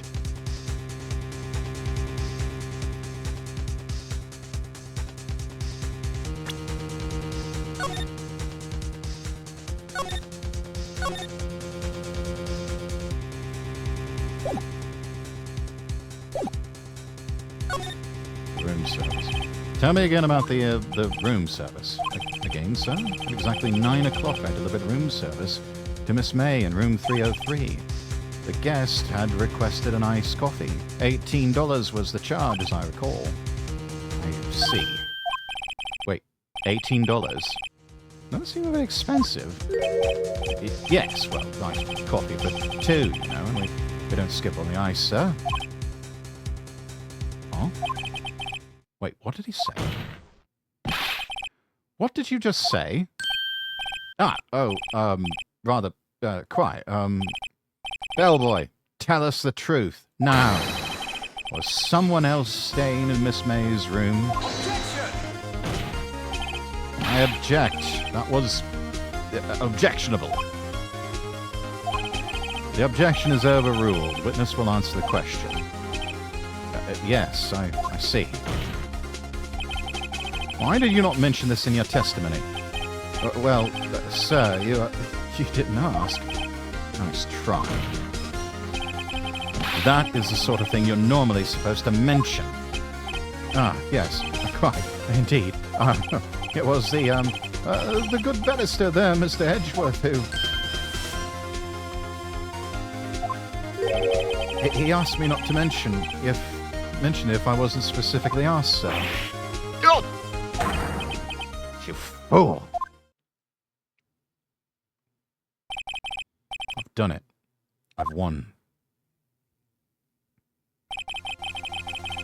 Miss April May checked into a twin room with a man.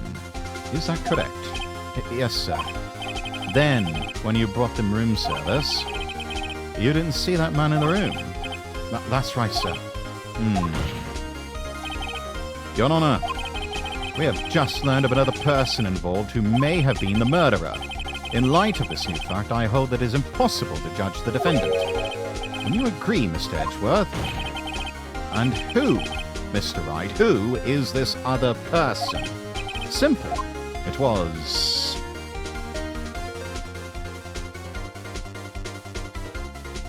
Careful.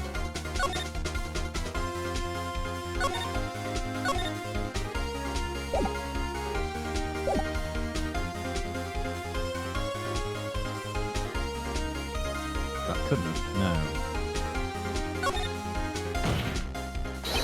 The man who checked in with Miss May.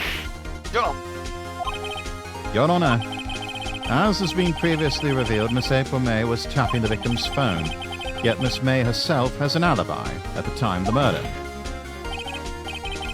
However, that does not clear the man that was with her. The bellboy saw no one else in the room at the time of the murder. My, what a convenient little setup. It's too late. Too late? I suppose you'd like it if it was too late, wouldn't you? After all, it was you who hid the presence of this other man from the court. Upstart. Amateur. These accusations are ludicrous. Enough. The court acknowledges the defense's argument. I expect the prosecution and defense to look into this matter fully. Am I understood? Yes. Yes, Your Honor. That is all today for the trial of my affair. The court is adjourned.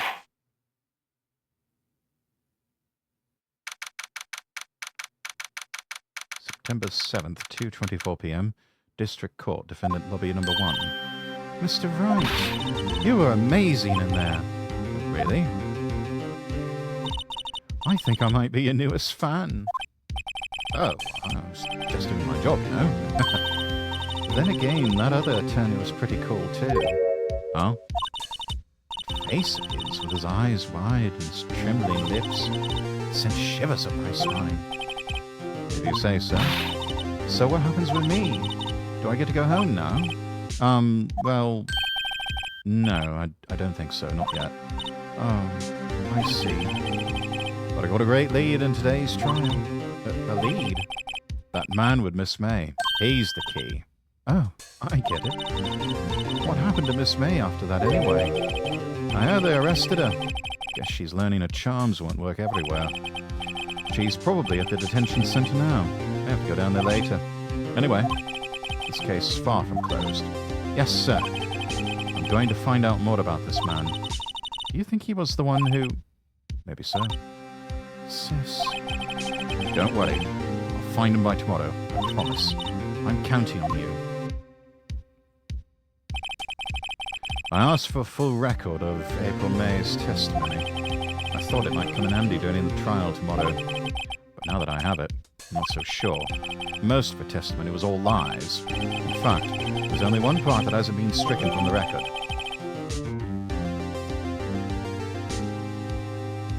May testimony added to the court record.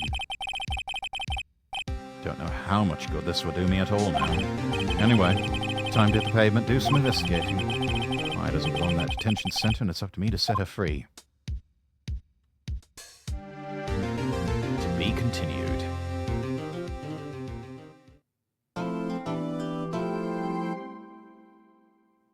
Yes, we will save our progress up to this point.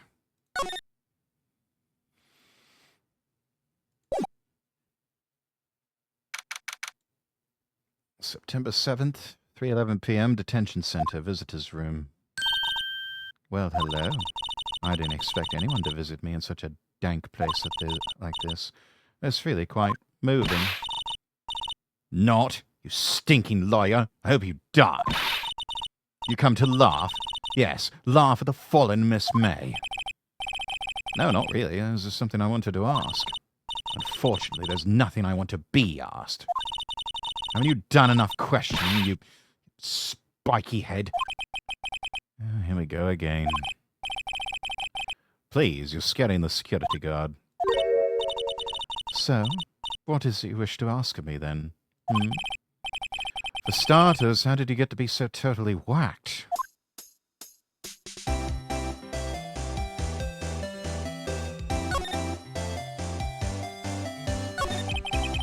About the man who stayed with you in your hotel room. Can you tell me about him? Where is he? Come on. No way, Jose. If I had something to get her to talk. Why did you place a wiretap on Mia's phone? Oh, when you say it like that, it sounds so cold, so criminal. Tapping people's phones is a crime, Miss May. Oh, and I suppose you learned that in lawyer school, Creep. It's impossible to talk to. Say, why are you so angry? You don't look like a bad person. Oh, that does it. Bottom-feeding, scum-sucking lawyer. But what? I can't tell if she had a thing against lawyers or just against me.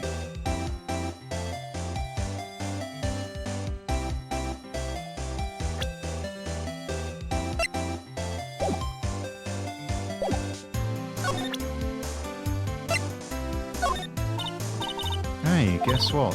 Actually, I really hate your guts. So get lost, because, well, I'm not cooperating. Thanks, I noticed.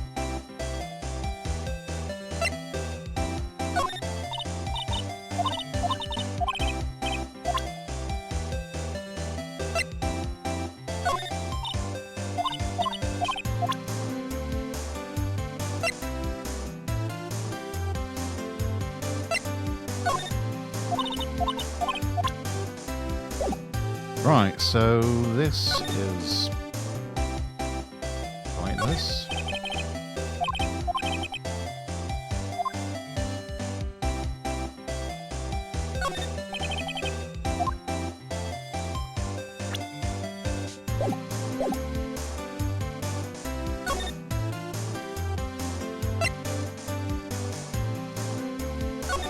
Let's check the hotel again. Ah, welcome, sir. Quite the performance today, if I dare say so myself. Oh, thanks. Sorry for putting you on the spot like that.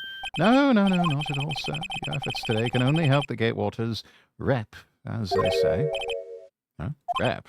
Yes, our reputation will swell as the hotel where the murderer used a wiretap. We can charge a premium for the room, of course. It'll be great for business, sir. Whoa. Miss May has not been charged with murder. I, too, will become famous. The bellboy who brought the murderer iced coffee. Why do I feel like we're both stuck in the same bad dream? So, you are our honored guest. Please let me know if there's anything I can bring you.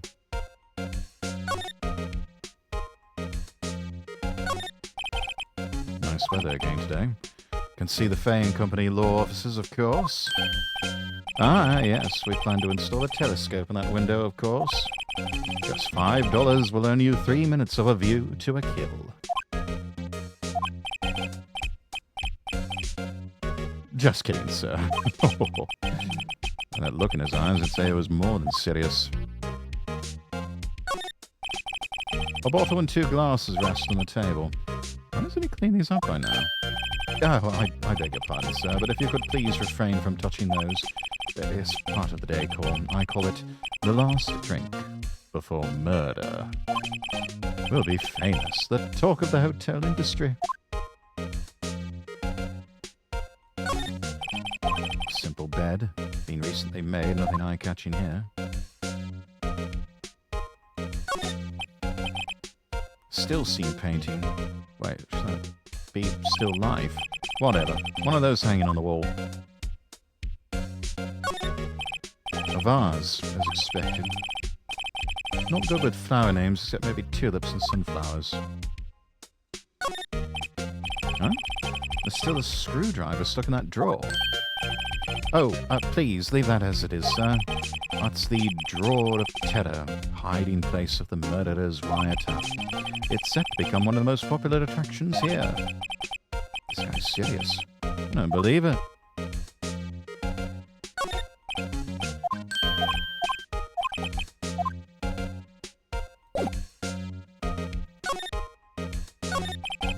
About Miss May. Oh, her. Sir, not to boast, but I knew the moment I saw her. She'd do it, I said. Do what? So I think the most suspicious person here is this guy. I wanted to ask you about the man who was with Miss May. Oh, yes. He struck me as a real lady killer, if you'll pardon the expression. I knew it from the moment I saw him, sir. He and I are of the same ilk. We both carry the scent of danger. There we are in total agreement, Mr. Psycho Bellboy. If you had a photo of the man, I'm quite sure I could identify him. A photo? Could you tell me about this hotel? Absolutely. On that subject, I have an excellent idea, sir. Currently, this hotel is known as the Gatewater. I propose that we add a subtitle. A subtitle? The Gatewater Hotel, Murder Manor. That's not going to do your RevPar any favours, man. Well, what do you think? Sounds great. Whatever floats your cheese set.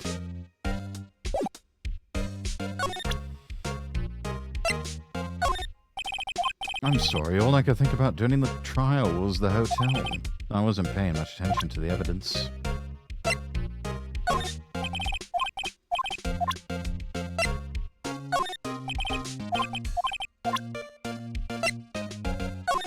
Present everything to him.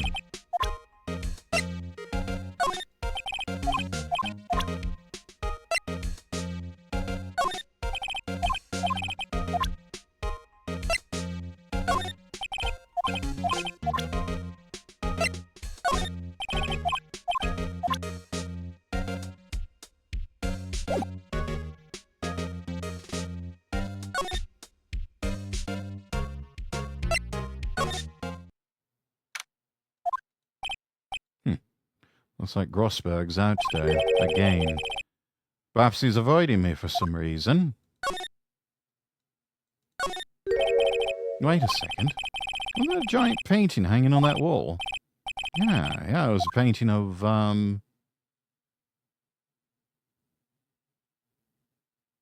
was it a fisherman? Wasn't really.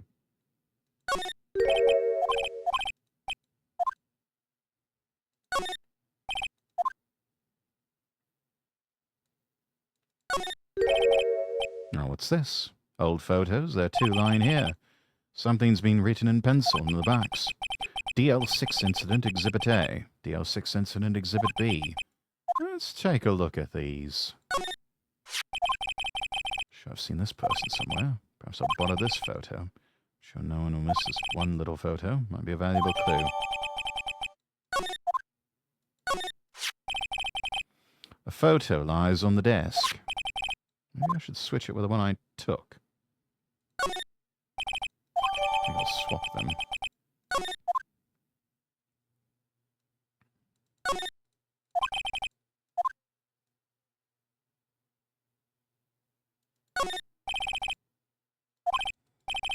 Funny. Don't look like they've ever been read.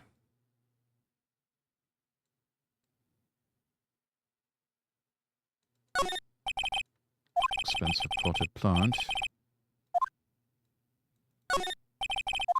No clues here. A table for clients. Elegant ebony case. Lighter made of solid gold. Indeed, someone's got money to burn.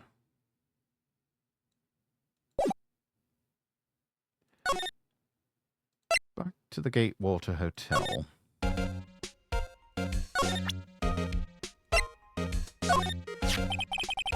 Take a look at this photo. That's him, detective. I'm the lawyer. Oh, I know. Just wanted to say detective once. You know how it is. No, I don't. Without a doubt, that is the man who checked in with Miss April May. How about I write an affidavit swearing that that's him? An affidavit? I'm way too excited about this.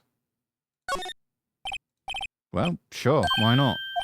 Yes, I've always wanted to write an affidavit, sir. From henceforth, I will be known as the bellboy who swore the affidavit. Yeah, just hurry up and write it. Not even Miss May can play dumb to this.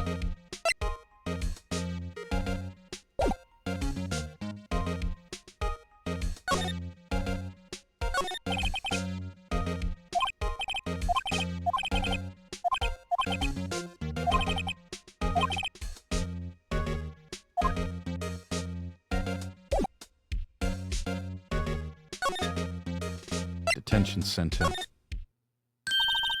You again? Can't you take a hint and stay gone? Hey, the reason I'm back here is because you won't talk to me. Oh, so it's my fault now? You just don't have You don't just have spiky hair, you also have a spiky heart. That does it. When this case is done, I'm shaving my head. Have a look at this. Look, I've said several times, I'm not telling you. Where did you... Aha! A reaction. This is him, isn't it? What? Who? When? Why? It is him. This is the man who stayed in your hotel room the night of the murder. No, that's not right. Nice try, Miss Cooperative. You have proof it was him? Yeah, proof. Show me proof. So close. Have a look at this. What's that? The bellboy's affidavit. It tells us everything he saw, such as the man you checked in with. It was most definitely this man. Now we're getting somewhere.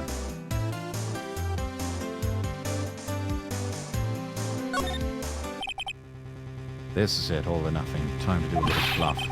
No use playing dumb. Indeed, that's an act. You know, talk. I'm taking this info to the press. What? Even though he should have been witness to murder, your little friend was missing. I'm sure the press will have a field day with his reputation. Oh, fine. I'll talk. You win, lawyer. Yes. Man, that felt good. Great to be alive. Why are you pumping your fists in the air?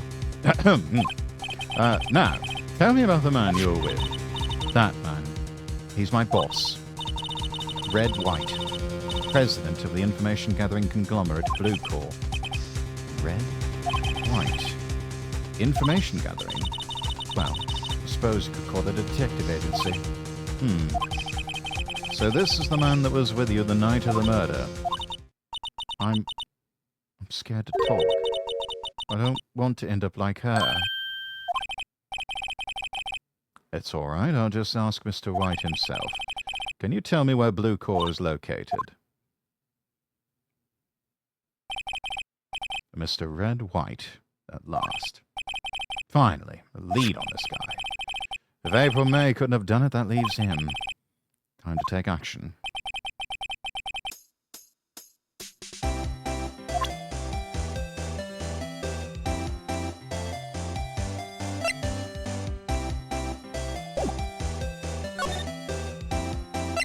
There we go, Blue Corps. That is where we want to go. September 7th, Blue Corps, Inc., CEO's office. What is with this surreal day for? Welcome. Please furnish me with the title of your percentage. What the? Your name. What's your name? I was just inquirably asking the title that you go by. Wright. Phoenix Wright. Inquirably? What the hell?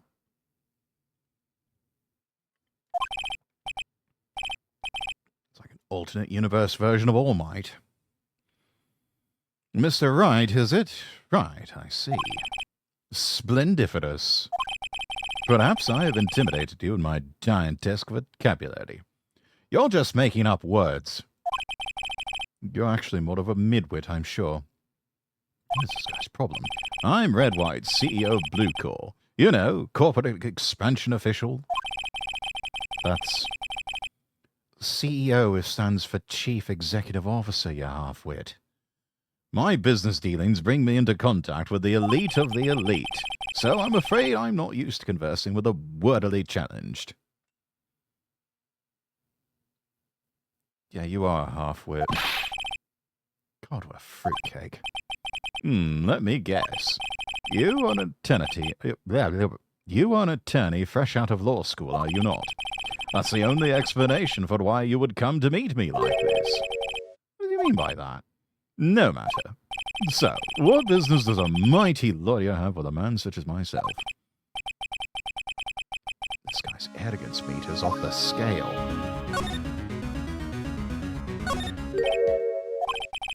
Have I seen this somewhere? Is this a replica? Ridiculosity! I have no interest in anything but originals. That right there's a bona fide original worth 5 million for sure.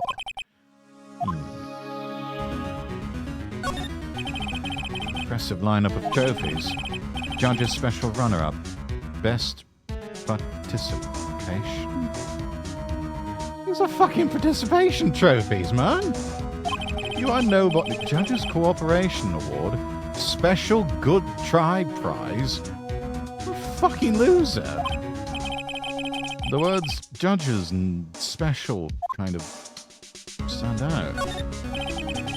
Statue of man holding up the world. The Blue Core sign certainly stands out enough. The model for the man is, of course, Mr. White. Truly a work of art, but probably too beauticious for you to appreciate, correct?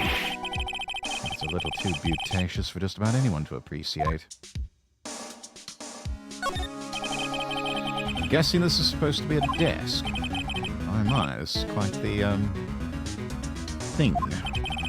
It's modelled on my body, see? Well, does it sneak round at you or not inspire you?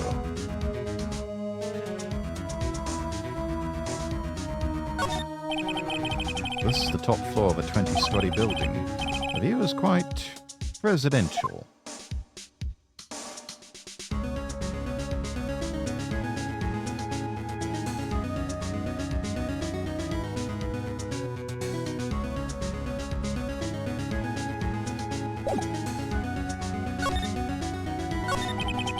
Miss May is an employee of Blue Core, is she not? Correct. She was my secretariat. What a shock it was to hear what she's done. What she's done? You mean the wiretap? Indeed, she's paid to answer phones. Tapping them is not in her job description. She does gather information for us as part of her duties, but I assure you we do not condone illegal methods. It is inevitable that she would do this. He's trying to turn Miss May into a scapegoat. On the night of the murder, were you in April May's hotel room? Who can say? I seldom pay attention to mundane details, such as time and place. My motto is, don't worry, be happy. Still, Mr. White, the hotel bellboy has stated on the record he does remember you very clearly. No matter. The bellboy can say what he pleases. I still won't talk to you. If you want me to speak, put me on the witness stand. Although I doubt you'll be capable of doing that. This is a good question, actually. Why didn't the prosecution call him as a witness? He should have seen the same thing as April May. Oh, the police, the courts. To me, they are mere toys, playthings for my amusement. What kind of company is Blue Core anyway? Excellent question. We buy and sell various kinds of information. We are a company of the future, you might say. We are the future. Sell information. In just 10 years, I built this business up into the grand office you see now. In case you were wondering, Blue Core was named after the color blue. I, Red, White, or Blue Core, as founder and CEO, named it so. And why, you ask? Because I like the color blue, of course. Now, still a half-wit. Fantabulistic, is it not? Yes, so is your supremely punchable face. Now, something that's been bothering me. Yes, what might that be? A big painting on the wall over there.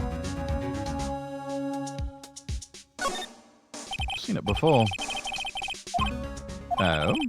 Yes, just yesterday, actually. Your point being? My point is simple. Rather, my question is simple.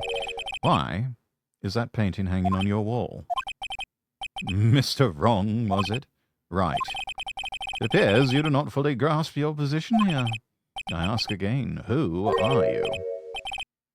A lawyer? No, my feeble friend. A mere lawyer. Worth nothing. Zilch, zippo, nada. Just like that sorry excuse for an attorney, Grodyberger. What? Oh. He punched me. Well, Mr. Lawyer, what will you do, eh? Charge me with assault? Charge away, I welcome it, for it is you who will be found guilty. What? Heed my exposition. The police, the courts, they all do my bidding. So you say, but I wonder, is that kind of control really possible? I don't expect you to understand. It is a world beyond your compensation.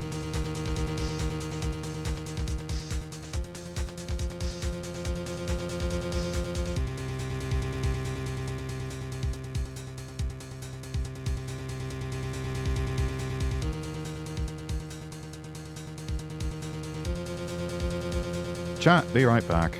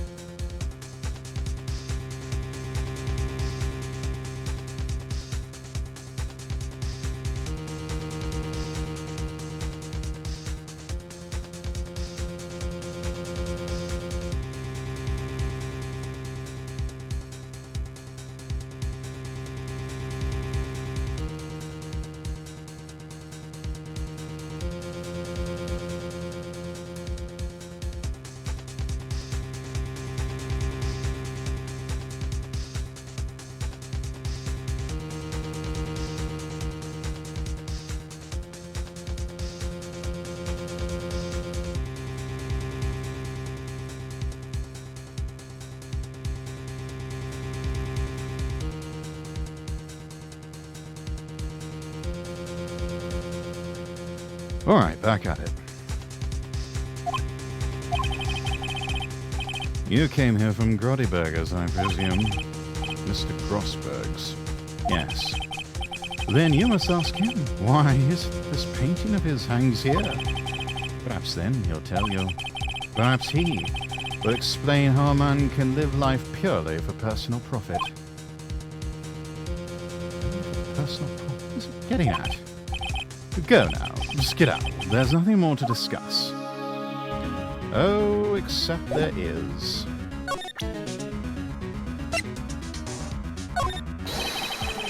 Would you be kind enough to cease your inane chattering and vacate the premises? Let me put it in a language you are sure to understand. Shut up and get out. I have nothing more to say.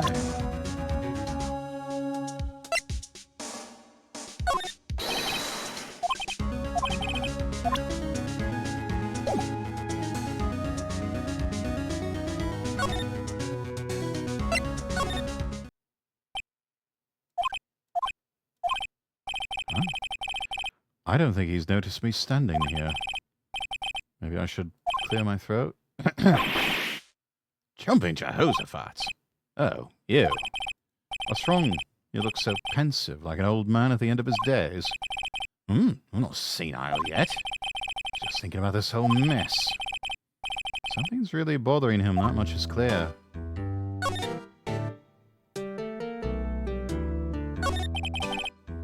So you came to see the trial? Yes, I did. Something was bothering me all last night, you see. Couldn't get a wink of sleep. Really? And what was that? Well, you see, it's just Mia's sister, that poor girl. My boy, I owe you my thanks, truly. I don't know what I would have done if things had gone poorly for the girl. I asked before, but why did you refuse her request for defense? I think I have a right to know.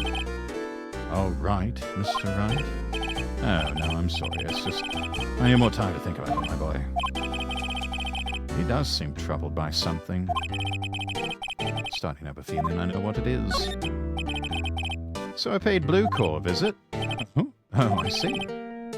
Mr. Grossberg, I have to admit, something has been bothering me. Oh, what is it? Well, my boy. You see, it's just... Mr. Grossberg, sir, there was a giant painting hanging right there the other day, was there not? The one you said you had no intention of parting with. Well, I saw it.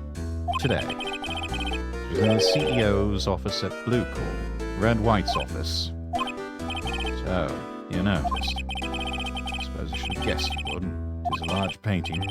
Mr. Grossberg, I know that you and Mr. White are connected somehow. Connected, you say? Yes. And I know what it is.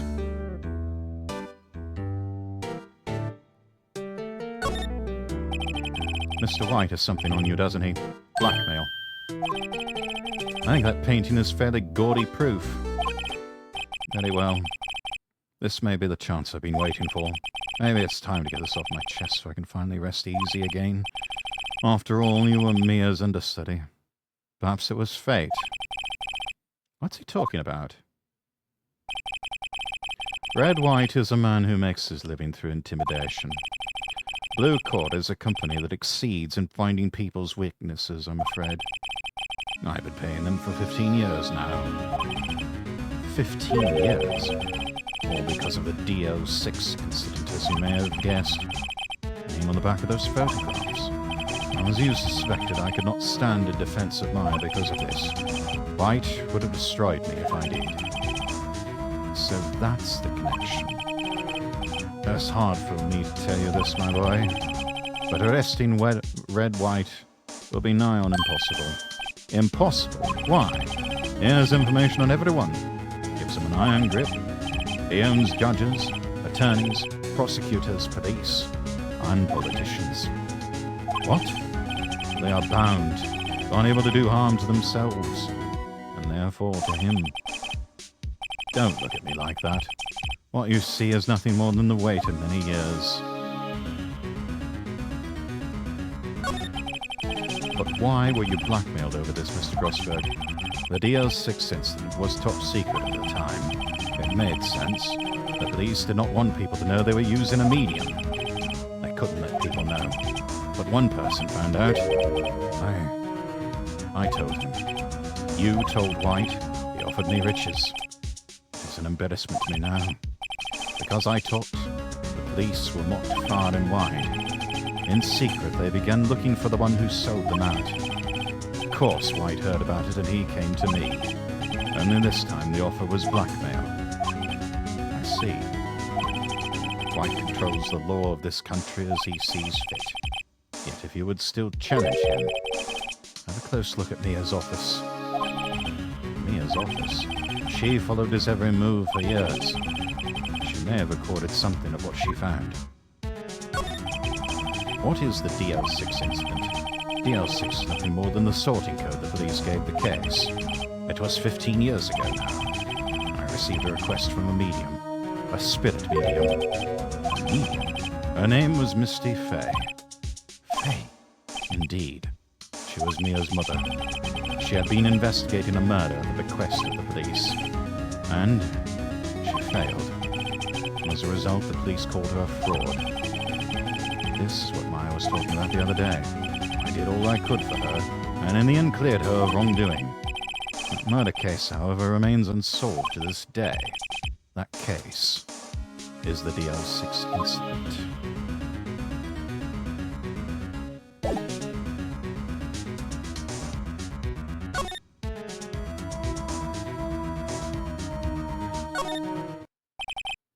It's funny, looking at this room, it seems so normal.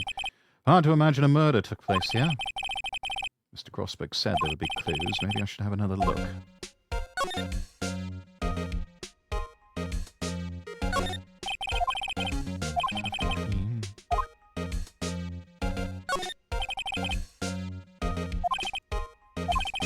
Which file should I look at? A through I. Let's see if there's an A record in this file that catches my eye. A, B, F. Misty Fay. That's me and Maya's mother. Shall I take a look? I've tarnished the Fay name. Leaving only these words, my mother vanished. I was determined to find the ones who had made my mother blame herself in this way. Using the power that runs in my family, I held an audience with the dead. Finally, the names of two men surfaced. One was Marvin Grossberg, a lawyer who sold my mother's information for riches. The other was the man who sold that information to the press, this parasite, who makes his fortune on threats and coercion. His name is... The record stops there. So Mia knew Grossberg.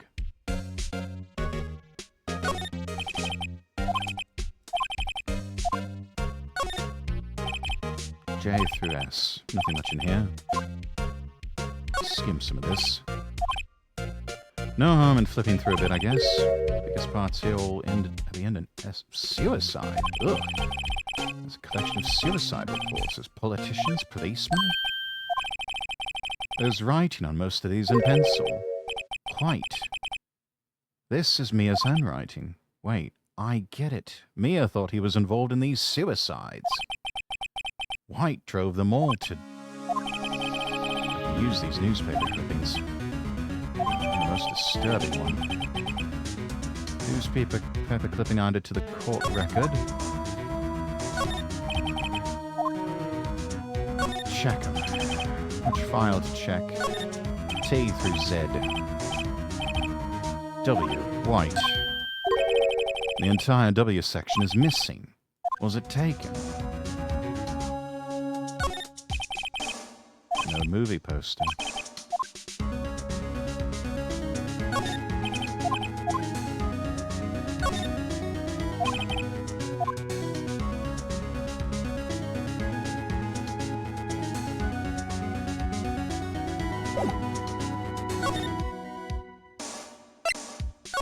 Blue Corp.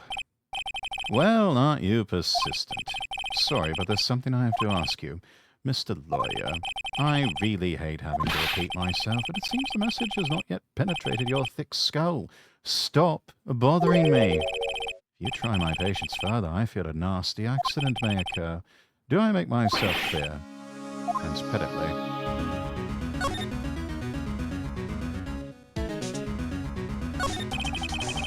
No point asking someone this crooked a straight question.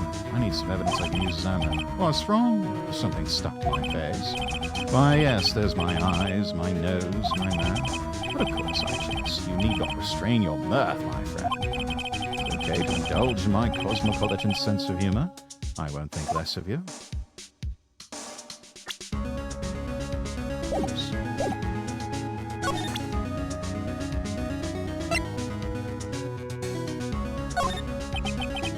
This is the only clue that Mia left me. I'd better make this one count.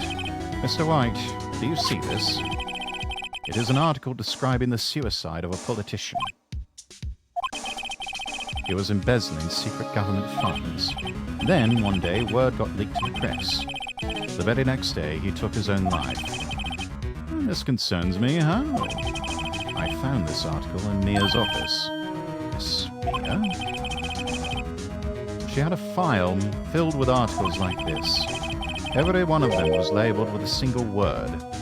White. Mr. White, I know what you did to this politician. You were blackmailing. Blackmail? Not just him either. You were threatening and coercing hundreds of others. You were involved in all of the suicide cases that Mia investigated. This company is built on blackmail. I'm right, aren't I? What a bizarre accusation. Mr. Wrong, what is it that you should be doing now? Investigating me? No, I think not. usually searching for the one who killed Miss Mia. Secretary's office, hello. Mr. Wrong will be leaving now. Yes, sir. I'll send someone right away.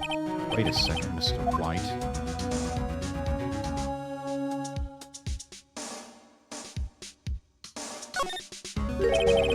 You're wrong, Mr. White. Excuse me? What I should be doing right now is going after you. Notice what are you insinuating? Mia was onto you. She was keeping tabs. And for this reason you had April May tapping her phone. Then, Mia was murdered, and all of the documents about you mysteriously disappeared. So, the culprit would be... Even a child could work it out, Mr. White. You did it. Secretary's office. We won't be needing an escort for Mr. Wrong.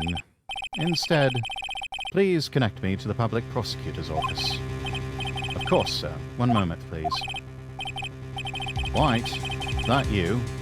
What are you doing calling me at a time like this? Hello, Chief Prosecutor.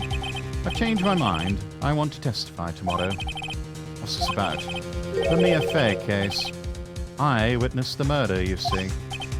And thus, as a very important witness, I would like to testify. What? Why now? I thought you said you didn't want to go to court.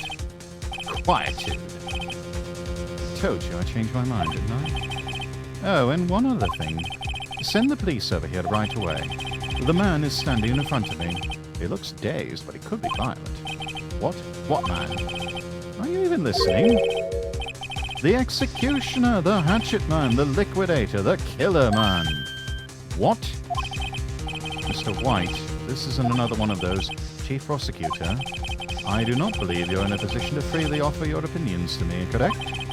I'm telling you to send the police. Now.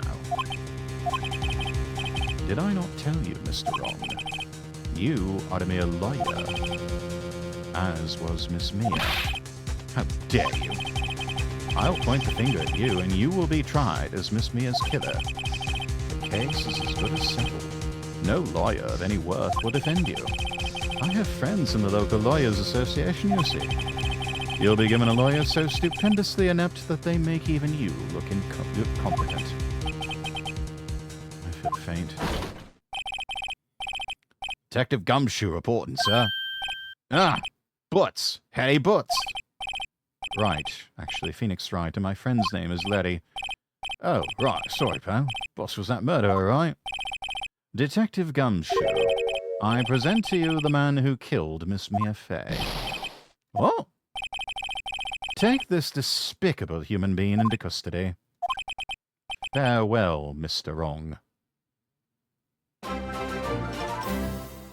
Raiders, welcome in. Razash.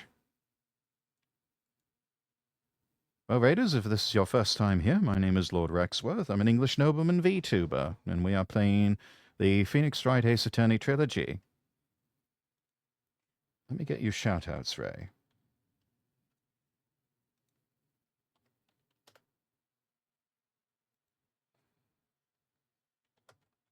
How was your stream? Playing games and demos, I see. Lovely. Well, welcome in. Good to see you. How was your stream? What sort of games and demos did you play?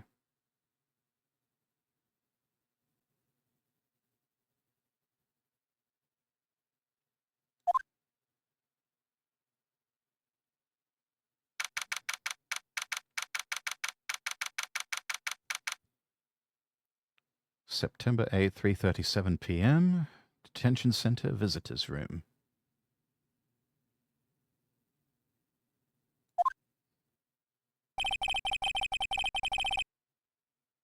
Can't believe it's only been a day since the first trial.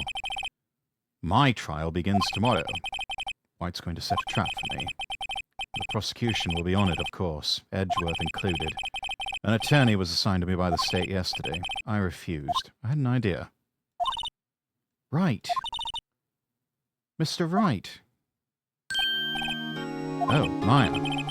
Great, they let you out of detention. Just now, yes. All thanks to you. Now I'm afraid we've switched places. What? You mean you? I explained what had happened to Maya. I don't believe it. How many people does that man need to destroy before he's satisfied? My mother, my sister, and now you. This has gone too far. Mr. Wright, please tell me, is there anything I can do? Well...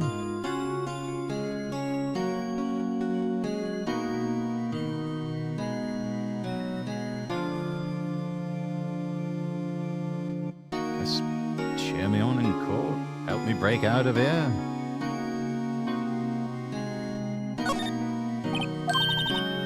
Cheer for you? You mean like a cheerleader? Yeah, like that. All right, leave it to me. Huh? I better go get a uniform and some pom-poms. Actually, that sounds adorable. Wait! Wait. What? I'm kidding, it was a joke. No way. No, really, I was kidding, but thanks. Good to know you're on my side. And there really isn't anything you can do for me anyway. But I can't just sit here and do nothing. I've got to give that man a piece of my mind. Don't, you might not have much left, especially if you're dealing with him. Only a piece. Okay, then come to the trial tomorrow. Okay, I'll be there. I'll show them a thing or two.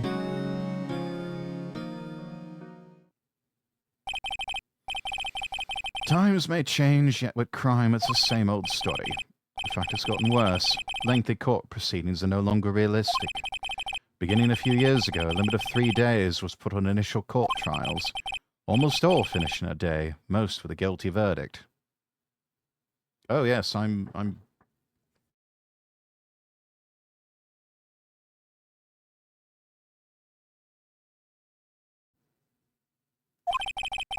Never thought I would end up at the defendant's chair myself for this case. Chat, give me a few minutes, I will be back.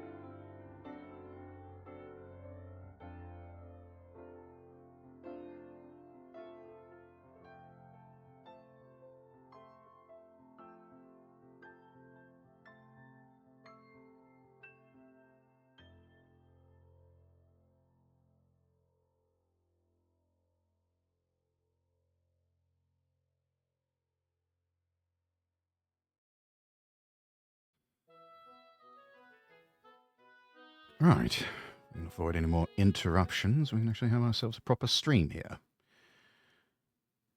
Let's see. Getting back to the game, never thought I would end up in the defendant's chair myself for this case. With a true culprit appearing as a star witness. This is it. Tomorrow it's me or him. To be continued.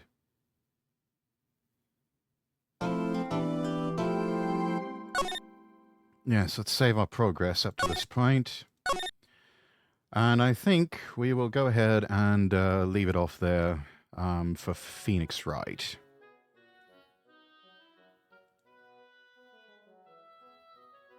Hey Rex, how's it going? Hey Ray, hello, hello. Sorry I had to dash off there for a moment, but dinner was on. I had to go rush and scarf that down real quick and get back here. But yeah, how was your stream, Ray? How you doing?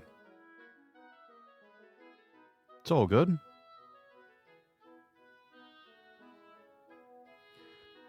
Let us see here.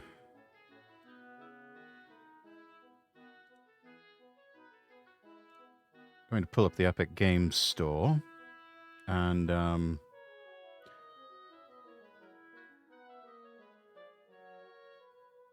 let's do a couple of gacha games here. Stream was good, have fun? Excellent. Let's see, we need to update.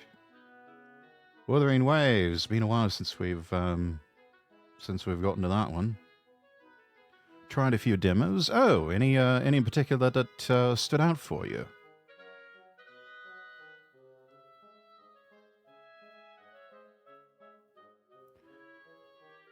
So this is a new game. It's coming out.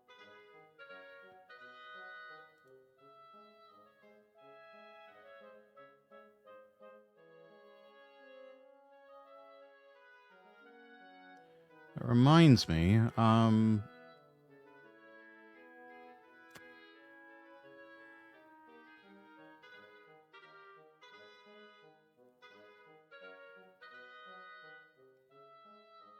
there's a new one that I saw that they've put out some previews for, and it is, I think it's called Neverness to Everness or something like that. Don't know if you've seen that. Looks fairly good. Aloft, it's a demo, multiplayer survivor. You fly from Sky Island to Sky Island. Oh, okay. So, bit of multiplayer survivor meets One Piece. Is that it?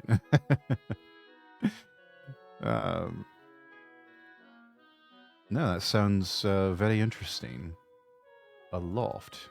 Have to do a quick Google search for that one. Kinda. All right.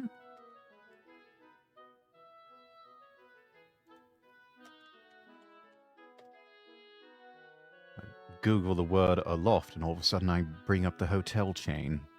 Let's see. Aloft. Ah, it's on Steam. Okay. Search for that in the Steam shop here real quick.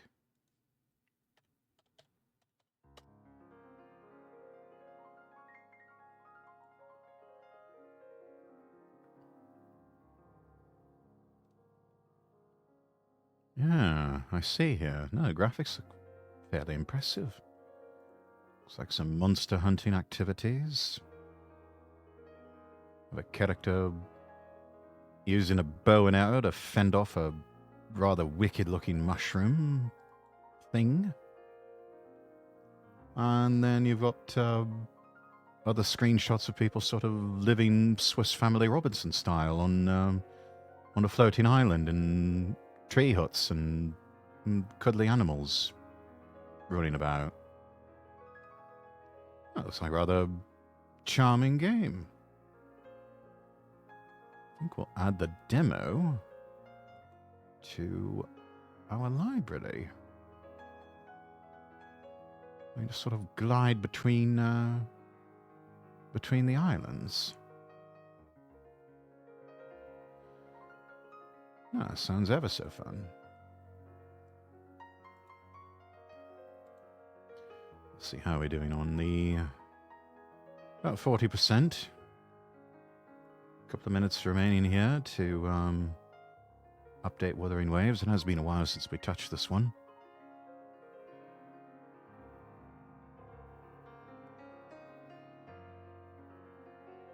It seems like a lot of people have sort of forgotten about Wuthering Waves.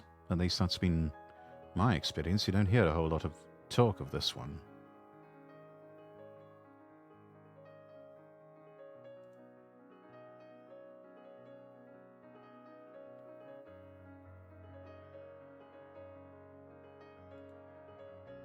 And then let's see, we've also got from Hoyo Play.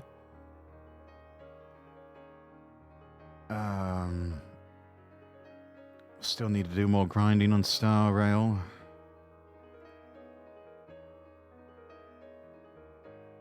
Zenla Zone Zero.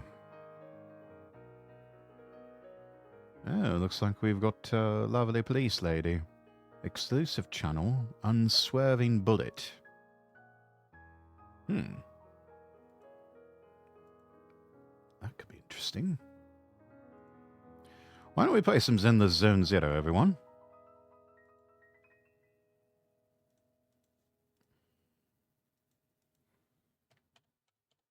Play a little bit of that. Maybe go for about an hour or two. Zenla Suwu, welcome in, Arsunia. I knew that would get your attention. Yeah, let's go ahead and play that one. We'll wait for Wuthering Waves to update, and then we'll get to that later. Got a few things to take care of. Have a great stream. All right, Ray. Take care of yourself. Again, thank you so much for the raid. You know, raiders, if you need to get up and grab something to eat, grab something to drink, stretch, that sort of thing, totally understand.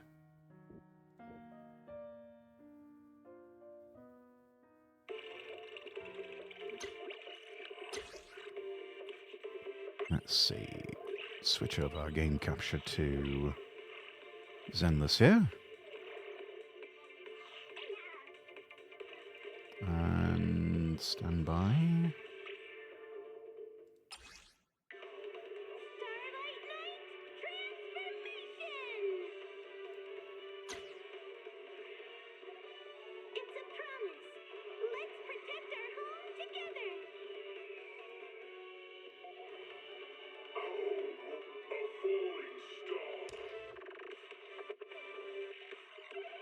Version correction, downloading resources. Version correction, what?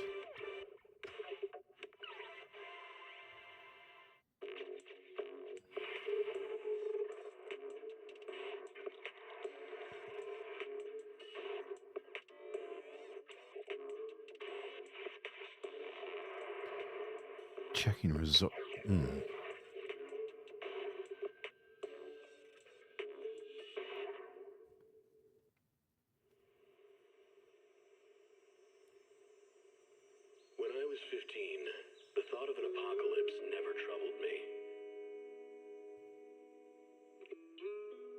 It never troubled you?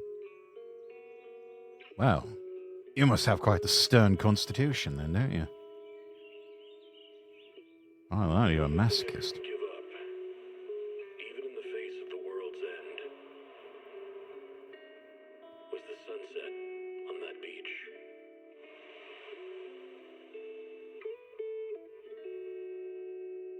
This is how I am.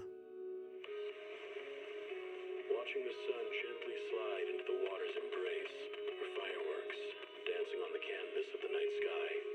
Even if tomorrow weren't better, it wouldn't be worse. Interesting Japanese-style trailer. When you're reading this letter, I imagine much has changed.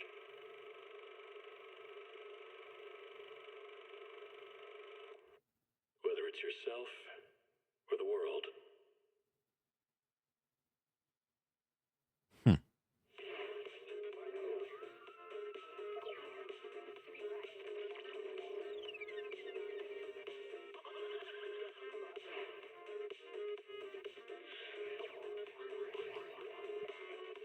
Don't touch. Log in again.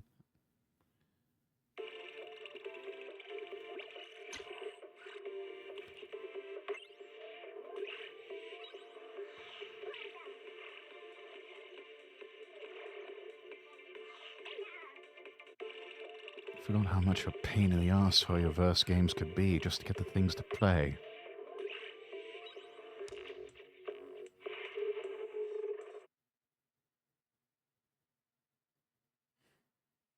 Finally.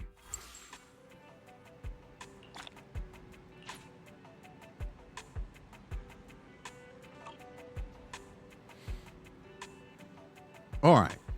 Let's see. We've got an explosion we need to stop. So... Welcome back, Master. Application for urgent commission detected. Target high-risk area, dead in hollow. As it's so urgent, I'll calculate train trajectories in real time. I recommend taking out some life insurance before we go.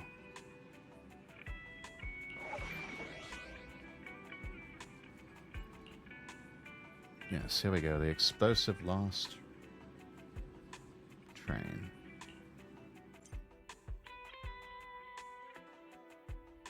The agent trial mode toggle is in the bottom left corner. When disabled, you must use your own agents. When enabled, you'll be able to use the agents featured in the story. Agent available for trial, Nekomiyamana.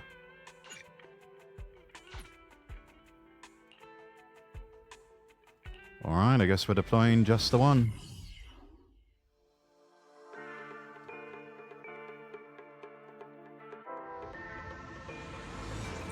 Right, time to stop the splurdy train. Hello, Wise, Nekomata, can you hear me? Loud and clear. This is cool. I've never seen a proxy who's able to communicate in a hollow. No wonder Nicole says you're the best in Nueridu. Always glad to hear that. It's time to put the plan into action and stop the train. Before that, let's go over each step. No problem. I've got it down pat. Our target is Vision's train carrying the explosives. Since it's controlled by a computer in the driverless mode, we can put obstacles in certain sections to change the train's route and force it through a tunnel. Then, while the train's slowing down to go through the tunnel, I'll find a way to throw your Bing Boo on top of the train!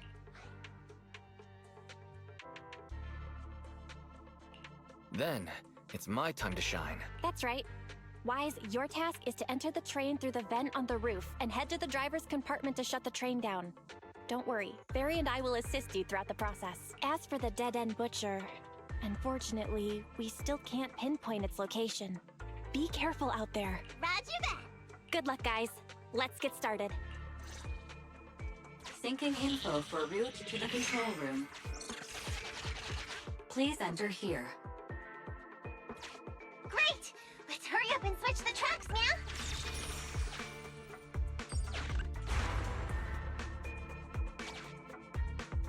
Hollow ether activity is changing. Be careful. Hopefully this mutation also delays the train a little. Wait, why do I feel like it's coming from nearby?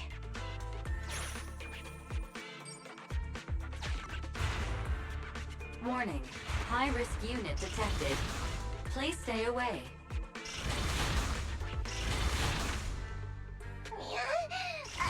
It's that monster that Robot Billy mentioned! An infamous ethereal. What an intense aura. Yes. Giant robots, they usually do have an intense aura about them, I guess.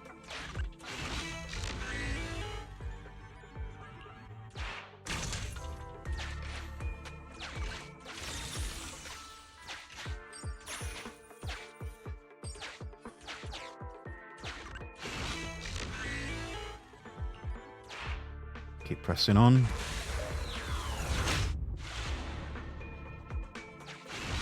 We are near the control room. I can override the controls for the track so you can alter its direction.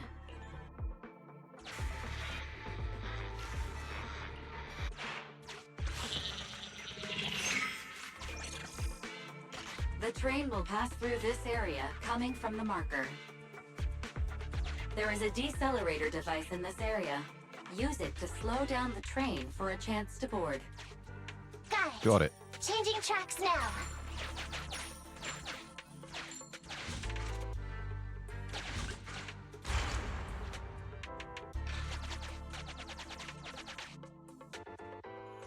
Reminder, you can use heavy objects to weigh down them. That sound... Is the dead-end butcher back? No, the train's coming.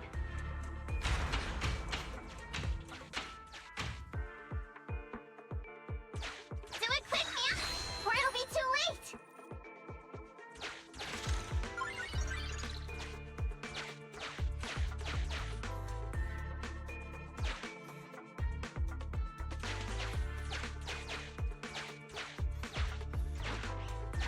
Just put it there.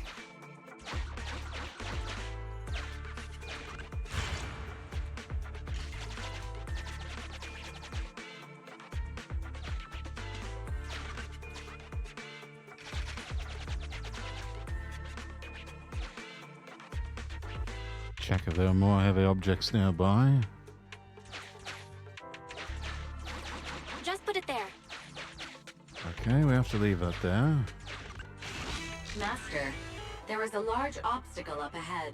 The original plan to stop the train requires us to pass through this obstacle. You are small, and the client is essentially a cat. Perhaps you can squeeze through. Let's see if we can press through.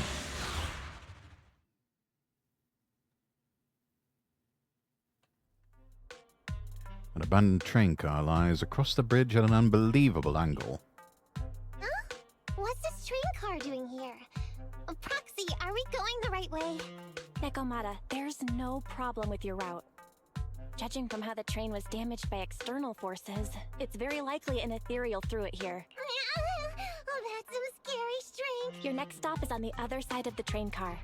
Do you think you can get across? If it were just me, I could probably get across, but not with the Bang Boo. And with all these sinkholes around, I don't think we could just walk around the train. Excuse me? Who's that? Who's speaking? Is that the train car? And with a gorgeous lady voice? A train waifu? Here? Excuse me, Miss Train. We're in a rush here. Could you please scoot aside and let us wiggle past? Or, you know, just wiggle something.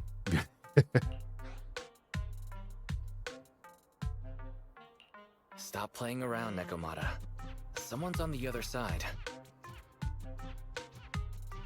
I get it. It's nice to liven the mood a bit when we're stressed. But don't scare the lady over there.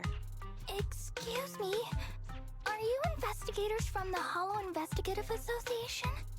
Indeed we are. I'm proud of it. In this line of work, people usually introduce themselves before asking questions. Huh? Is that right? Sorry, I didn't know the protocol. My name's Corin. I work for a housekeeping company. Corin. Pretty name. Gemini, RH negative blood type. I like cleaning. My social security number is... You don't have to cover all the details. Anyway, how come you're in a place like this? There was a very dangerous ethereal nearby. I got separated from my companions while hiding from it. I don't have any carrot data with me. If you're investigators, then you'll know the way out of here, right? Could you please lead me out? So, she's just an ordinary person lost in the Hollow. Little girl lost. Alright, we'll get you out. What the heck's a lost maid doing somewhere so dangerous? What do you think? Should we help her? What do you think? Obviously. Should we help her? Not unless we can somehow break through the train car to the other side. Otherwise, to stay on time for our plan, we've got to turn back immediately and choose another route. Excuse me. Sorry, I was listening to your conversation.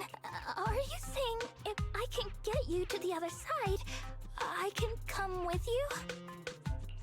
Yeah? You can get us through? Certainly hope so. Hang on, I'm nearly there. You wanna go underneath? Yeah! That sound is unbearable!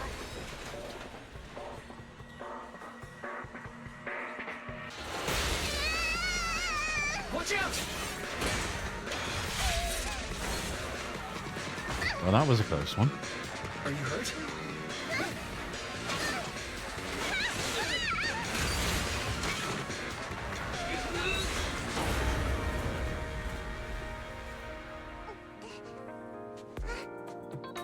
Phew. Good, my apron's okay. Nice to meet you, investigators. I saw through it. It's a maid waifu with a chainsaw. You investigators? No, circular saw. Oh, it was this bamboo talking to me just now. I'm sorry. I didn't mean to question your identity as a bamboo. Are you really just a maid? Sorry. Well, we work in many different fields, including the holo services. Oh, right. You're in a hurry, aren't you? I can help. As long as you take me out of this holo. Please. What do you think? Now that she's helped us destroy the train car, we can move forward on our original route, right? No, she's not asking much, is she? Not asking much. Yeah, I agree with Wise. There's nothing wrong with taking her to one of the holo's exits. But she's a stranger. She may be hiding things. We can figure all that out later. Miss Corin, we'll let you come. Just be sure to stay quiet along the way, okay? Okay. Good. Let's press on then. She's cute.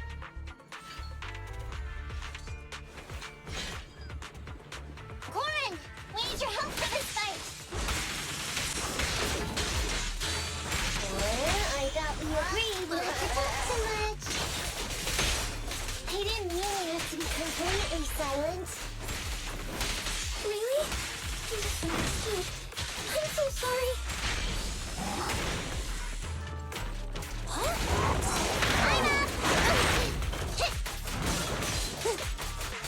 I'm up!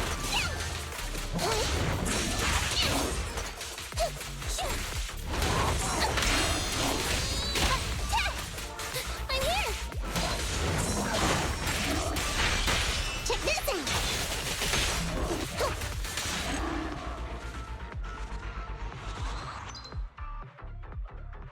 Excellent. Corin, could you help us move something heavy? The goal is to use it to weigh down the switch. Huh? You mean those stones up ahead? Okay. Good girl. Valve status analyzed. The valve opens only once sufficient gear coin. The lock is not smart tech.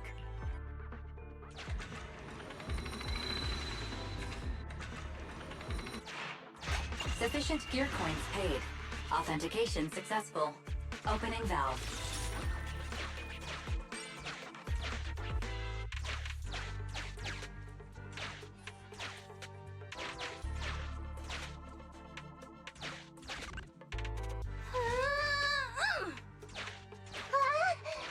How on earth did you lift that by yourself?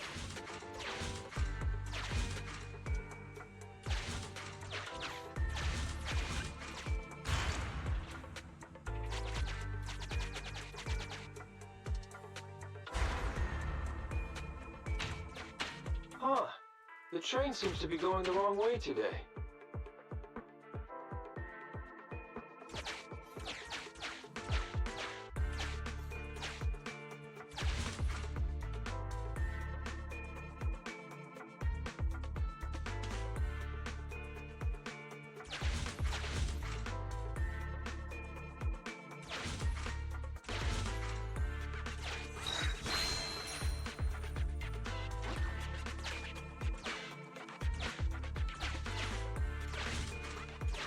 There we go. That got it on the right track.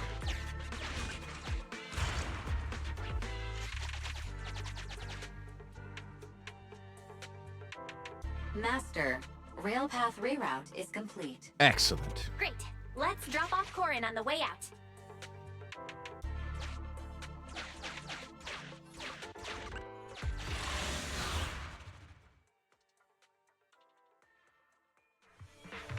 Take on some baddies here. We can do it.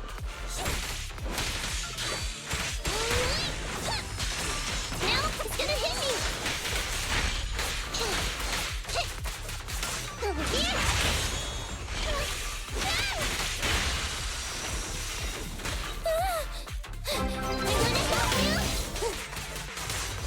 Raiders, welcome in.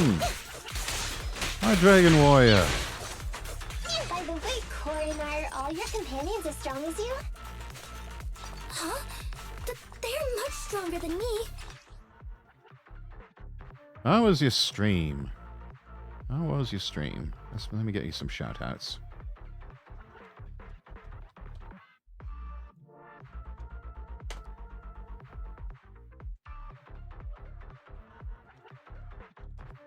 What were you streaming anyway? Ah, playing Yu-Gi-Oh! Master Duel. How'd that go? Yes, Raiders, first time in. My name is Lord Rexworth. I'm an English nobleman VTuber. We're playing some Zenless Zone Zero. Trying to get through all the introduction and first couple of chapters here. And then later on we'll be playing some Wuthering Waves. But yeah, if you need to get something to eat, something to drink, get up and stretch, that sort of thing, please, by all means.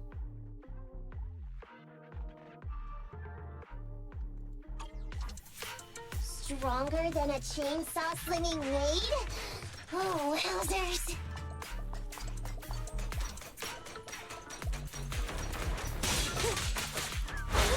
Lucky you! You're next!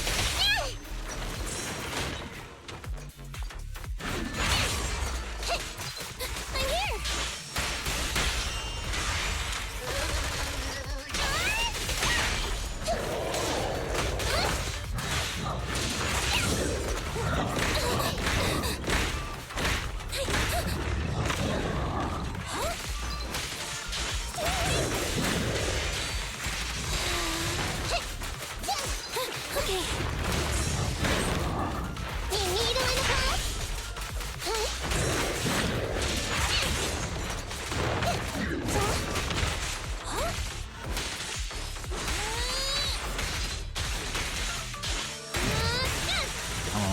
Come on. There we go. Wipe out.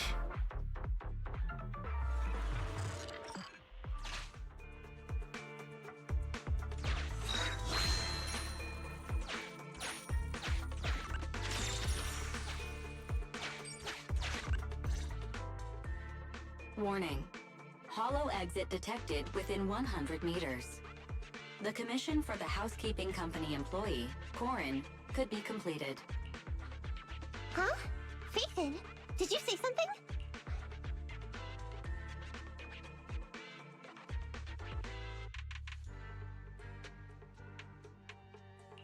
Corin, the exit is up ahead. You'll be able to get out there. Huh? Really? You found an exit? Great. Thank you so very much. Without your help, I'd be lost in this hollow forever. No, it was nothing, darling. Glad to be of service anytime. You did pretty good yourself. Thanks to your chainsaw, we really cut a lot of time there. Ba-dum. It's my first time meeting a real-life Bing Boo Hollow investigator.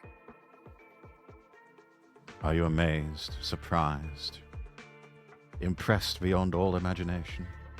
Can you please tell me your names? I'll come back with my companions to thank you later. Stopping by to say thanks sounds great. I'll be looking forward to it. Yeah? You for real? Wouldn't that expose your identity? I think we'll be alright. Oh, I get it. After being so defensive with me, it's no problem if it's Corin. Well, yeah, you're just a weird cat girl that showed up on a doorstep one day.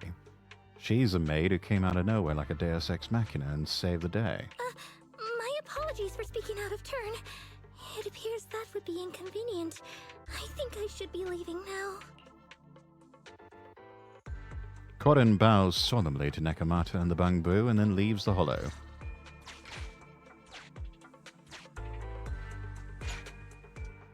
And Corin has left the squad. Now, all we have to do is wait for the train to arrive.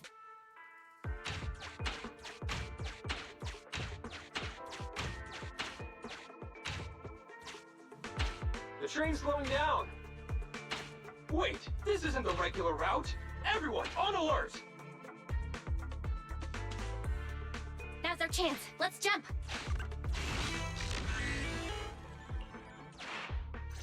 Continue on. Dead-end hollow in a tunnel. Master, The train is about to enter the tunnel. Please make sure that you and your client are ready. Go, Proxy! Careful, Master. Your posterior struck the train roof with considerable force. This body's even more clumsy than I thought. Just look at these short arms. Don't be discouraged. Your sibling liked your appearance. I believe tiny and cute was how they described you. Charming. My apologies for not being cute enough normally. This window is small even for Nekomata, and she's basically a liquid. Somewhat snarky sense of humor on this AI. But it's a piece of cake for you. You should be called King of the World. No, thanks for Now, that. King of the World, please head to the driver's compartment to complete your coronation. Don't patronize me, please. Okay. Just need to press the emergency stop button. This mission is such a pain, having a dress like this. Suck it up. My shoes don't fit either. Hey, Captain said we've deviated from the route. What's going on? Huh? Looks like this train was loaded with a lot more than just explosives. The news didn't mention any of this. Come in, Captain. A talking bamboo just fell in from on top of the train. Should we hand it over to Director Perlman? Yes, sir. Eliminate immediately.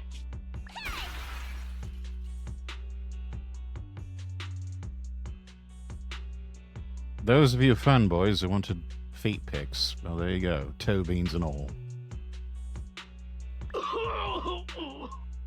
What's going on here? Huh? Wait! Oh! Over here! You should head back. Leave this to me. I've got a carrot. See you later at the store. Guys, can you hear me? What just happened? Something's off. I'll tell you when I get back to the store.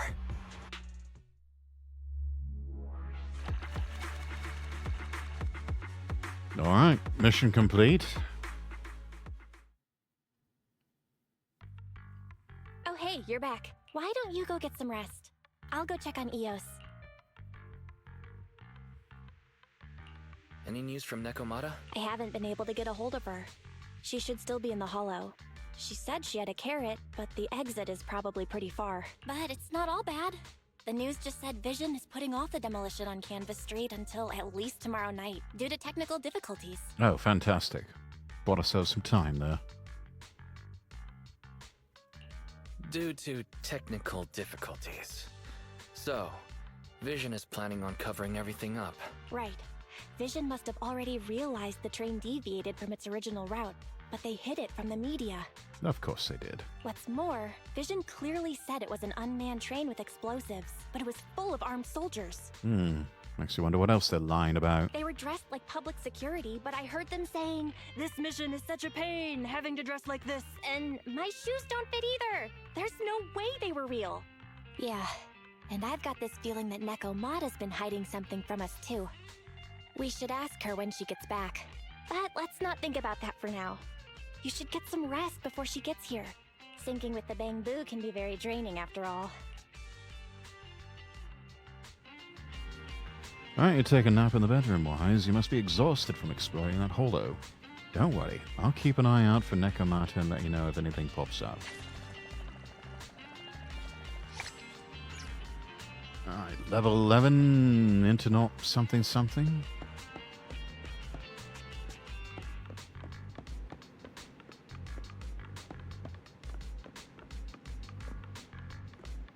Right, head to your bedroom, get some rest.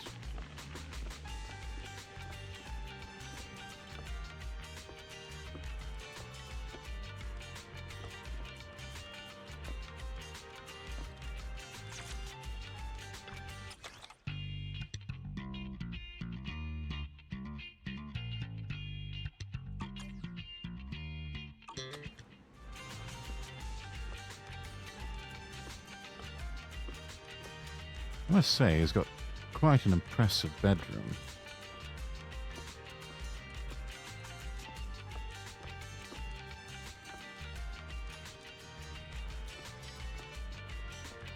Spacious desk in the corner.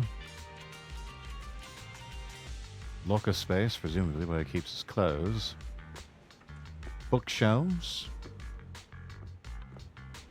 He's even got his own living room space with, you know, furniture, you know, love seat, sofa, chair.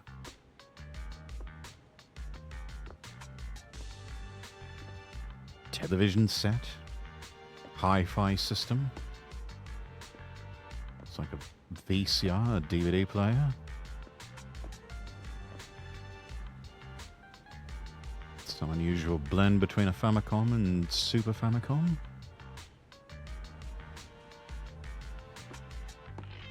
And a reel-to-reel tape deck.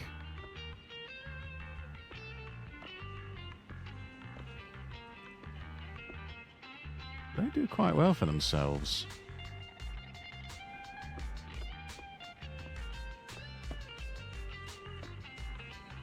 Who knew the video rental business in the world of Zenless Zone Zero could pay so much they could enjoy a fairly comfortable lifestyle?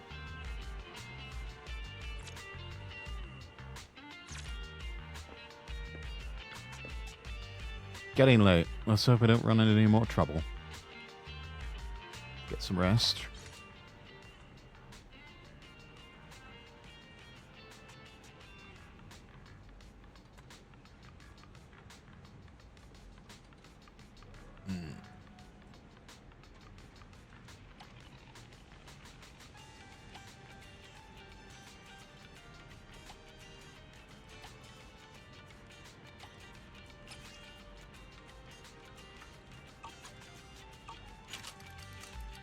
You rest undisturbed, both your body and mind feel much more relaxed. Hello, video store manager. Hello, Tin Master. Manager, I'm here to tell you the coffee shop is back to its normal routine starting today. She'd like to invite you to come over and try out our new drink. However, something just happened and it's giving me a headache. What's up? I want to ask you for a favor. I'm sure you've heard of the Hollow Investigative Association, right? They reached out to me earlier saying they wanted to rent out Coffee Cafe for a VR game promotion campaign. I agreed, and the timing of the reopening was just right, but little did I know it was a conspiracy from the start. What, are the commercial spies messing with you? No, our store's just an ordinary street corner store, nothing as dramatic as that. It's just I found out today they chose this coffee shop as venue because those VR players share some sort of superstition or urban legend. In short, they believe drinking coffee before playing a VR game improves their skills. That sounds like a good thing. You can sell a whole load of coffee in one day. That's true. The problem is all these players want coffee before they start playing. We're just open. I can't keep up with the sudden surge in customers. Would you mind working here for a while? No worries, on my way. You'll help? Wonderful. Be waiting at the entrance of the coffee shop. Thank you so much. Still no news about Nekomata, and I feel restless waiting at home. Let's go help Tin Master. But, drinking coffee will improve your VR combat's results? For real? Right. Let's get to it.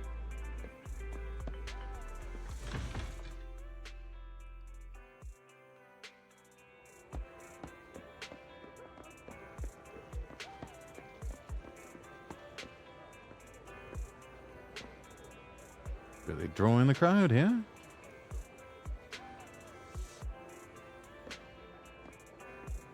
All sorts of dear lovely people.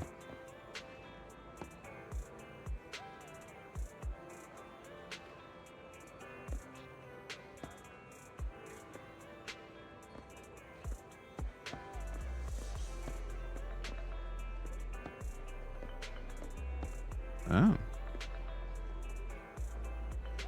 Our promoter here is quite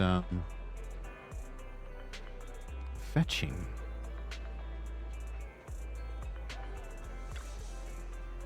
How did something like drinking coffee can boost your VR combat scores even become a thing? Wait, Miss Promoter, is that why you chose to rent a coffee shop for your event? Yep. So you admit it. Madam, I must point out that you failed to mention this when you initially presented the scope of this event. Just kidding, I only found out this room after hearing it from people in line. I suppose this is what they call an urban legend. They're born and spread inexplicably and inexplicably become something that makes a hit. I've never seen such a crowd at any of my events before. Lucky break. Indeed. Tin Master, I'm here. Oh, manager, you're here. Wow, this is the temporary employee you found? They look efficient. Only efficient, not dashingly handsome.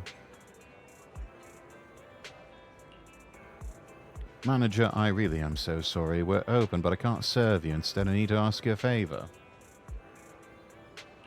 No worries, no rush. Thank you so much. I'll serve the customers who dine in here. Meanwhile, could you help me serve the completed orders to the customers waiting in line over there? Yeah, easy enough. Leave it to me. You're such a go-getter. I'm counting on you then. You get the coffee from Tin Master, deliver it to the customers queuing up to try out the VR game as soon as possible.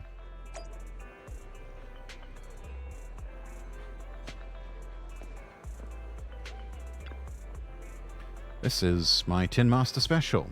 Oh yes, everything's changing before my very eyes now that I'm drinking my coffee. Really? Don't believe me? I highly recommend you try it out. The results are immediate and evident. Now that I've had my Tin Master special, high score, here I come.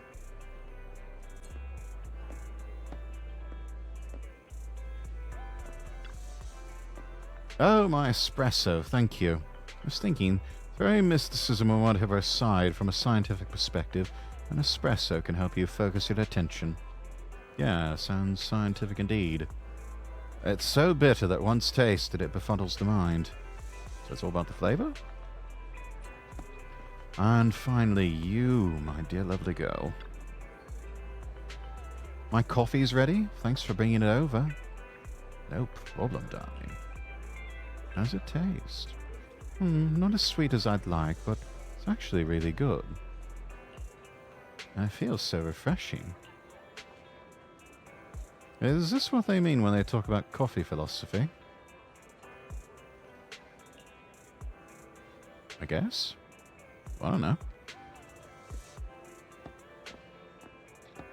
Ah, yes, promoter. Have you delivered all the coffee? I really appreciate your help. If you still fancy a cup of coffee, I can make one for you now. Hold on, wait. What else can I help you with? Actually, I was observing you while you were delivering the coffee. You're quick and have a good memory. Definitely an expert in VR games, right? Why don't you give the Hollow Investigative Association's trial of bravery a go? Hollow Rider. It's a VR game using the Association's combat training program based on real-life Hollow investigation data. Players can experience the excitement of fighting Hollow enemies in virtual reality. Yeah, I've had my fair share of real-world experience too. Wait, promoter lady, the manager's been working really hard. Maybe we should let him get a cup of coffee and relax for a while. If the manager's interested in your game, you can just pay the HIA a visit, right? Of course, but it's in your best interest to do it today. There's a recruitment event on today. Oh. If you have time after your coffee, you're welcome to experience Hollow Rider, the HIA club. Anyway, today's on me, so order anything you like. I'll be waiting inside. Well, I'm off to the association's club with the other players I've recruited. Be sure to come by if you're interested. In you, I'm definitely interested.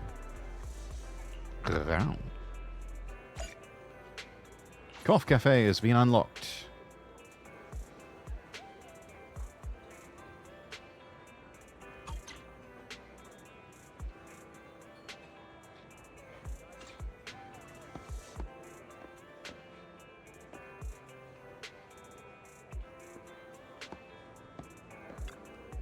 Hello there. How about a Tin Master special for a little pick-me-up?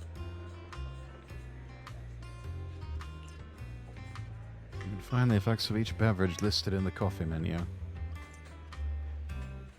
Different coffees will be available every day. Here's today's recommended coffee. Highly recommended to place an order and try it out.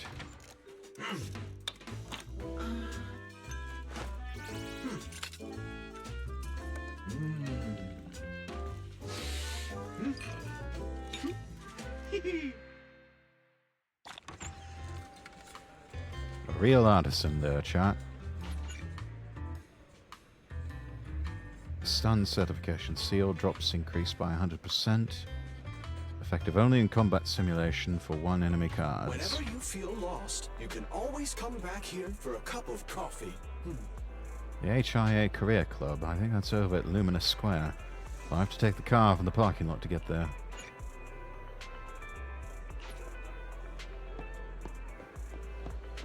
Alright, let's get at it.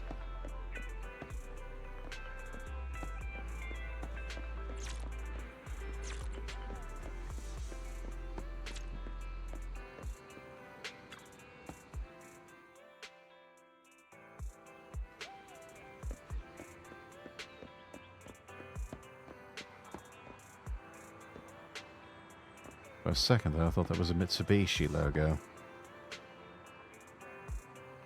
3 little circles there on the front grille. Oh, this is definitely a K car.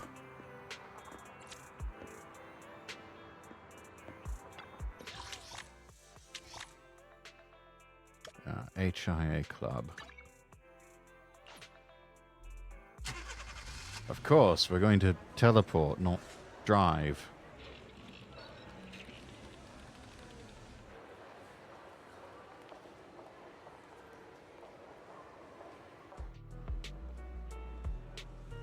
It's the manager from the video store. You came after all. Have you had your coffee? Yes, and now I should like to grab breakfast. Can you join me, love? Yeah, that was great. You seem to be far more interested than I thought. That's awesome. I knew I had the right person. Oh, in more ways than one, darling. If you could please register at the desk, then you can experience the association's VR game. Don't forget our slogan, Hollow Rider. Slogan? Hollow Rider, and the next line is challenge accepted. Really easy to remember, right? Alright, I need to go prepare the rewards for everyone. If you want to go try it, go find Miss Bertha at the front desk. She's the one with the red hair. Oh, yes, I think I see her over there. Lovely girl. Pity about the name.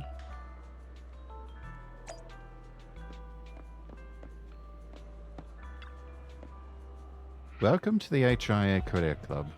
The Hollow Investigative Association is the Hollow Disaster Response Agency in New Eridu, responsible for Hollow and Hollow disaster-related matters.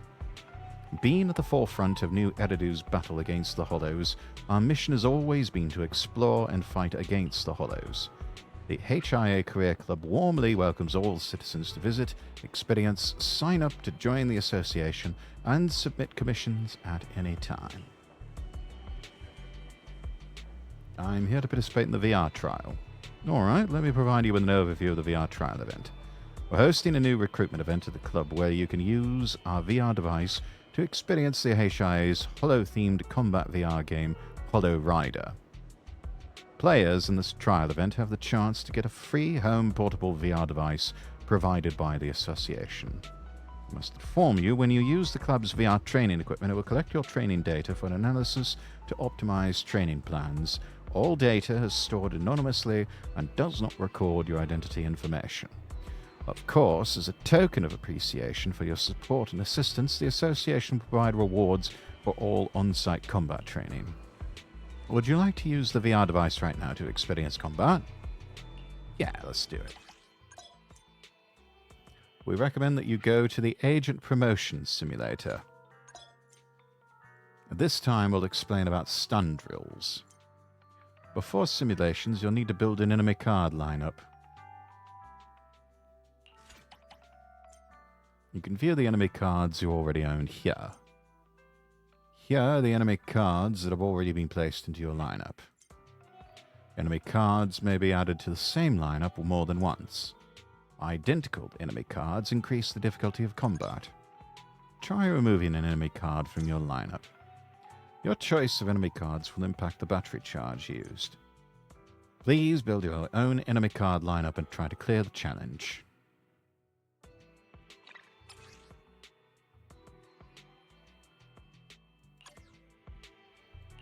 Standing by.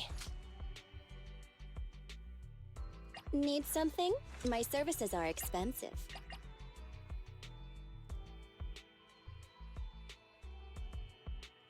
Time to make some money. Ready for combat. Starlight, it's time to shine!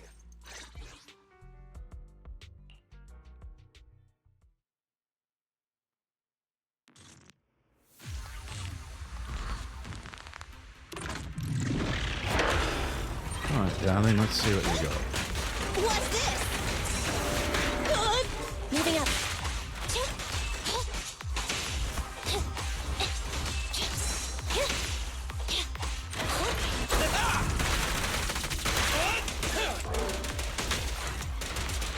Try this!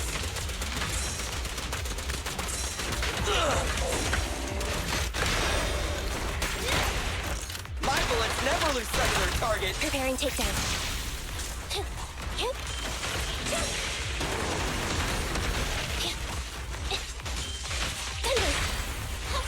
Behave now. Roger. Be gone. This won't hurt. Move over! Time for the real show! It's showtime!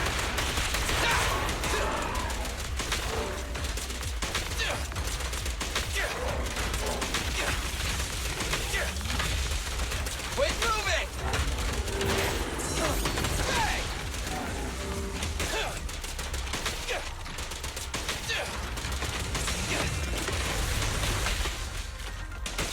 Just leave it to me. They're close. Okay. Copy that. What are you waiting for? To catch a bullet? Meet and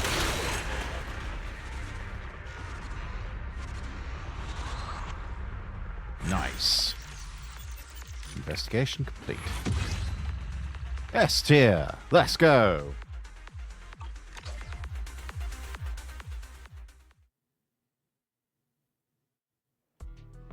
Welcome back to the real world. How was your experience? Not bad. We're pleased to have your endorsement.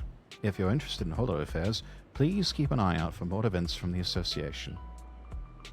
Here are the rewards the club prepared for players who complete the stages. Players really like them, and supposedly they help boost battle performance. And even professional investigators use these records in training. Very professional. I should like to know more. Right, if you're interested in holo investigation, here's an expression of interest form from the association.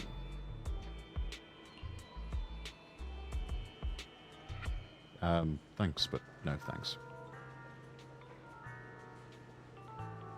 Training records recorded by investigators. Not bad, but just to be safe, I shouldn't express too much interest. Well, wouldn't hurt if I take a peek first, right? ready for combat. Master, please listen to the info regarding enhancing agents. First, enter the agent's level up screen. Current agent's level has reached its maximum. Use the certification item for the corresponding agent's specialty to break through the level limit. Agents can then level up further after the breakthrough. Go ahead, give it a try.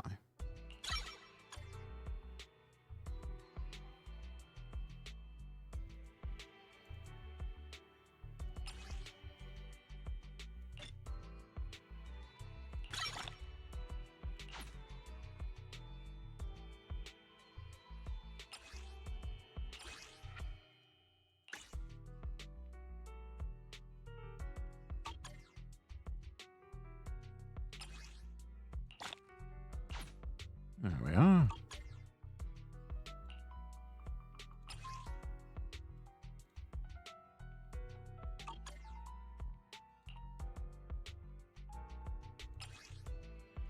See if we can do those insufficient items for everyone. Okay. I have 2 guns, so double the accuracy. Is there something wrong with the rewards? No problem. Jedi, welcome in. Okay, in that case, thank you for your contribution to the association. Please, wait a moment. Congratulations, you're the 1024th player to complete this combat stage, so you'll receive a free VR device for portable home use. Why 1024? Not really sure either. She said it was a whole number? Sorry, I don't have a professional answer for you. I hope you understand. You can experience the thrill of combat as a holo investigator or hone your combat skills from the comfort of your own home with a portable home VR device. But please note, there are no rewards for experiencing combat when at home. If you're looking for the relevant combat rewards, please visit the club and use the on-site equipment. Got it. I'll come back again. Certainly. Thank you so much for supporting the Holo Investigative Association Career Club. We hope to see you again soon. Okay, now that I've tried the HIA's new event and even got something unexpected, I'll be heading home now.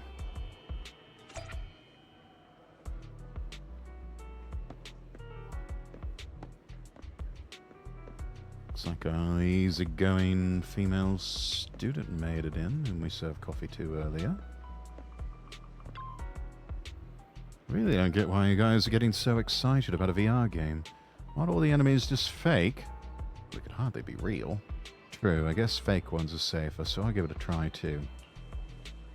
Yeah, just be careful, don't overdo it, darling.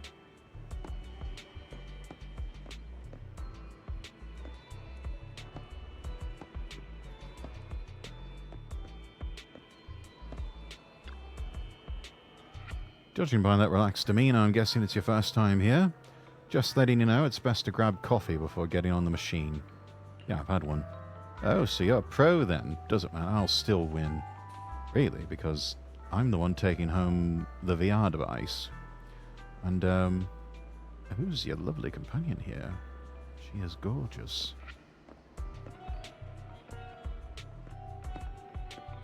Hoyoverse, you've done quite well with the design of a lot of these NPCs. Kind of makes me wish they were not NPCs. Master, I've calculated your frequently visited locations based on frequent activities. You can view all of the coordinates in the travel app. I've also organized these coordinates by region. Isn't that very thoughtful of me? Quite so. The travel app will make your daily travels more convenient. Why not give it a try, Master? Sure.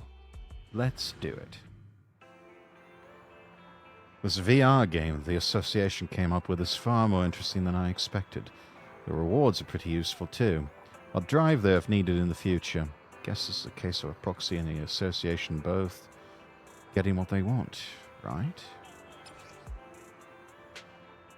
Using the travel system, you can quickly travel to your target location. Progressing to the main story will unlock more navigation points.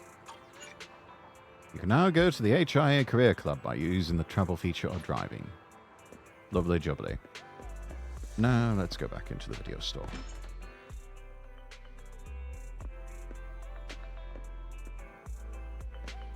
Ask if Belle has any news.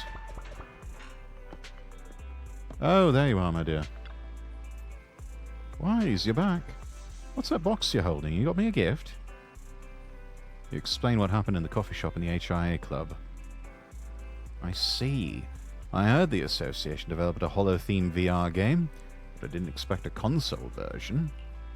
I know it's labeled for testing, but the Association's really going all out to recruit some new blood. Alert. This device is now categorized as a household terminal. The back-end enemy card data has been decrypted. Calculating. Accessing relevant info on HIA VR device. Decryption progress, 12%. Wait a minute, Ferry. When did you get all of that done? Within 5 seconds of the device being connected to the household power source. Please note, there is currently no means to receive Association rewards through the household test machine's training records without triggering the Association's data monitoring alarm. Requesting authorization to attack the Association's data monitoring process and modify the device. Ferry, we are trying to lay low, remember? Understood. Master is willing to accept the HIA's rules and give up on a more convenient way to earn the rewards.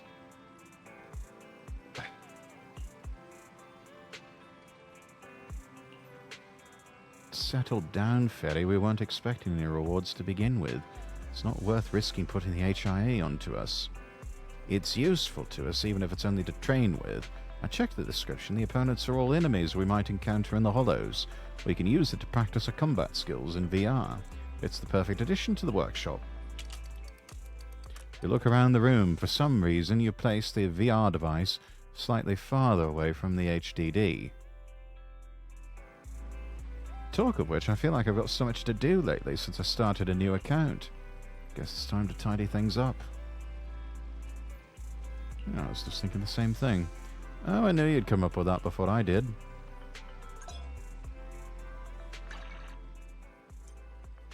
On the left side of the compendium, you can unlock gameplay modes. On the right side, you can select the resources you want to acquire and click Go. Next, let's learn about daily errands. Complete your custom schedule every week to get extra rewards. Here's where you can check today's to-dos. Get these tasks to increase your daily engagement. Meet the engagement requirements to claim corresponding rewards. Okay.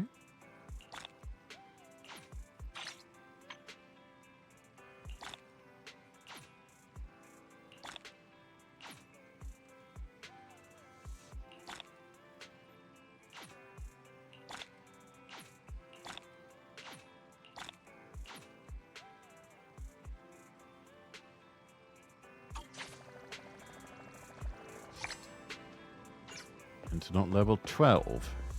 Oh, yes, we need to ask her about Nekomata.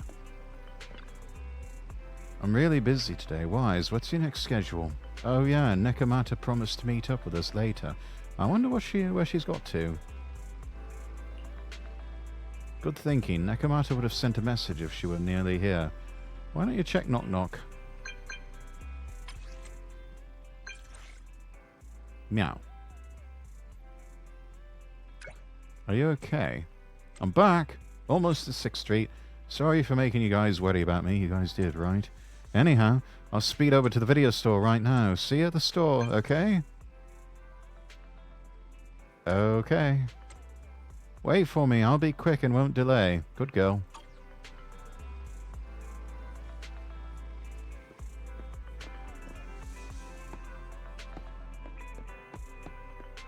Alright, let's meet with Nekomata outside the store. As you open the video store's door, Nekomata bolts inside. I'm back! Sorry it took so long. My carrot would only navigate to the other exit farther away. Skill issue, bruv. Have you tried getting good? Oh, right! I saw on my phone that the demolition was delayed. But then the stupid train got away, so Nicole and the others are still in danger. Oh, what should we do now? We need to figure out a plan of action quickly. Don't worry. I understand how you feel, Nekomata. But first, we need to have a little chat. What's going on? Why the sudden change in tone? The hair on my ears is standing up. Nekomata, this is important, so we want you to be honest. What kind of trouble did you and the Cunning Hares get yourselves into exactly? Didn't the news say the train was transporting explosives? Why would it be carrying a bunch of fake PubSec officers? That's the million-dollar question, isn't it? You reacted so quickly to the enemy. Not like something you'd expect from someone in shock.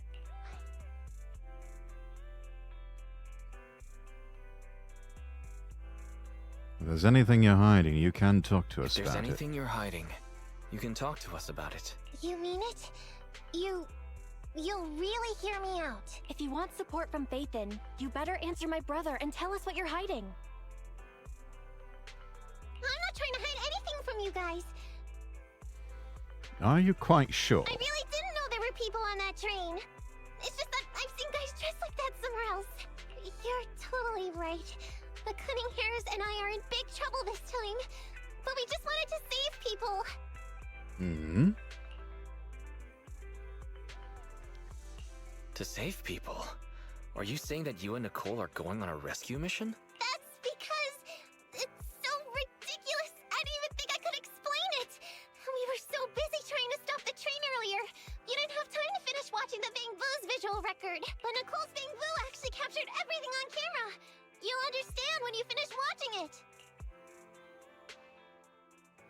The recording from earlier today. Let's ask that AI assistant Ferry or whatever to retrieve it. I won't say much more. Once you've seen the facts, you can make your own call on whether to believe me or not. Wise, have Ferry play the remaining video data. We need to figure out what's going on while we still have some time.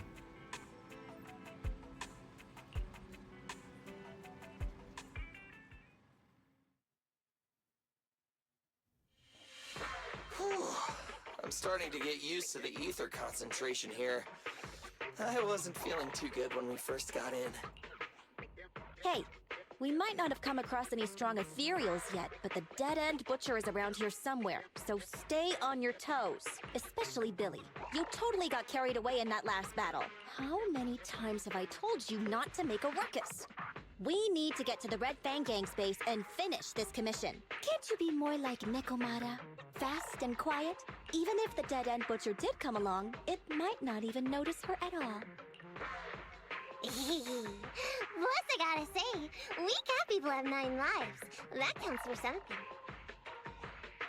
Everyone wait. You see the railroad tracks on the side of the road? It's not just broken off here. A gaping hole has been clawed out. She's right! Looks like the dead-end butcher has been here. We might come across it if we keep going. That's no good. Since there's signs of it here, let's find another way around. Nekomata, will you see if your carrot can suggest another way to the Red Fang Gang's base? Yeah, I can find another route. But the path we're on is the most direct. I know you're anxious to find your family heirloom, but this is no normal mission. Safety first, as they say. Even if that means you ought to take the long way. What's wrong? You sound like someone stepped on your tail. Over there!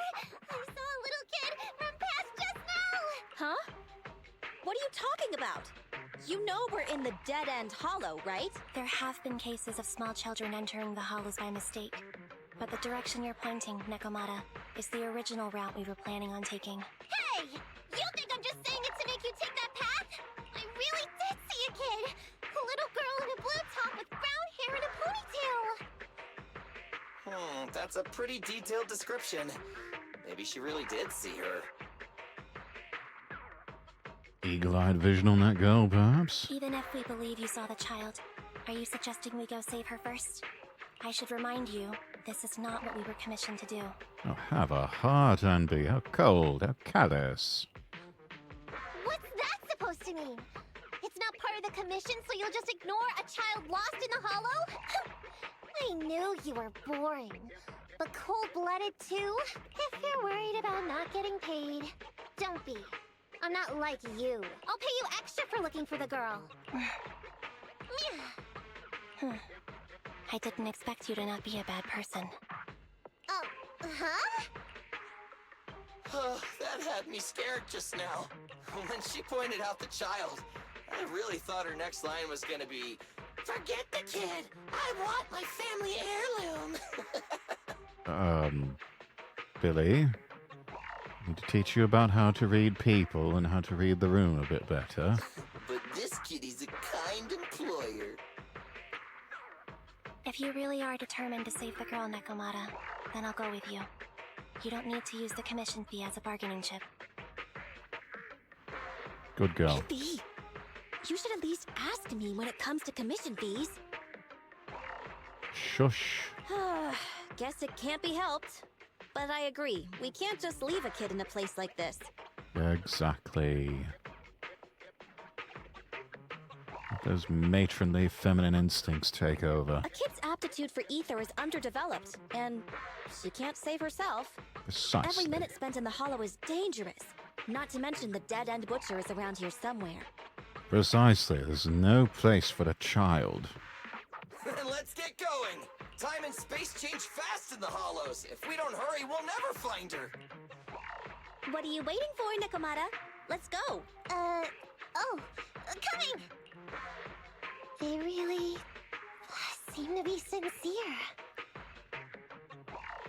Yes, they are.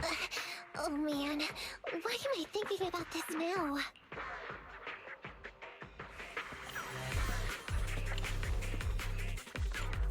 Alright. down to business. There are so many ethereals around. It really worries me. Luckily, I didn't see any signs of them on the way over. Still, hopefully we can find her, and fast.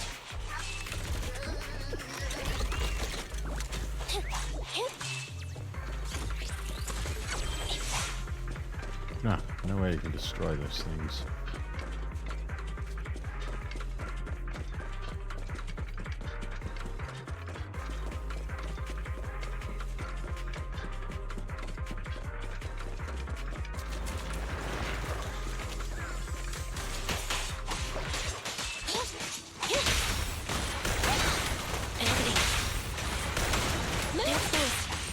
Leave it to Billy.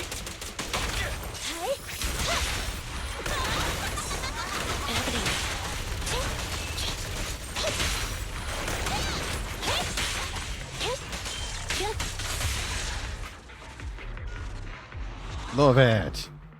Freeze frame on the finisher.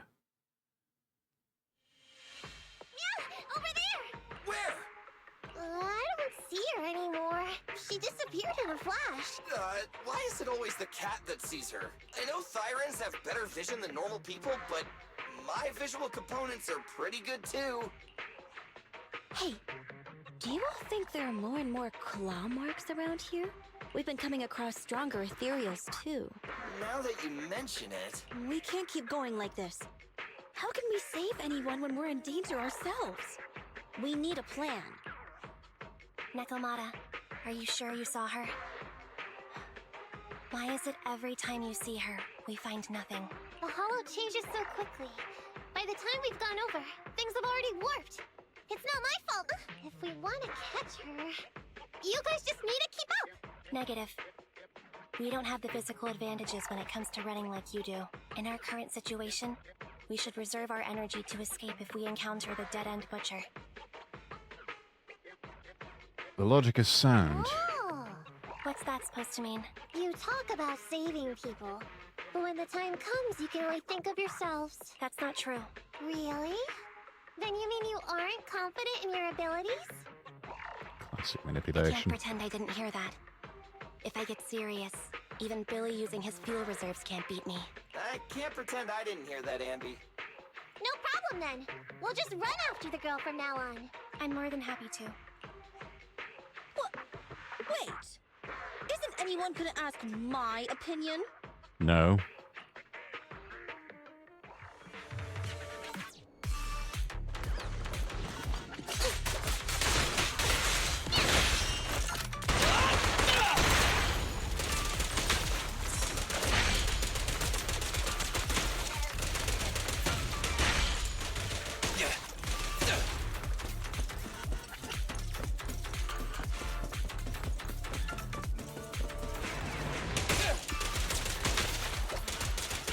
Quit moving!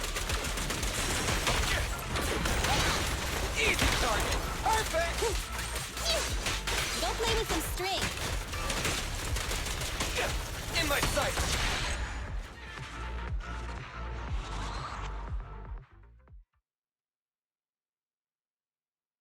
From the looks of it, we're already deep within the dead-end hollow. I pooped. We've been running for so long. You guys have pretty good stamina. Weren't you the one who said the only way to catch up with the kid was to run? Now you're the first to complain. Nonsense! I can still outrun you all! Okay. Everyone just take a break. We'll keep looking in a minute. On second thought, this area is about to be demolished, so the residents should have been evacuated. How did a kid get in? Maybe she got lost when her family was being evacuated. Why the nervous look there, Nekomata? If it's like that movie, only a ghost would appear in such a place. Her sudden appearance was only to lead the rescuers into a deadly trap. There's no such thing as ghosts! And don't do movie promos at a time like this! Don't worry. If a ghost attacks, I'll protect everyone. Really? Can you guys not say stuff like that? Right. I feel better now. Let's get going. Wait a sec! It's a kid! Over there! Don't run! Wait for us! Huh? Wait, that can't be right. There really is a kid in the dead-end hollow. Well, yes, that's what you were just saying. Hurry, faster! We gotta keep moving! The girl's just up ahead!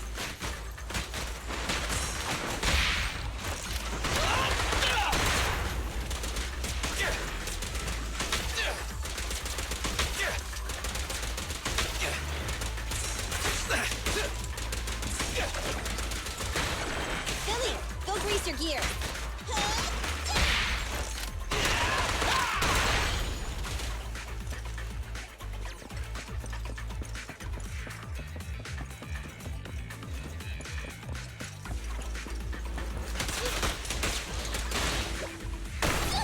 I want a bonus for this.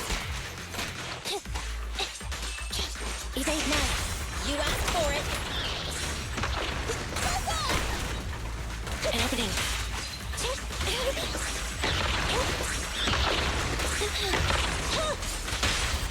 Let's clear him out! The pleasure's all yours. Leave the last one to me!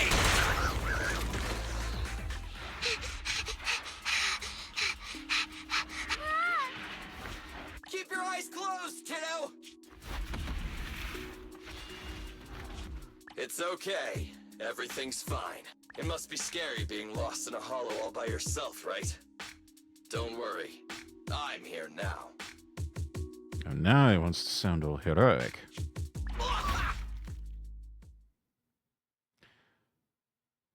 All fun and games till a child punches you in the face. What are you talking about, huh? Also, how does a small child have such a mean right hook? We saved you! Saved me? I saved you! Oh, why are you wandering around that monster's territory? If I hadn't led you here, you'd have walked right into it. Huh? What do you mean? If it weren't for you guys, I might have found the Hollow's exit back to New Eridu by now. I think I can hear something. What's that? What's going on? An ethereal? That's the dead-end butcher? He's a lot bigger than I expected.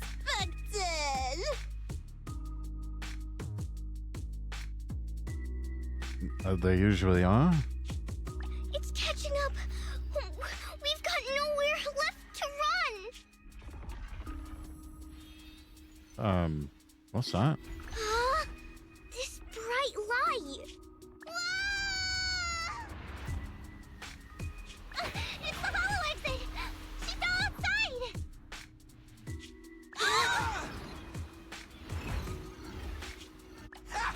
A pretty risky, but cool landing.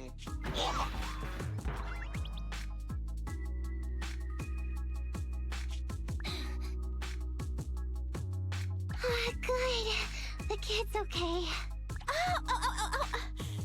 I almost got a concussion.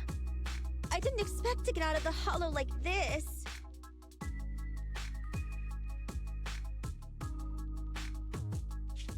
Nicole! Seriously, why is every single commission such a struggle? Bad luck, I guess. Nicole! Nekomata, considering the circumstances, don't you think we deserve a bonus? Nicole! I hear you! I've barely been sitting on you for a minute. Stop complaining. Yeah, come on, Billy. Most people would kill to be in your position. No, it's not that! Look in front of you! Oh. Huh? Oh. A shopping mall. Or what's left of it. And... gosh, it looks like a refugee camp. Isn't this Canvas Street? Then these people are... Wait. This is the blast zone. It was supposed to be cleared. Why are there so many people? I guess the demolition company considered their lives the cost of doing business. After a short while... How many are there? over 100 at least. Me and Anby only did a rough count of whoever was willing to come out and speak to us. There could be even more. I thought that Vision said they cleared everyone out days ago. They say they don't know what's going on. They haven't been able to contact anyone on the outside for a week. I'm guessing Vision has set up jamming devices. Yes, because again, they consider their lives the cost of doing business. Yeah, so what is this?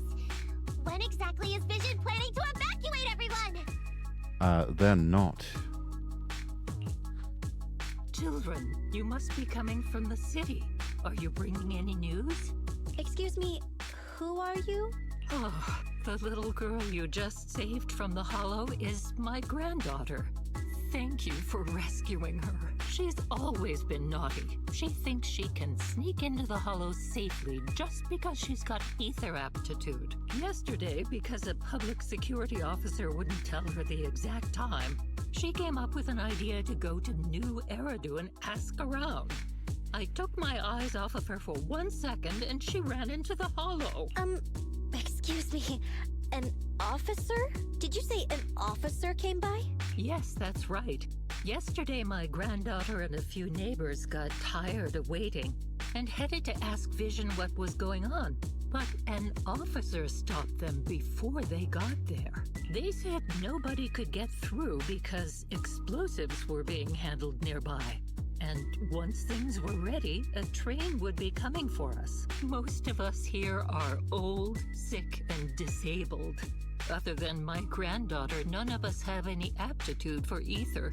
So we can't go anywhere. We were told to wait. So that's all we can do. But it doesn't make sense. How can something as big as a mass evacuation of residents not be scheduled in advance? They just left everyone waiting for notice. They were planning to kill them all.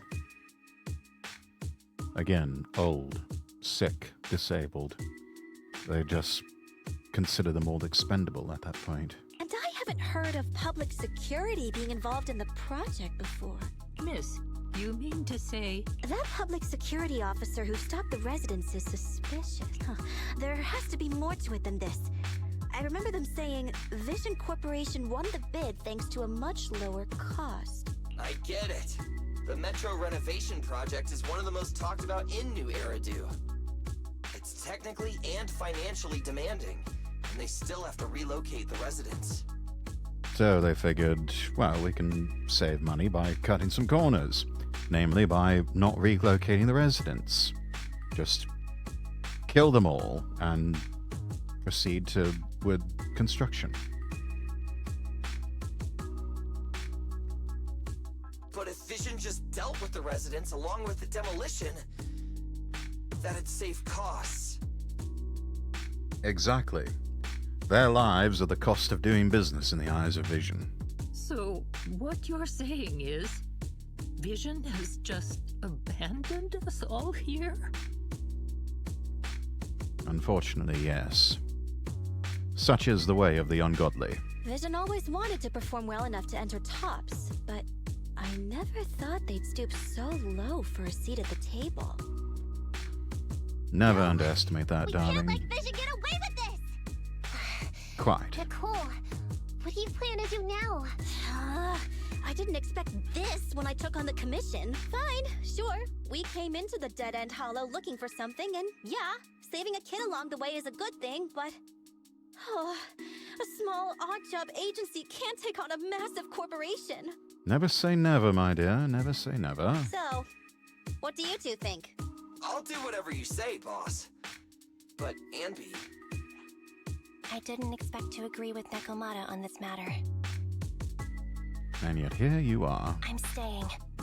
I understand Nicole's thinking, but I can't follow this time. This is my chance. I won't make the same mistake again. Is that so? Going against a corporation? Anby, you really pulled at my heartstrings! They're the Vision Corporation! They may be big enough to join the TOPS Alliance! Just think of the money we could squeeze out of them if we threaten to expose them! Now you're thinking, dear. Now you're thinking. The wealth of the ungodly is laid up for the just. Quickly! Billy, Ambi, go tell each of these gold nuggets, victims, that the Cunning Hares are willing to represent them in their lawsuit for compensation. Don't just stand there. Get everyone to sign the authorization forms. Collect them one by one. And Nekomata, I know you're our client, but I have something for you to do too. Me? You want to save everyone, right? You know the area and you're the most agile. Here, take my bamboo. I want you to take it someplace and get help. And so that brings us back to the present day. Nicole told me they'd stay in the construction area, collecting victim signatures and monitoring Vision's movements. My mission was to find Faithin and get help. After leaving the others, I went back through the dead-end hollow and came straight to your store. Really, I'm not lying! Nicole and everyone else in the blast zone are in grave danger! Please, Faithin, you have to help me save them! Calm down, my pet, calm down. We shall save them, don't worry. Don't you worry your pretty little head. We've got this. We believe you, Nekomata. But as professional proxies, we have to warn you of the risks involved. Right. In saving all the residents, we'll inevitably come to blows with the Vision Corporation. We can take them. Yeah, you don't need to tell me that. I made up my mind ever since I left. All I can think about now is getting everyone out of the blast zone. Okay. If the client has made up her mind, there's nothing more to say. Well then, Right. Let's work on a rescue plan. Take a look at this map. The Cunning Hares and the residents are trapped at the Canvas Street station, which is several kilometers away from the surveillance point where Perlman's located. But to keep the trapped residents in check, he's transported a number of armed mercenaries pretending to be public security by train. False flag of some sort. Speaking of which, the train that we delayed earlier is almost at its destination, so there'll be even more of them to guard the residents.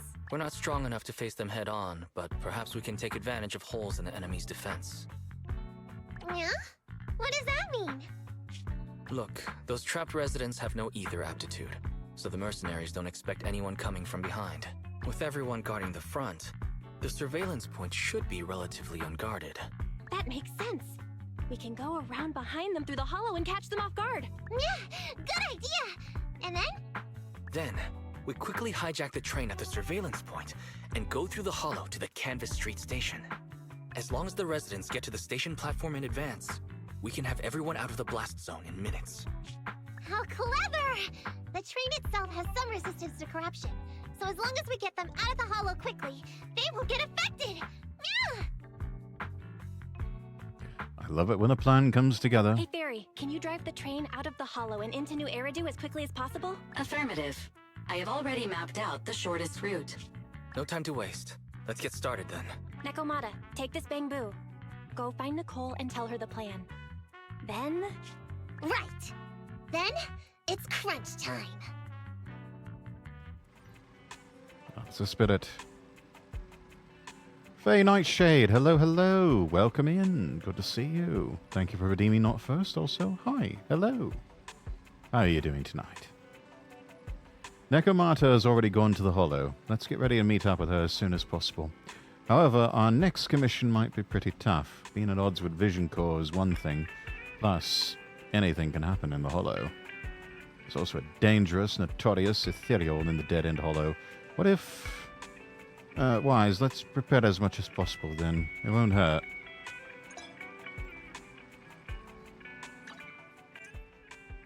Master, you can find location materials through training. Items needed for W engine modification can be found here. Take a look when you need to modify a W engine.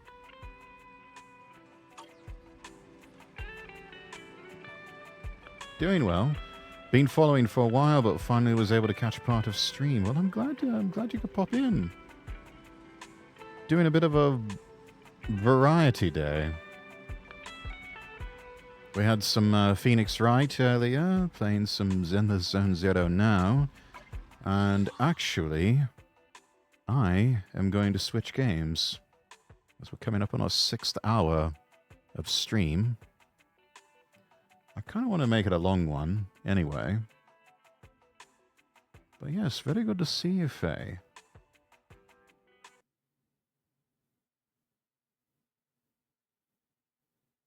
Nice.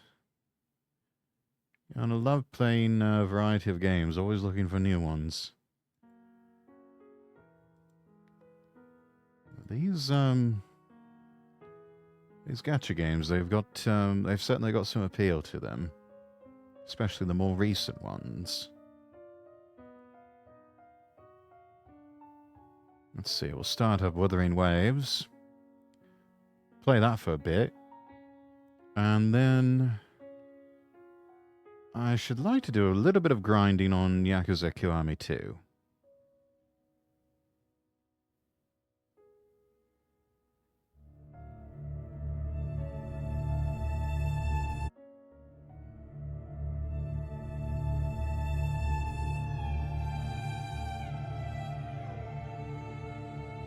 We had to wait while Wuthering Waves was updating, so played Zenless Zone Zero in its stead.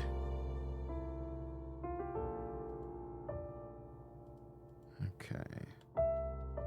Let's see. Wuthering Waves will update Twitch category there.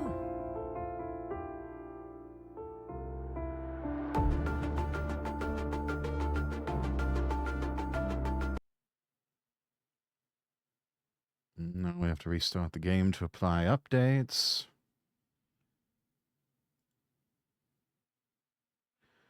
My husband just bought him and me Sunhaven, so I'm going to try that tonight. Been getting into Genshin Impact. Been quite a while since I have played Genshin, and I've heard good things about Sunhaven. Oh, and that also reminds me, Faye, have you picked up a copy of Fields of Mystria? I know they released it not too long ago. It looks like similar play style and everything to Sunhaven and also Stardew Valley. It's not a bad price either. I think it's like $14.99 US.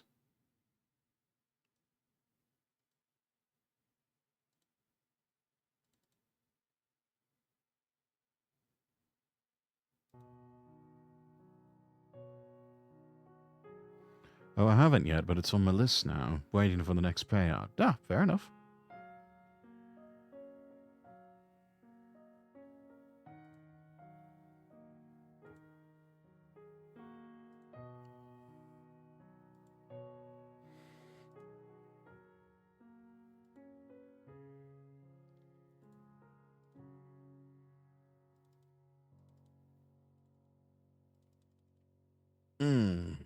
We may have a problem with Wuthering Waves.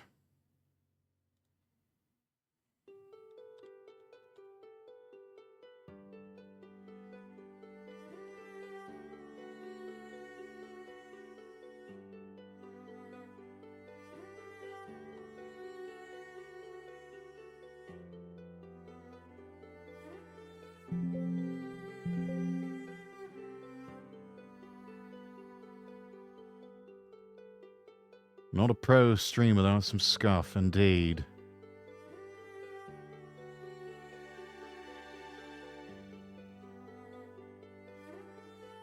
Let's see, where are you?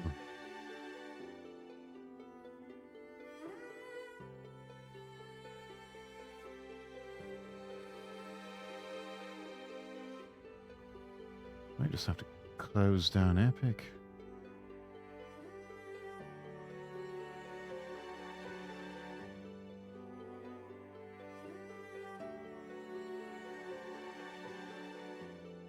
Try this again.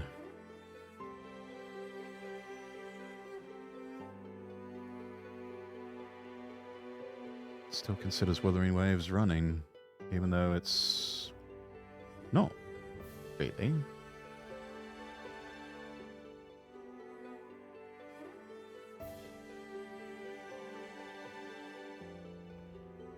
Oh my.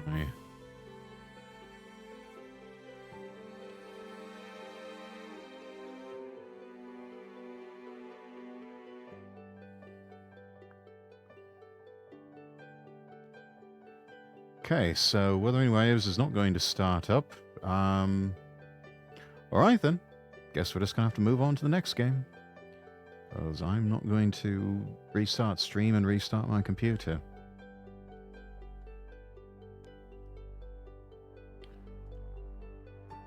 Sorry, Wuthering Waves, you had your chance. You blew it.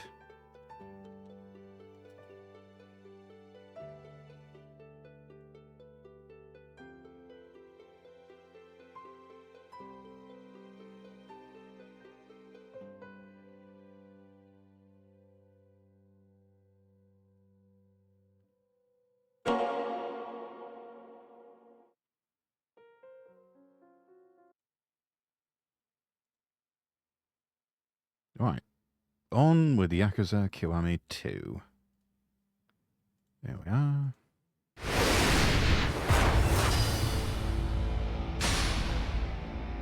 And we will grab the Xbox controller. Continue. And back to our Hostess Club management.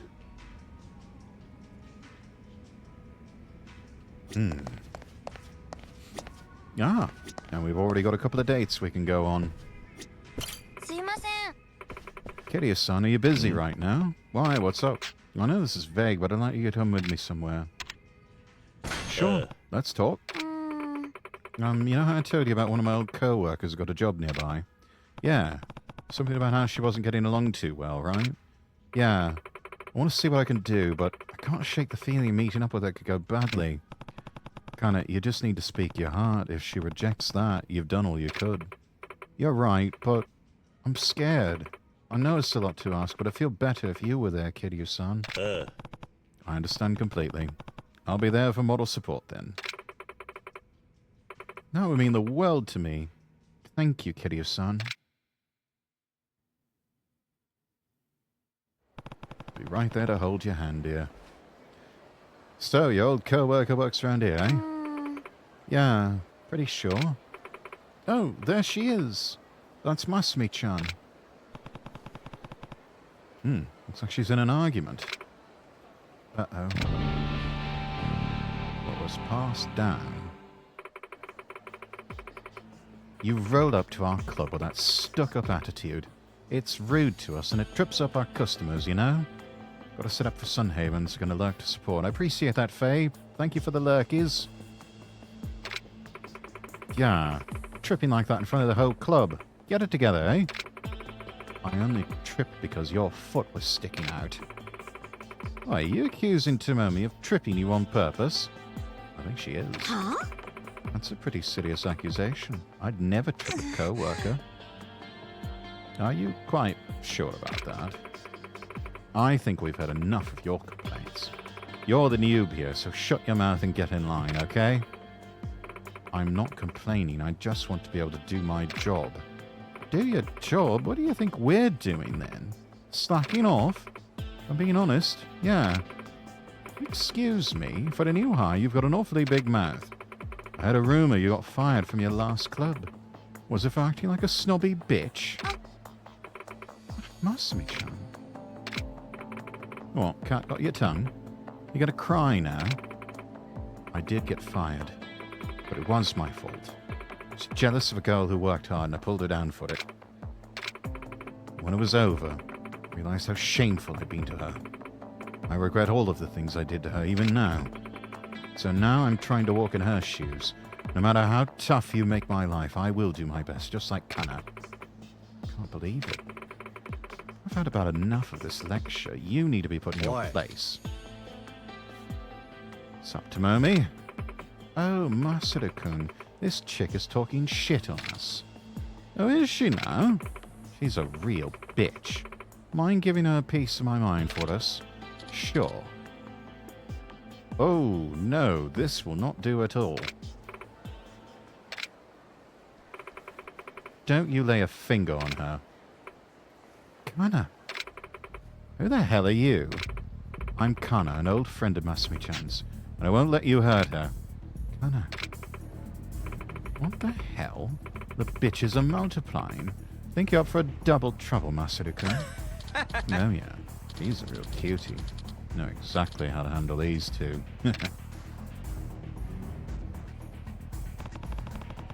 Only a scumbag thinks he can solve a fight between women with his fists. Kiryu-san. Huh? Who the hell are you? A manager. A bodyguard. Doesn't matter. But if you want to hurt them, you're going through me first. Sure. I got 2 prizes waiting for me after I beat you down. Thugs? I think we mean only one thug.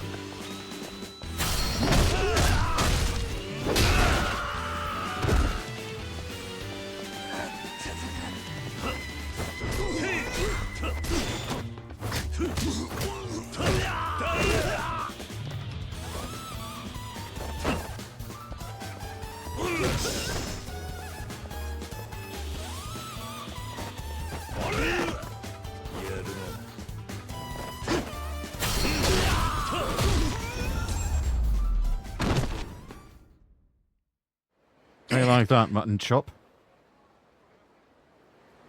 Impossible. You lost, Master Do? No way.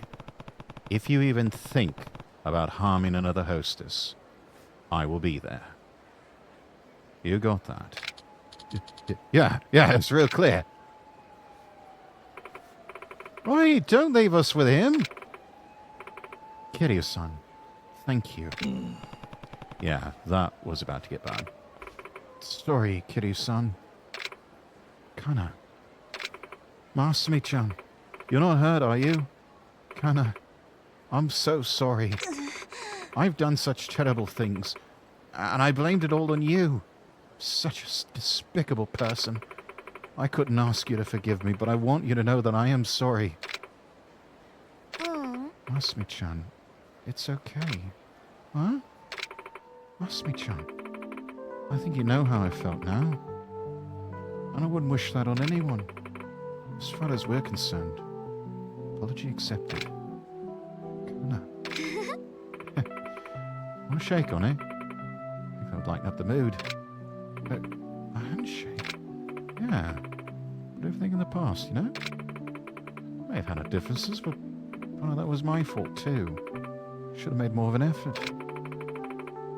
So if we can both admit our faults, I think it's time to shake hands and be friends this time. You're really okay with that, Kana? Of course. You don't still hate me, do you, Masumi-chan? No. How could I? Kana, you're such an incredible person. Thank you, Kana. So, can we really be friends? Of course.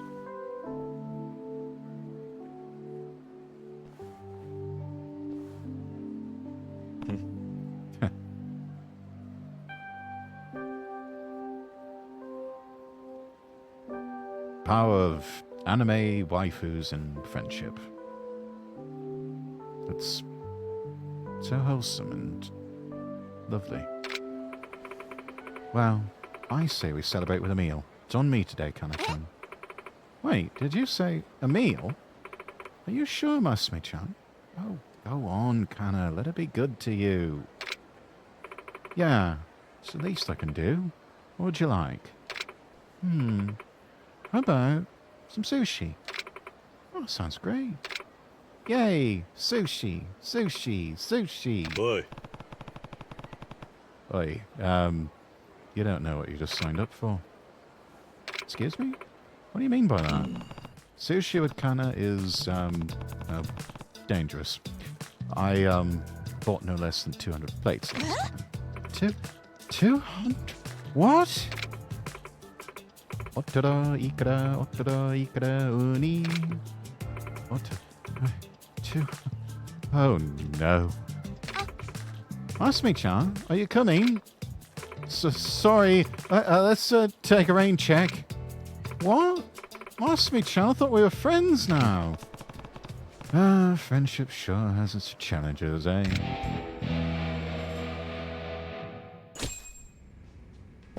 Alright, now let's have a chat with our newest addition here. Hey, Kiryu-san, you free? Why? Something wrong? I just thought you might want to grab a drink with me. Micah's invited me out drinking. Yeah, sure. Grab a pint or something. No place for two. Oh, now we're talking, Kiryu-san.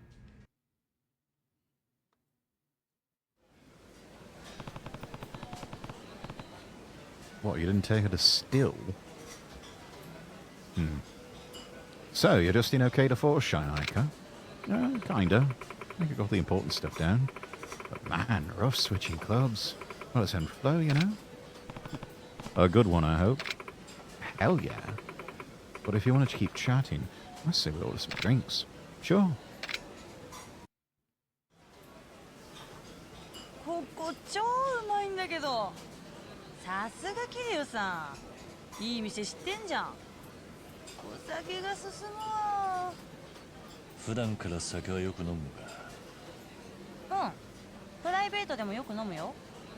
一人飲みよりは誰かと飲むのが多いかな。Well, it's less それ pathetic だけ that 飲 way. む機会が多いってことは、結構酒も強そうだな。まあね。でもそれ言ったら桐生さんも相当強そうじゃね。あ、そうだ。せっかくだし、どっちが先に酔っ払うか勝負しようよ。面白そうじゃん。Keep the drinks flowing then. 今日はとことん付き合うぜ。ガンガン酒持ってこい。マジで？さすが桐生さん、ノリいいね。そういう男気ある人、超好きなんだけど。俺に勝負を挑んだことを Yeah, careful, dear. 後悔させてやるぜ。Fairly certain he can drink you right under the 絶 table. 対負けねえし。桐生さんとは楽しくやっていけそうだな。普段からガンガン飲んでるみたいだが、酔いつぶれたりはしないのか。 Yeah, you ever black out, love? You got a drinking problem? You're a bit of an alcoholic? でも昔は結構酔いつぶれて記憶なくしたりしてたよ。Jesus. 記憶をなくす？ Sure someone didn't spike your drink? 目覚めたら知らない場所にいたり、あと電柱に抱きついてキスしてたこともあったし。電柱に Oh, my. 抱きついて。You have got yourself into some trouble, haven't you?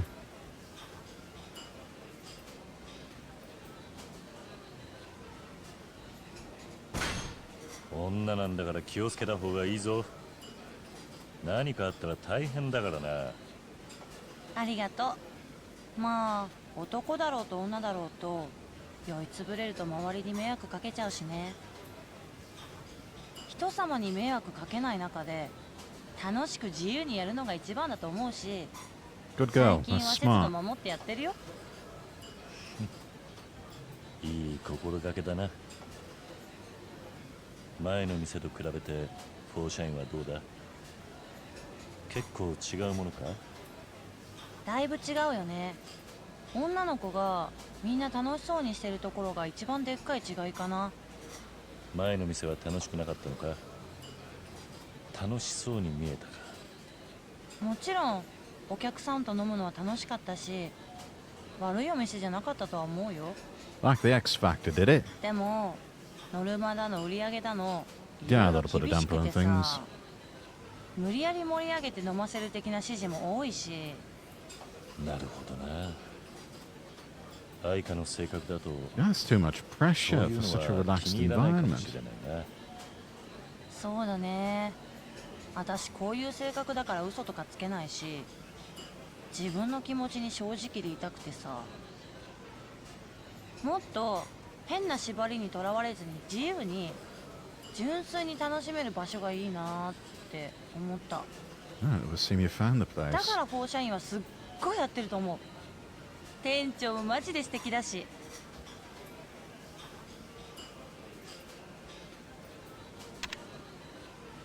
I hope you're with us 気 for a に入っ long てくれ time. てるなら、ずっとうちの店で働いてくれると嬉しいんだ。 If you're happy here, we're happy here. 先のことはわかんないな。そうやって縛られるの嫌だし。私、自分の感情に素直でいたいんだよね。だから辞めたくなったらきっと辞めちゃうと思う。自分の気持ちに嘘ついてまで店に勤めるのは間違ってると思うし、お客さん This に one's も a 失礼 tough だよね。 read. 確かにそうかもしれねえだから桐生さんには私がずっと勤めたくなるようなお店を作り続けてほしいな。そしたら私一生辞めないと思うよ。な。ああ、頑張るとしよう。そういえばなんで愛花はキャバ嬢を始めたんだ？なんでだと思う？ただ酒を飲むたFree booze.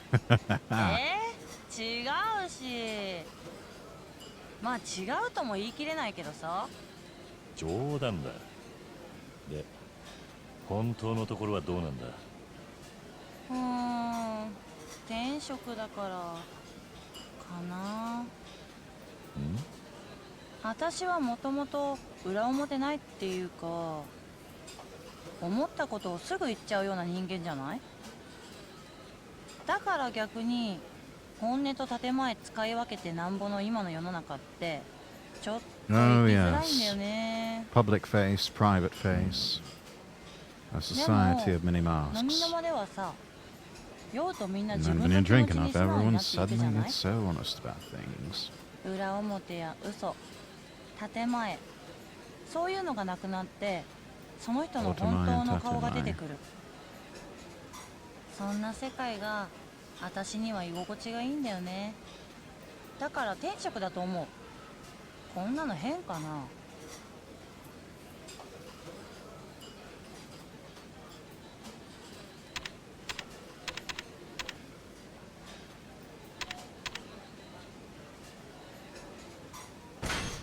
なかなかそんな子はいないから変といえば変かもしれない。だがすごく愛花らしい答えだと思うぜ。ありがとう。私にとってはそれめっちゃいい褒め言葉だよ。私は私らしく超まっすぐに仕事するからよろしくね。 I admire that about people. 俺もそれを受け止められるよう頑張るぜ。There's enough dishonesty in this world as it is. Oh, normal. In other words, we did kind of middly know. Meh.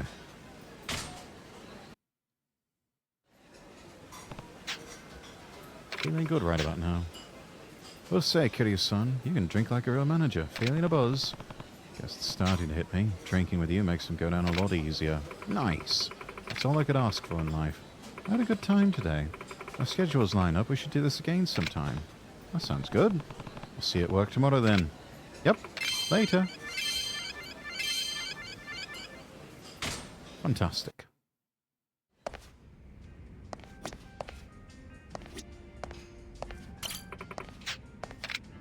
Right, let's open up the club. Maeda taking a break.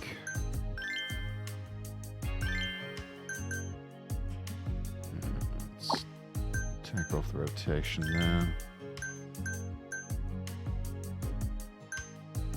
Oh, Kyuki's maxed out. Already.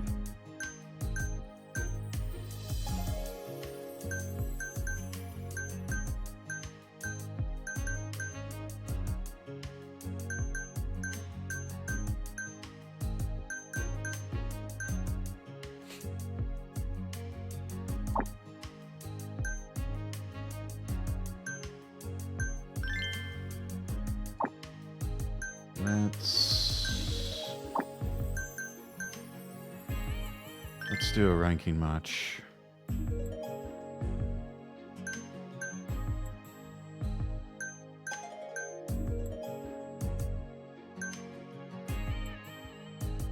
I want to try one more time. いらっしゃいませ。お客 We're 様。 within spitting distance of taking them on. いらっしゃいませ。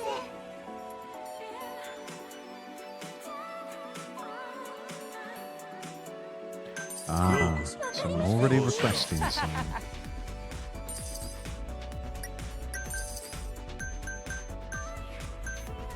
Oh dear.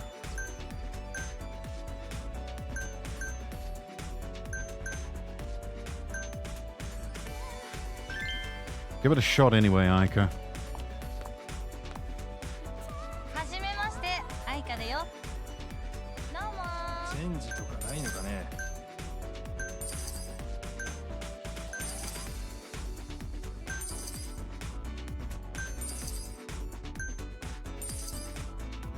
いらっしゃいませ。お客様。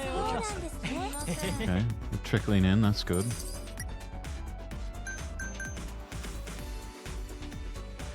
盛り上がりましょう。いいねいいね。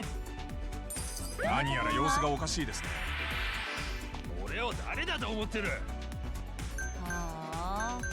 女の子もこう No harassment, please.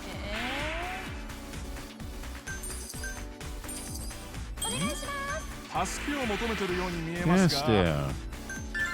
There you 放射員 are. 店長、 Have a さりげ menu. なくフォローします。失礼します。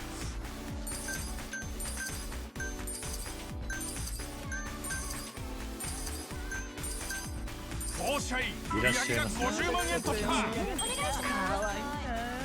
お会計ですね。延長で。ご延長 Yeah, that's ありがとう extended ござい section. ます。 No reason to stop a good time in the middle of things.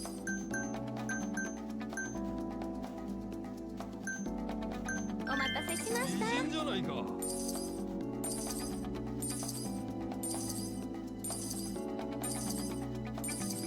願い。お会計ですね。 Give him a gift. Gas mood's improved, and they left. Well, we tried our best. ここで1分が経過しました。ようこそ。放射員。放射員、売上が100万円突破だ。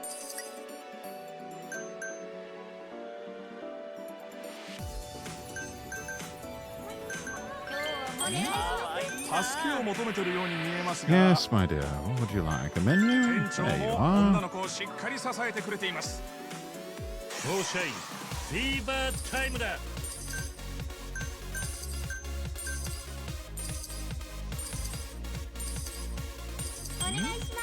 助けを求めてるように見えますが。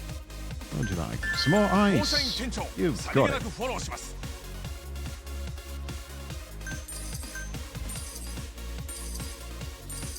ようこそ。放射員。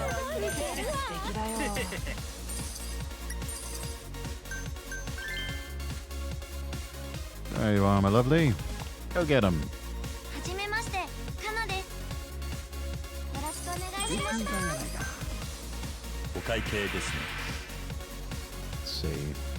An expensive gift.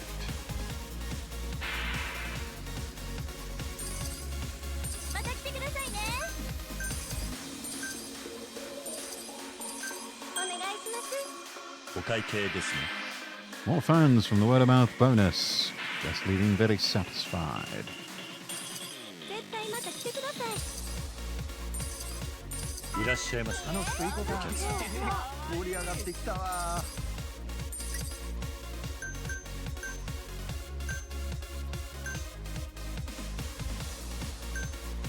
盛り上がりましょう。かわいいやないか。放射員。フィーバータイムだ。 Yeah. 2分経過。 Keep the fever time going. お会計ですね。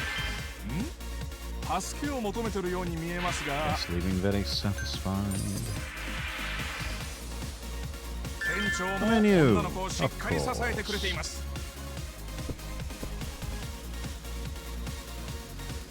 いらっしゃいませ。また来たよ。お客様。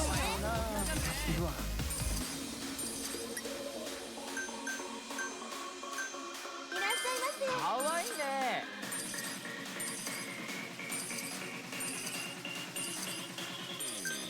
お願いします。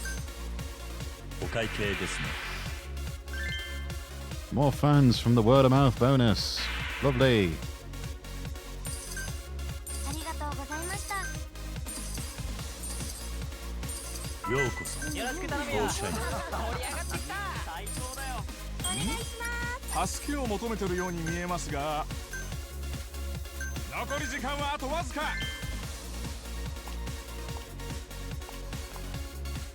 小雪です。よろしくお願いします。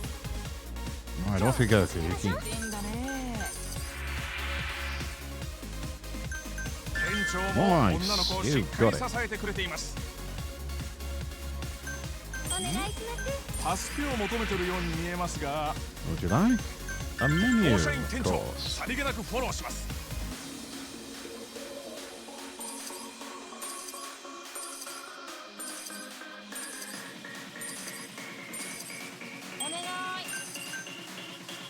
お会計ですね。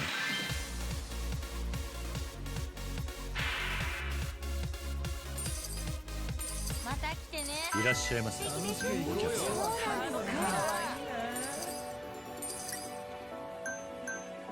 可愛いじゃないか。ショーシャインフィーバータイムだ。お願いします。お会計ですね。There you go. Give him an expensive gift.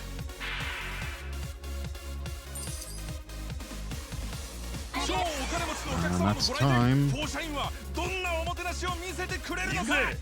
パーティーはこれからだ。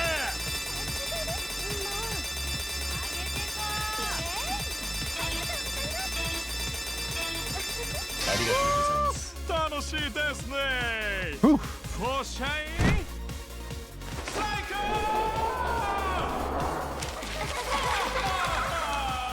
ここでタイムアップだ。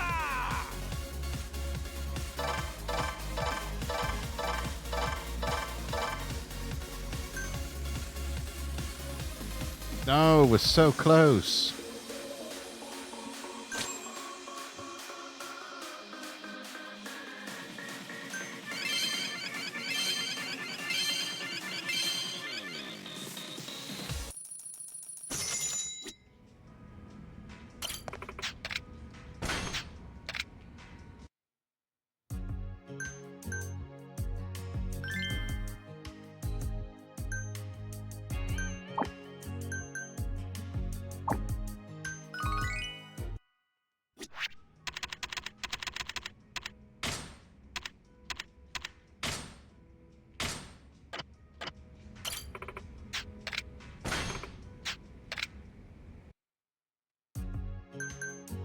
Alright, let's go for a championship.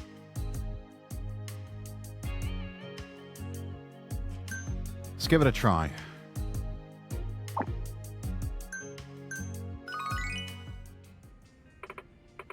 At last, the Executive League Championship. Can't believe we can only have 6 of us out there for this. We'll have to work twice as hard. I know it'll be tough, but I also know you're capable. And as always, I'll support you as best I can. Greetings, Club 4 Shine. Kanzaki. Little birdie told me you were hit with a penalty. Shouldn't you know better?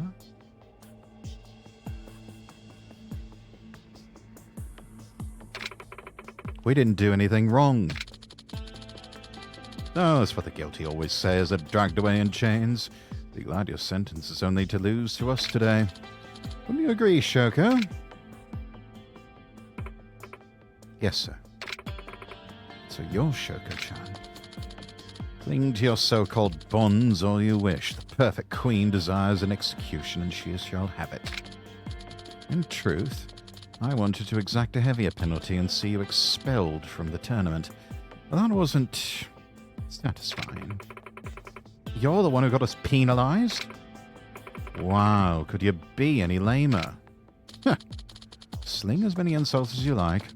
You're just a butterfly caught in a spider's web with no hope of survival. Though I might forgive you if you get down on your knees and beg. You bastard. Yo, Shoko, you cool with this? Mika-chan. Have any pride, girl? You can't call it a win if you stoop to this troll's level, can you? Mika, I'm sorry. Say what? My orders are to beat you definitively. And Kanzaki-san's plan is just a means to that end. Spoken like a real robot. You see, Aika-chan, unlike you, Shoko here has a brain. But enough of this banter. Let's put it into your charade of friendships and dreams. Let's go. You're welcome to try. And now, let the curtain rise on today's dramatic battle. The Cabaret Club Grand Prix Executive League Championship. The defending champion, Kamurocho Divine Queen. And the challenger, Sotenbori 4 Shine. Can they defeat Perfect Queen Shoko despite the penalty leveled against them? Let's get this Cabaret Club battle started. さあ、ついってまいりました。リーグチャンピオンシップ。果たして勝利の女神はどちらに微笑むのか。勝たせてもらいます。負けらんねえな。キャバクラグランプリナンバーワンを選ぼうの。ついに頂上決戦。勝つのはどちらか。 Alright, off to a good start here.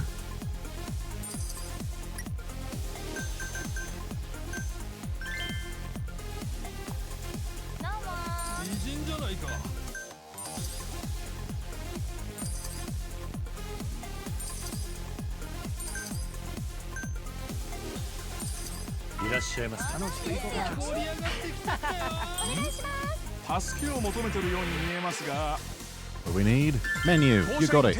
さりげなくフォローします。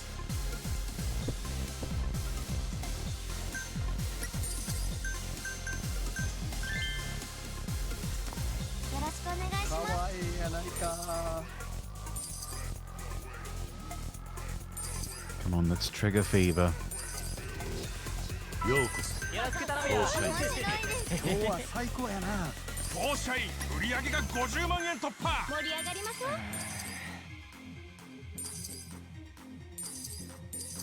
お願いします。お会計ですね。延長で。ご延長。 Session extended, that's good.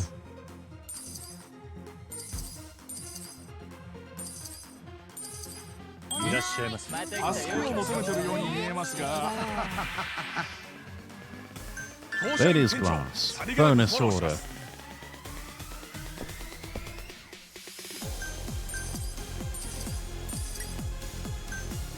お待ちしてます。フォーシャイフィーバータイムだ。 Okay. 1分経過。ここからどう動いてくる Always の feel か。 much better when we've activated fever time. ようこそ。フォーシャイ。 Let's see. いらっしゃいませ。いいねいいね。 You're it.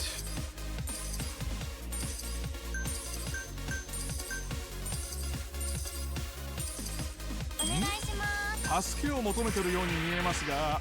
What do we need? A menu. You got さ it. りげなくフォローします。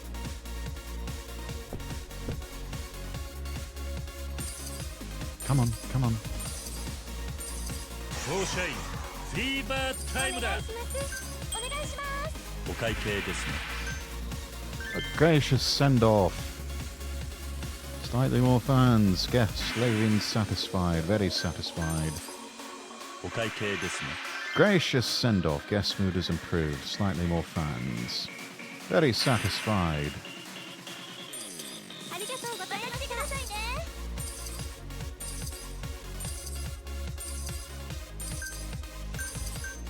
いらっしゃいませ。また来ちゃったよ。お会計ですね。 Would you like to extend your session, sir? ご延長 Hey. ありがとうございます。 Let's do it.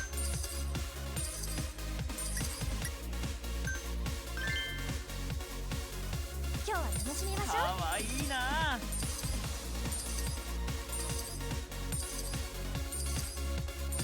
お願いします。助けを求めてるように見えますが。 Ladies 店長 glass. も女の子をしっかり支えてくれています。ようこそ。フォーシャイ盛り上がってきたわ。お会計ですね。 Gracious send-off. Guest mood has improved. More fans. Very satisfied. 2分経過。最後まで油断はできないぞ。どうもです。体育だよ君。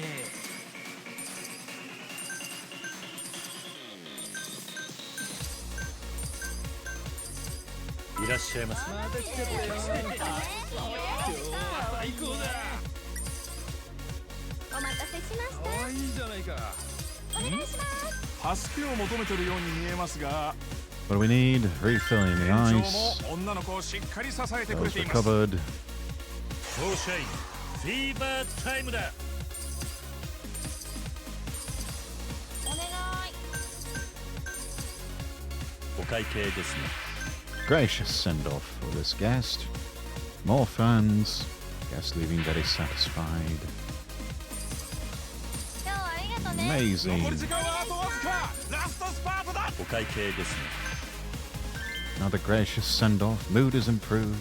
More fans from word of mouth. Very satisfied. Everything looking good. Okay. Yes. Keep going, keep going, keep going.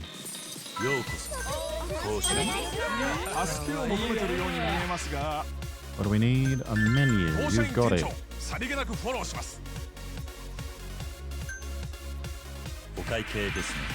Gracious send-off. All right.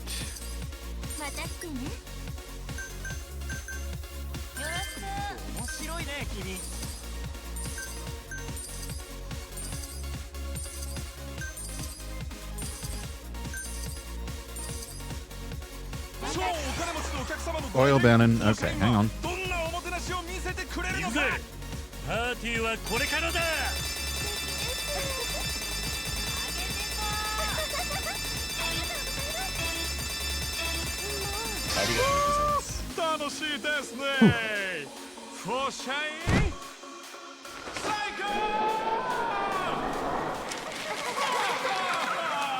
All right, we made it. Woo!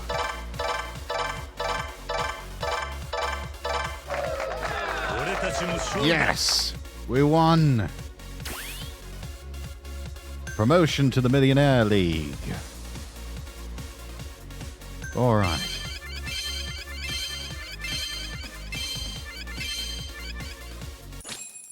Phew. And the winner is...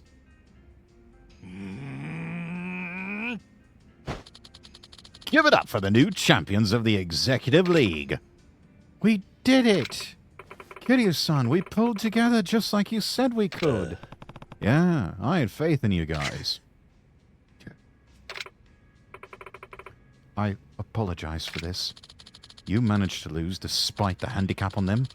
It seems I overestimated your capabilities to no small extent.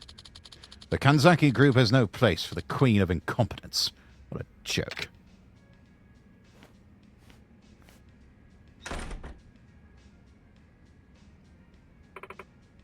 Shoko. I lost, Aika. Yeah, but... were you going easy on us? What do you mean? You may be able to fool Kanzaki, but I know the real Shoko has better moves than that junk you were throwing out. I wouldn't say I went easy on you. It's just kind of lost out there. Lost? Yeah. Guess it caught up with me. Burying my emotions, killing my real self. Playing the perfect queen. Shoko-chan, why on earth would you hide who you really are? Despite what you've heard, there was a time when I was more natural. I let my emotions show. When I got into this job, I wanted to show customers a real human, not just another hostess. But I was naive. Got a drunk customer at my table, and then he got violent. It's terrible. From then on, I was scared to show my real self, so I kept my emotions hidden, put on a fake smile. I perfected my service skills, ensuring I never made so much as a single mistake, all to avoid trouble with customers. That's how I earned the title of Perfect Queen, and my popularity only shot up from there. But I couldn't keep it up. I even talked to Kanzaki-san about it, but he said my only asset was the allure of a queen. He told me to kill my real self if it bothered me that much, and to show up to work as only the queen. And you did it. But wasn't that really asking the impossible? Of course I struggled with it. That's what the customers wanted too, and is it not my job to make them happy? So I thought I'd made the right decision. Until I saw Foreshine. Us? You guys seem to really enjoy your work. Even Kana-chan and Aika are thriving here, and to be honest, it made me jealous to see you two. Meanwhile, here I was agreeing to a plan that trapped you all while protecting the championship with my fake self. I can't help but feel empty, I guess. Shoko, I really did want to have a fair match. And I'm sure the doubt I was feeling is what threw off my focus. Kanzaki-san's right. I'm a joke of a queen. Got even keep my composure long enough to do my job. Yeah. Not true at all. Isn't that how it's supposed to be? Huh? You smile when you're happy. You get angry when things go awry. You cry when you're sad. That's real life. There's nothing wrong with playing a part. Not at the cost of your true self. So you lost your composure. That's the real you, right? And I bet you have more charm that way than under a mask. Kiryu-san, nobody's ever said anything like that to me. Hey, I think that frown just got turned upside down. Look at you go, Shoko. Turns out there is a human under those circuits. Hey, no teasing, please. Naiko's right, you know. That smile we just saw was 10 times brighter than any queen's. Thank you.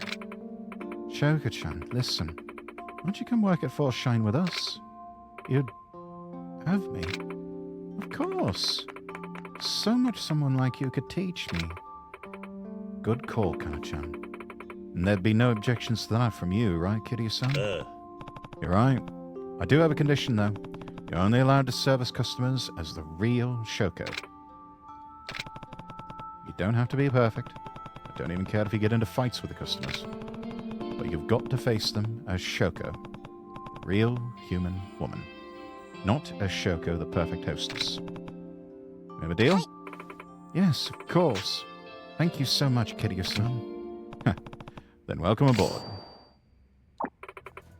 Oh yeah. I say this calls for a party. Good idea. I'm sure Kiryu-san won't mind paying. Yeah. Thanks for covering this one, Kiryu-san. Yeah. Oi. Do I get a say in this? Of course you do. All I have to say is, yeah.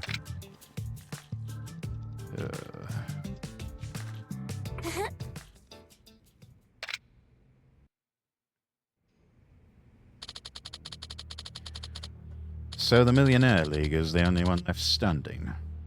Seems you're finally cornered, Kanzaki-kun. I apologize. No need for that. As long as the Grand Prix stays exciting enough to bring in audiences, I couldn't care less. Awfully glib. If I go, so does your under-the-table cut. How do you feel about living within your means? Well, since you put it that way, I suppose you're right. Unfortunately for Force Shine, they'll have to lose. I didn't want to resort to such drastic measures, but as you said, we share a common fate. Right. I'll leave that to you. And on my side, I'm going to turn up the pressure. Oh, sounds delicious. I look forward to seeing that.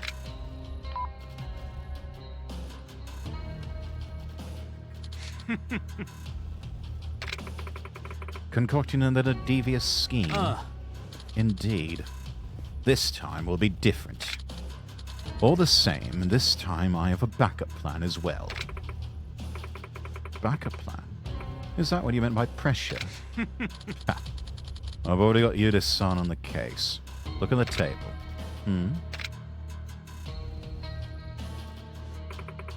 That's Kiyuki-chan. What are you planning? Oh, Kirado. Just wait till you see it. Force Shine, you've gone far enough.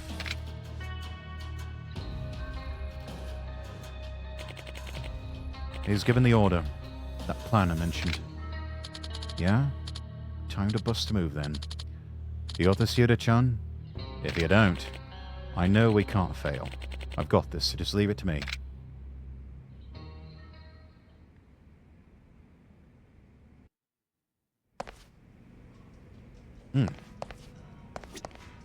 All this cloak and dagger business. For a simple competition between hostess clubs. Yo, Kiryu-san, you free for a few? Something wrong? No, you sourpuss. Just want to go get some drinks. I think I can spare some time for a few drinks. Time well spent then. Let's roll.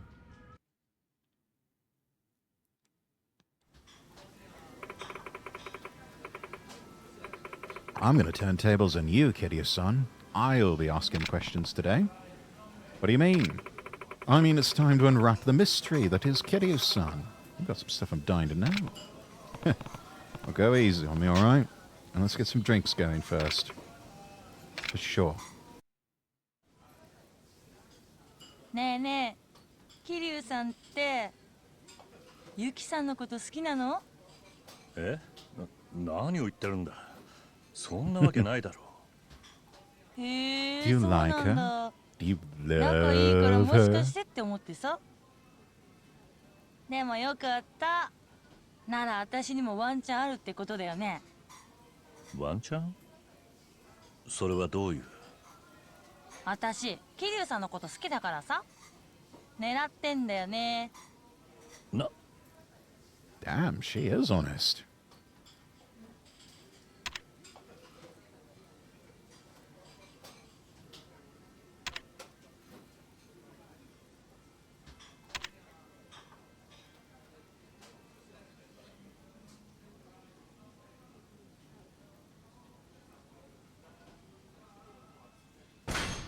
俺に惚れるとやけどするぜ」。ノリノリじゃん、桐生さん。マジで惚れそう。なんだ。 Damn, can't believe that worked. 冗談だったのか。好きだし狙ってるのはマジだけどね。ただ真剣交際とかになるともうちょい先かな。 Yeah, like 10 years その down 気 the になった line. ら告白かなんかするからそこんとこよろしく。 Propose? 楽しみにしていよう。でもさ、正直今すぐに恋人が欲しいってわけでもないんだよ I ね。 knew it. You're a lesbian, aren't you? そうなのか。 Not that there's anything wrong with that. 私こう見えて不器用だから恋愛も仕事も両立させるのってマジ無理だと思う。今は仕事の方が楽しいし大事だと思ってるから恋愛はしばらくお預けでもいいんじゃねって思う。 Don't focus on your career so long that your prospects for marriage and children dry up, dear.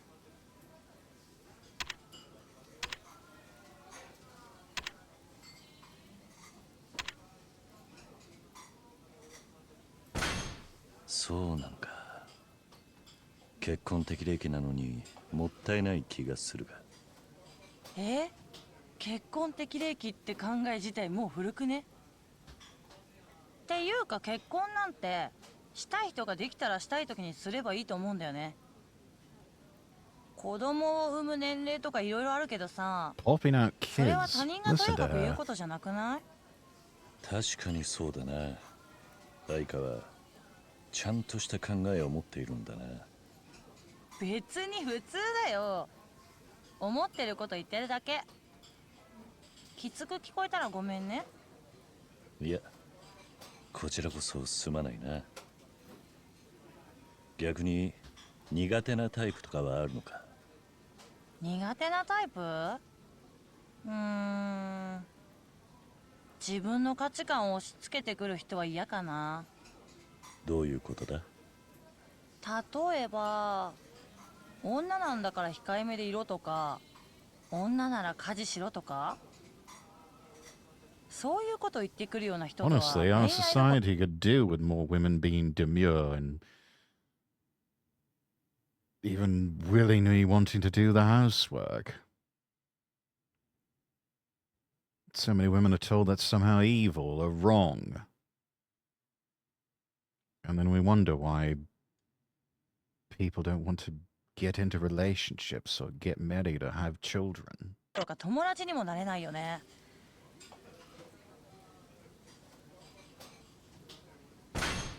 愛花は愛花だからな。女だからどうとか型にはめるのは良くないな。そうだよね。控えめな男がいても控えめじゃない女がいてもよくない？自分の理想にはめ込む人じゃなくて、そのままの私を受け入れてくれる人がいいな。大丈夫だ。そういう人間はこの世界にもたくさんいるさ。そうだね。桐生さんもその一人っしょ？ああ、そうなりたいと思ってるぜ。よかった。Ah, good. ねえ桐生さん、ギャルって好き？え？ギャル？いきなり何を言い出すんだ？いやー、私っていわゆる黒ギャルじゃん。好きな人と嫌いな人でかなり分かれんだよね。桐生さんはどっちなのかなーって思ってさ。そうだな。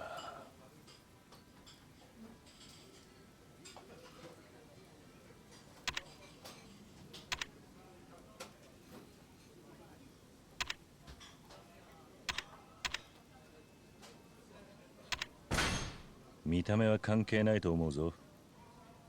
人間中身が大事だからな。マジで？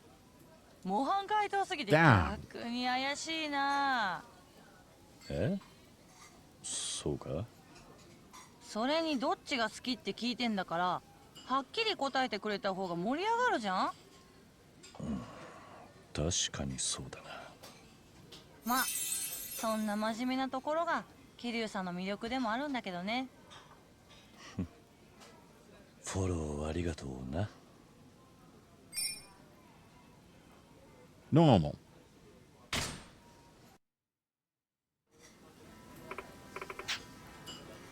Man, I've got a good buzz going. Really? Couldn't even tell. No? I'm halfway to wasted. Today sure was fun, though. I hope we get a chance to do this again. Sounds good. See you at work tomorrow, then. Yep, later.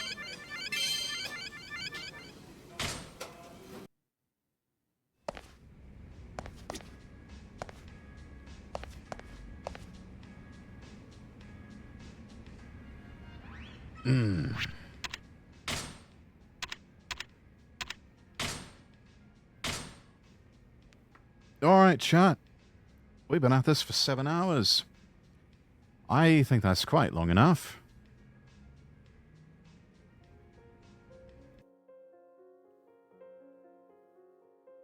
Let's find someone to raid. Those of you who stuck with me for the long stream, thank you so much for that.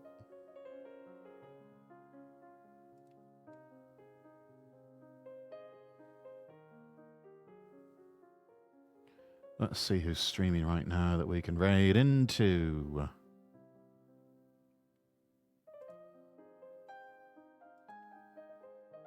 Who do we got? Who do we got? Who do we got?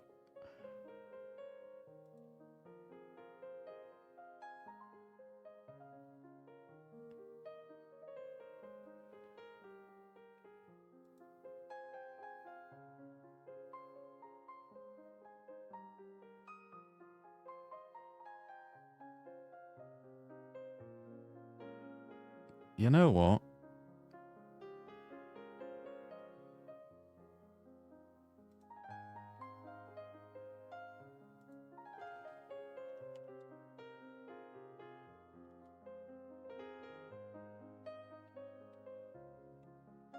I can't believe I haven't been...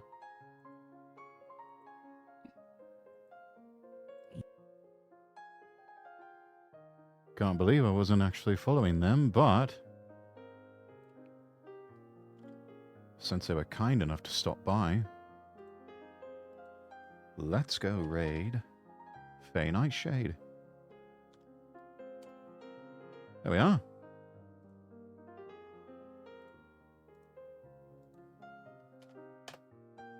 There's a copy pasta for everyone.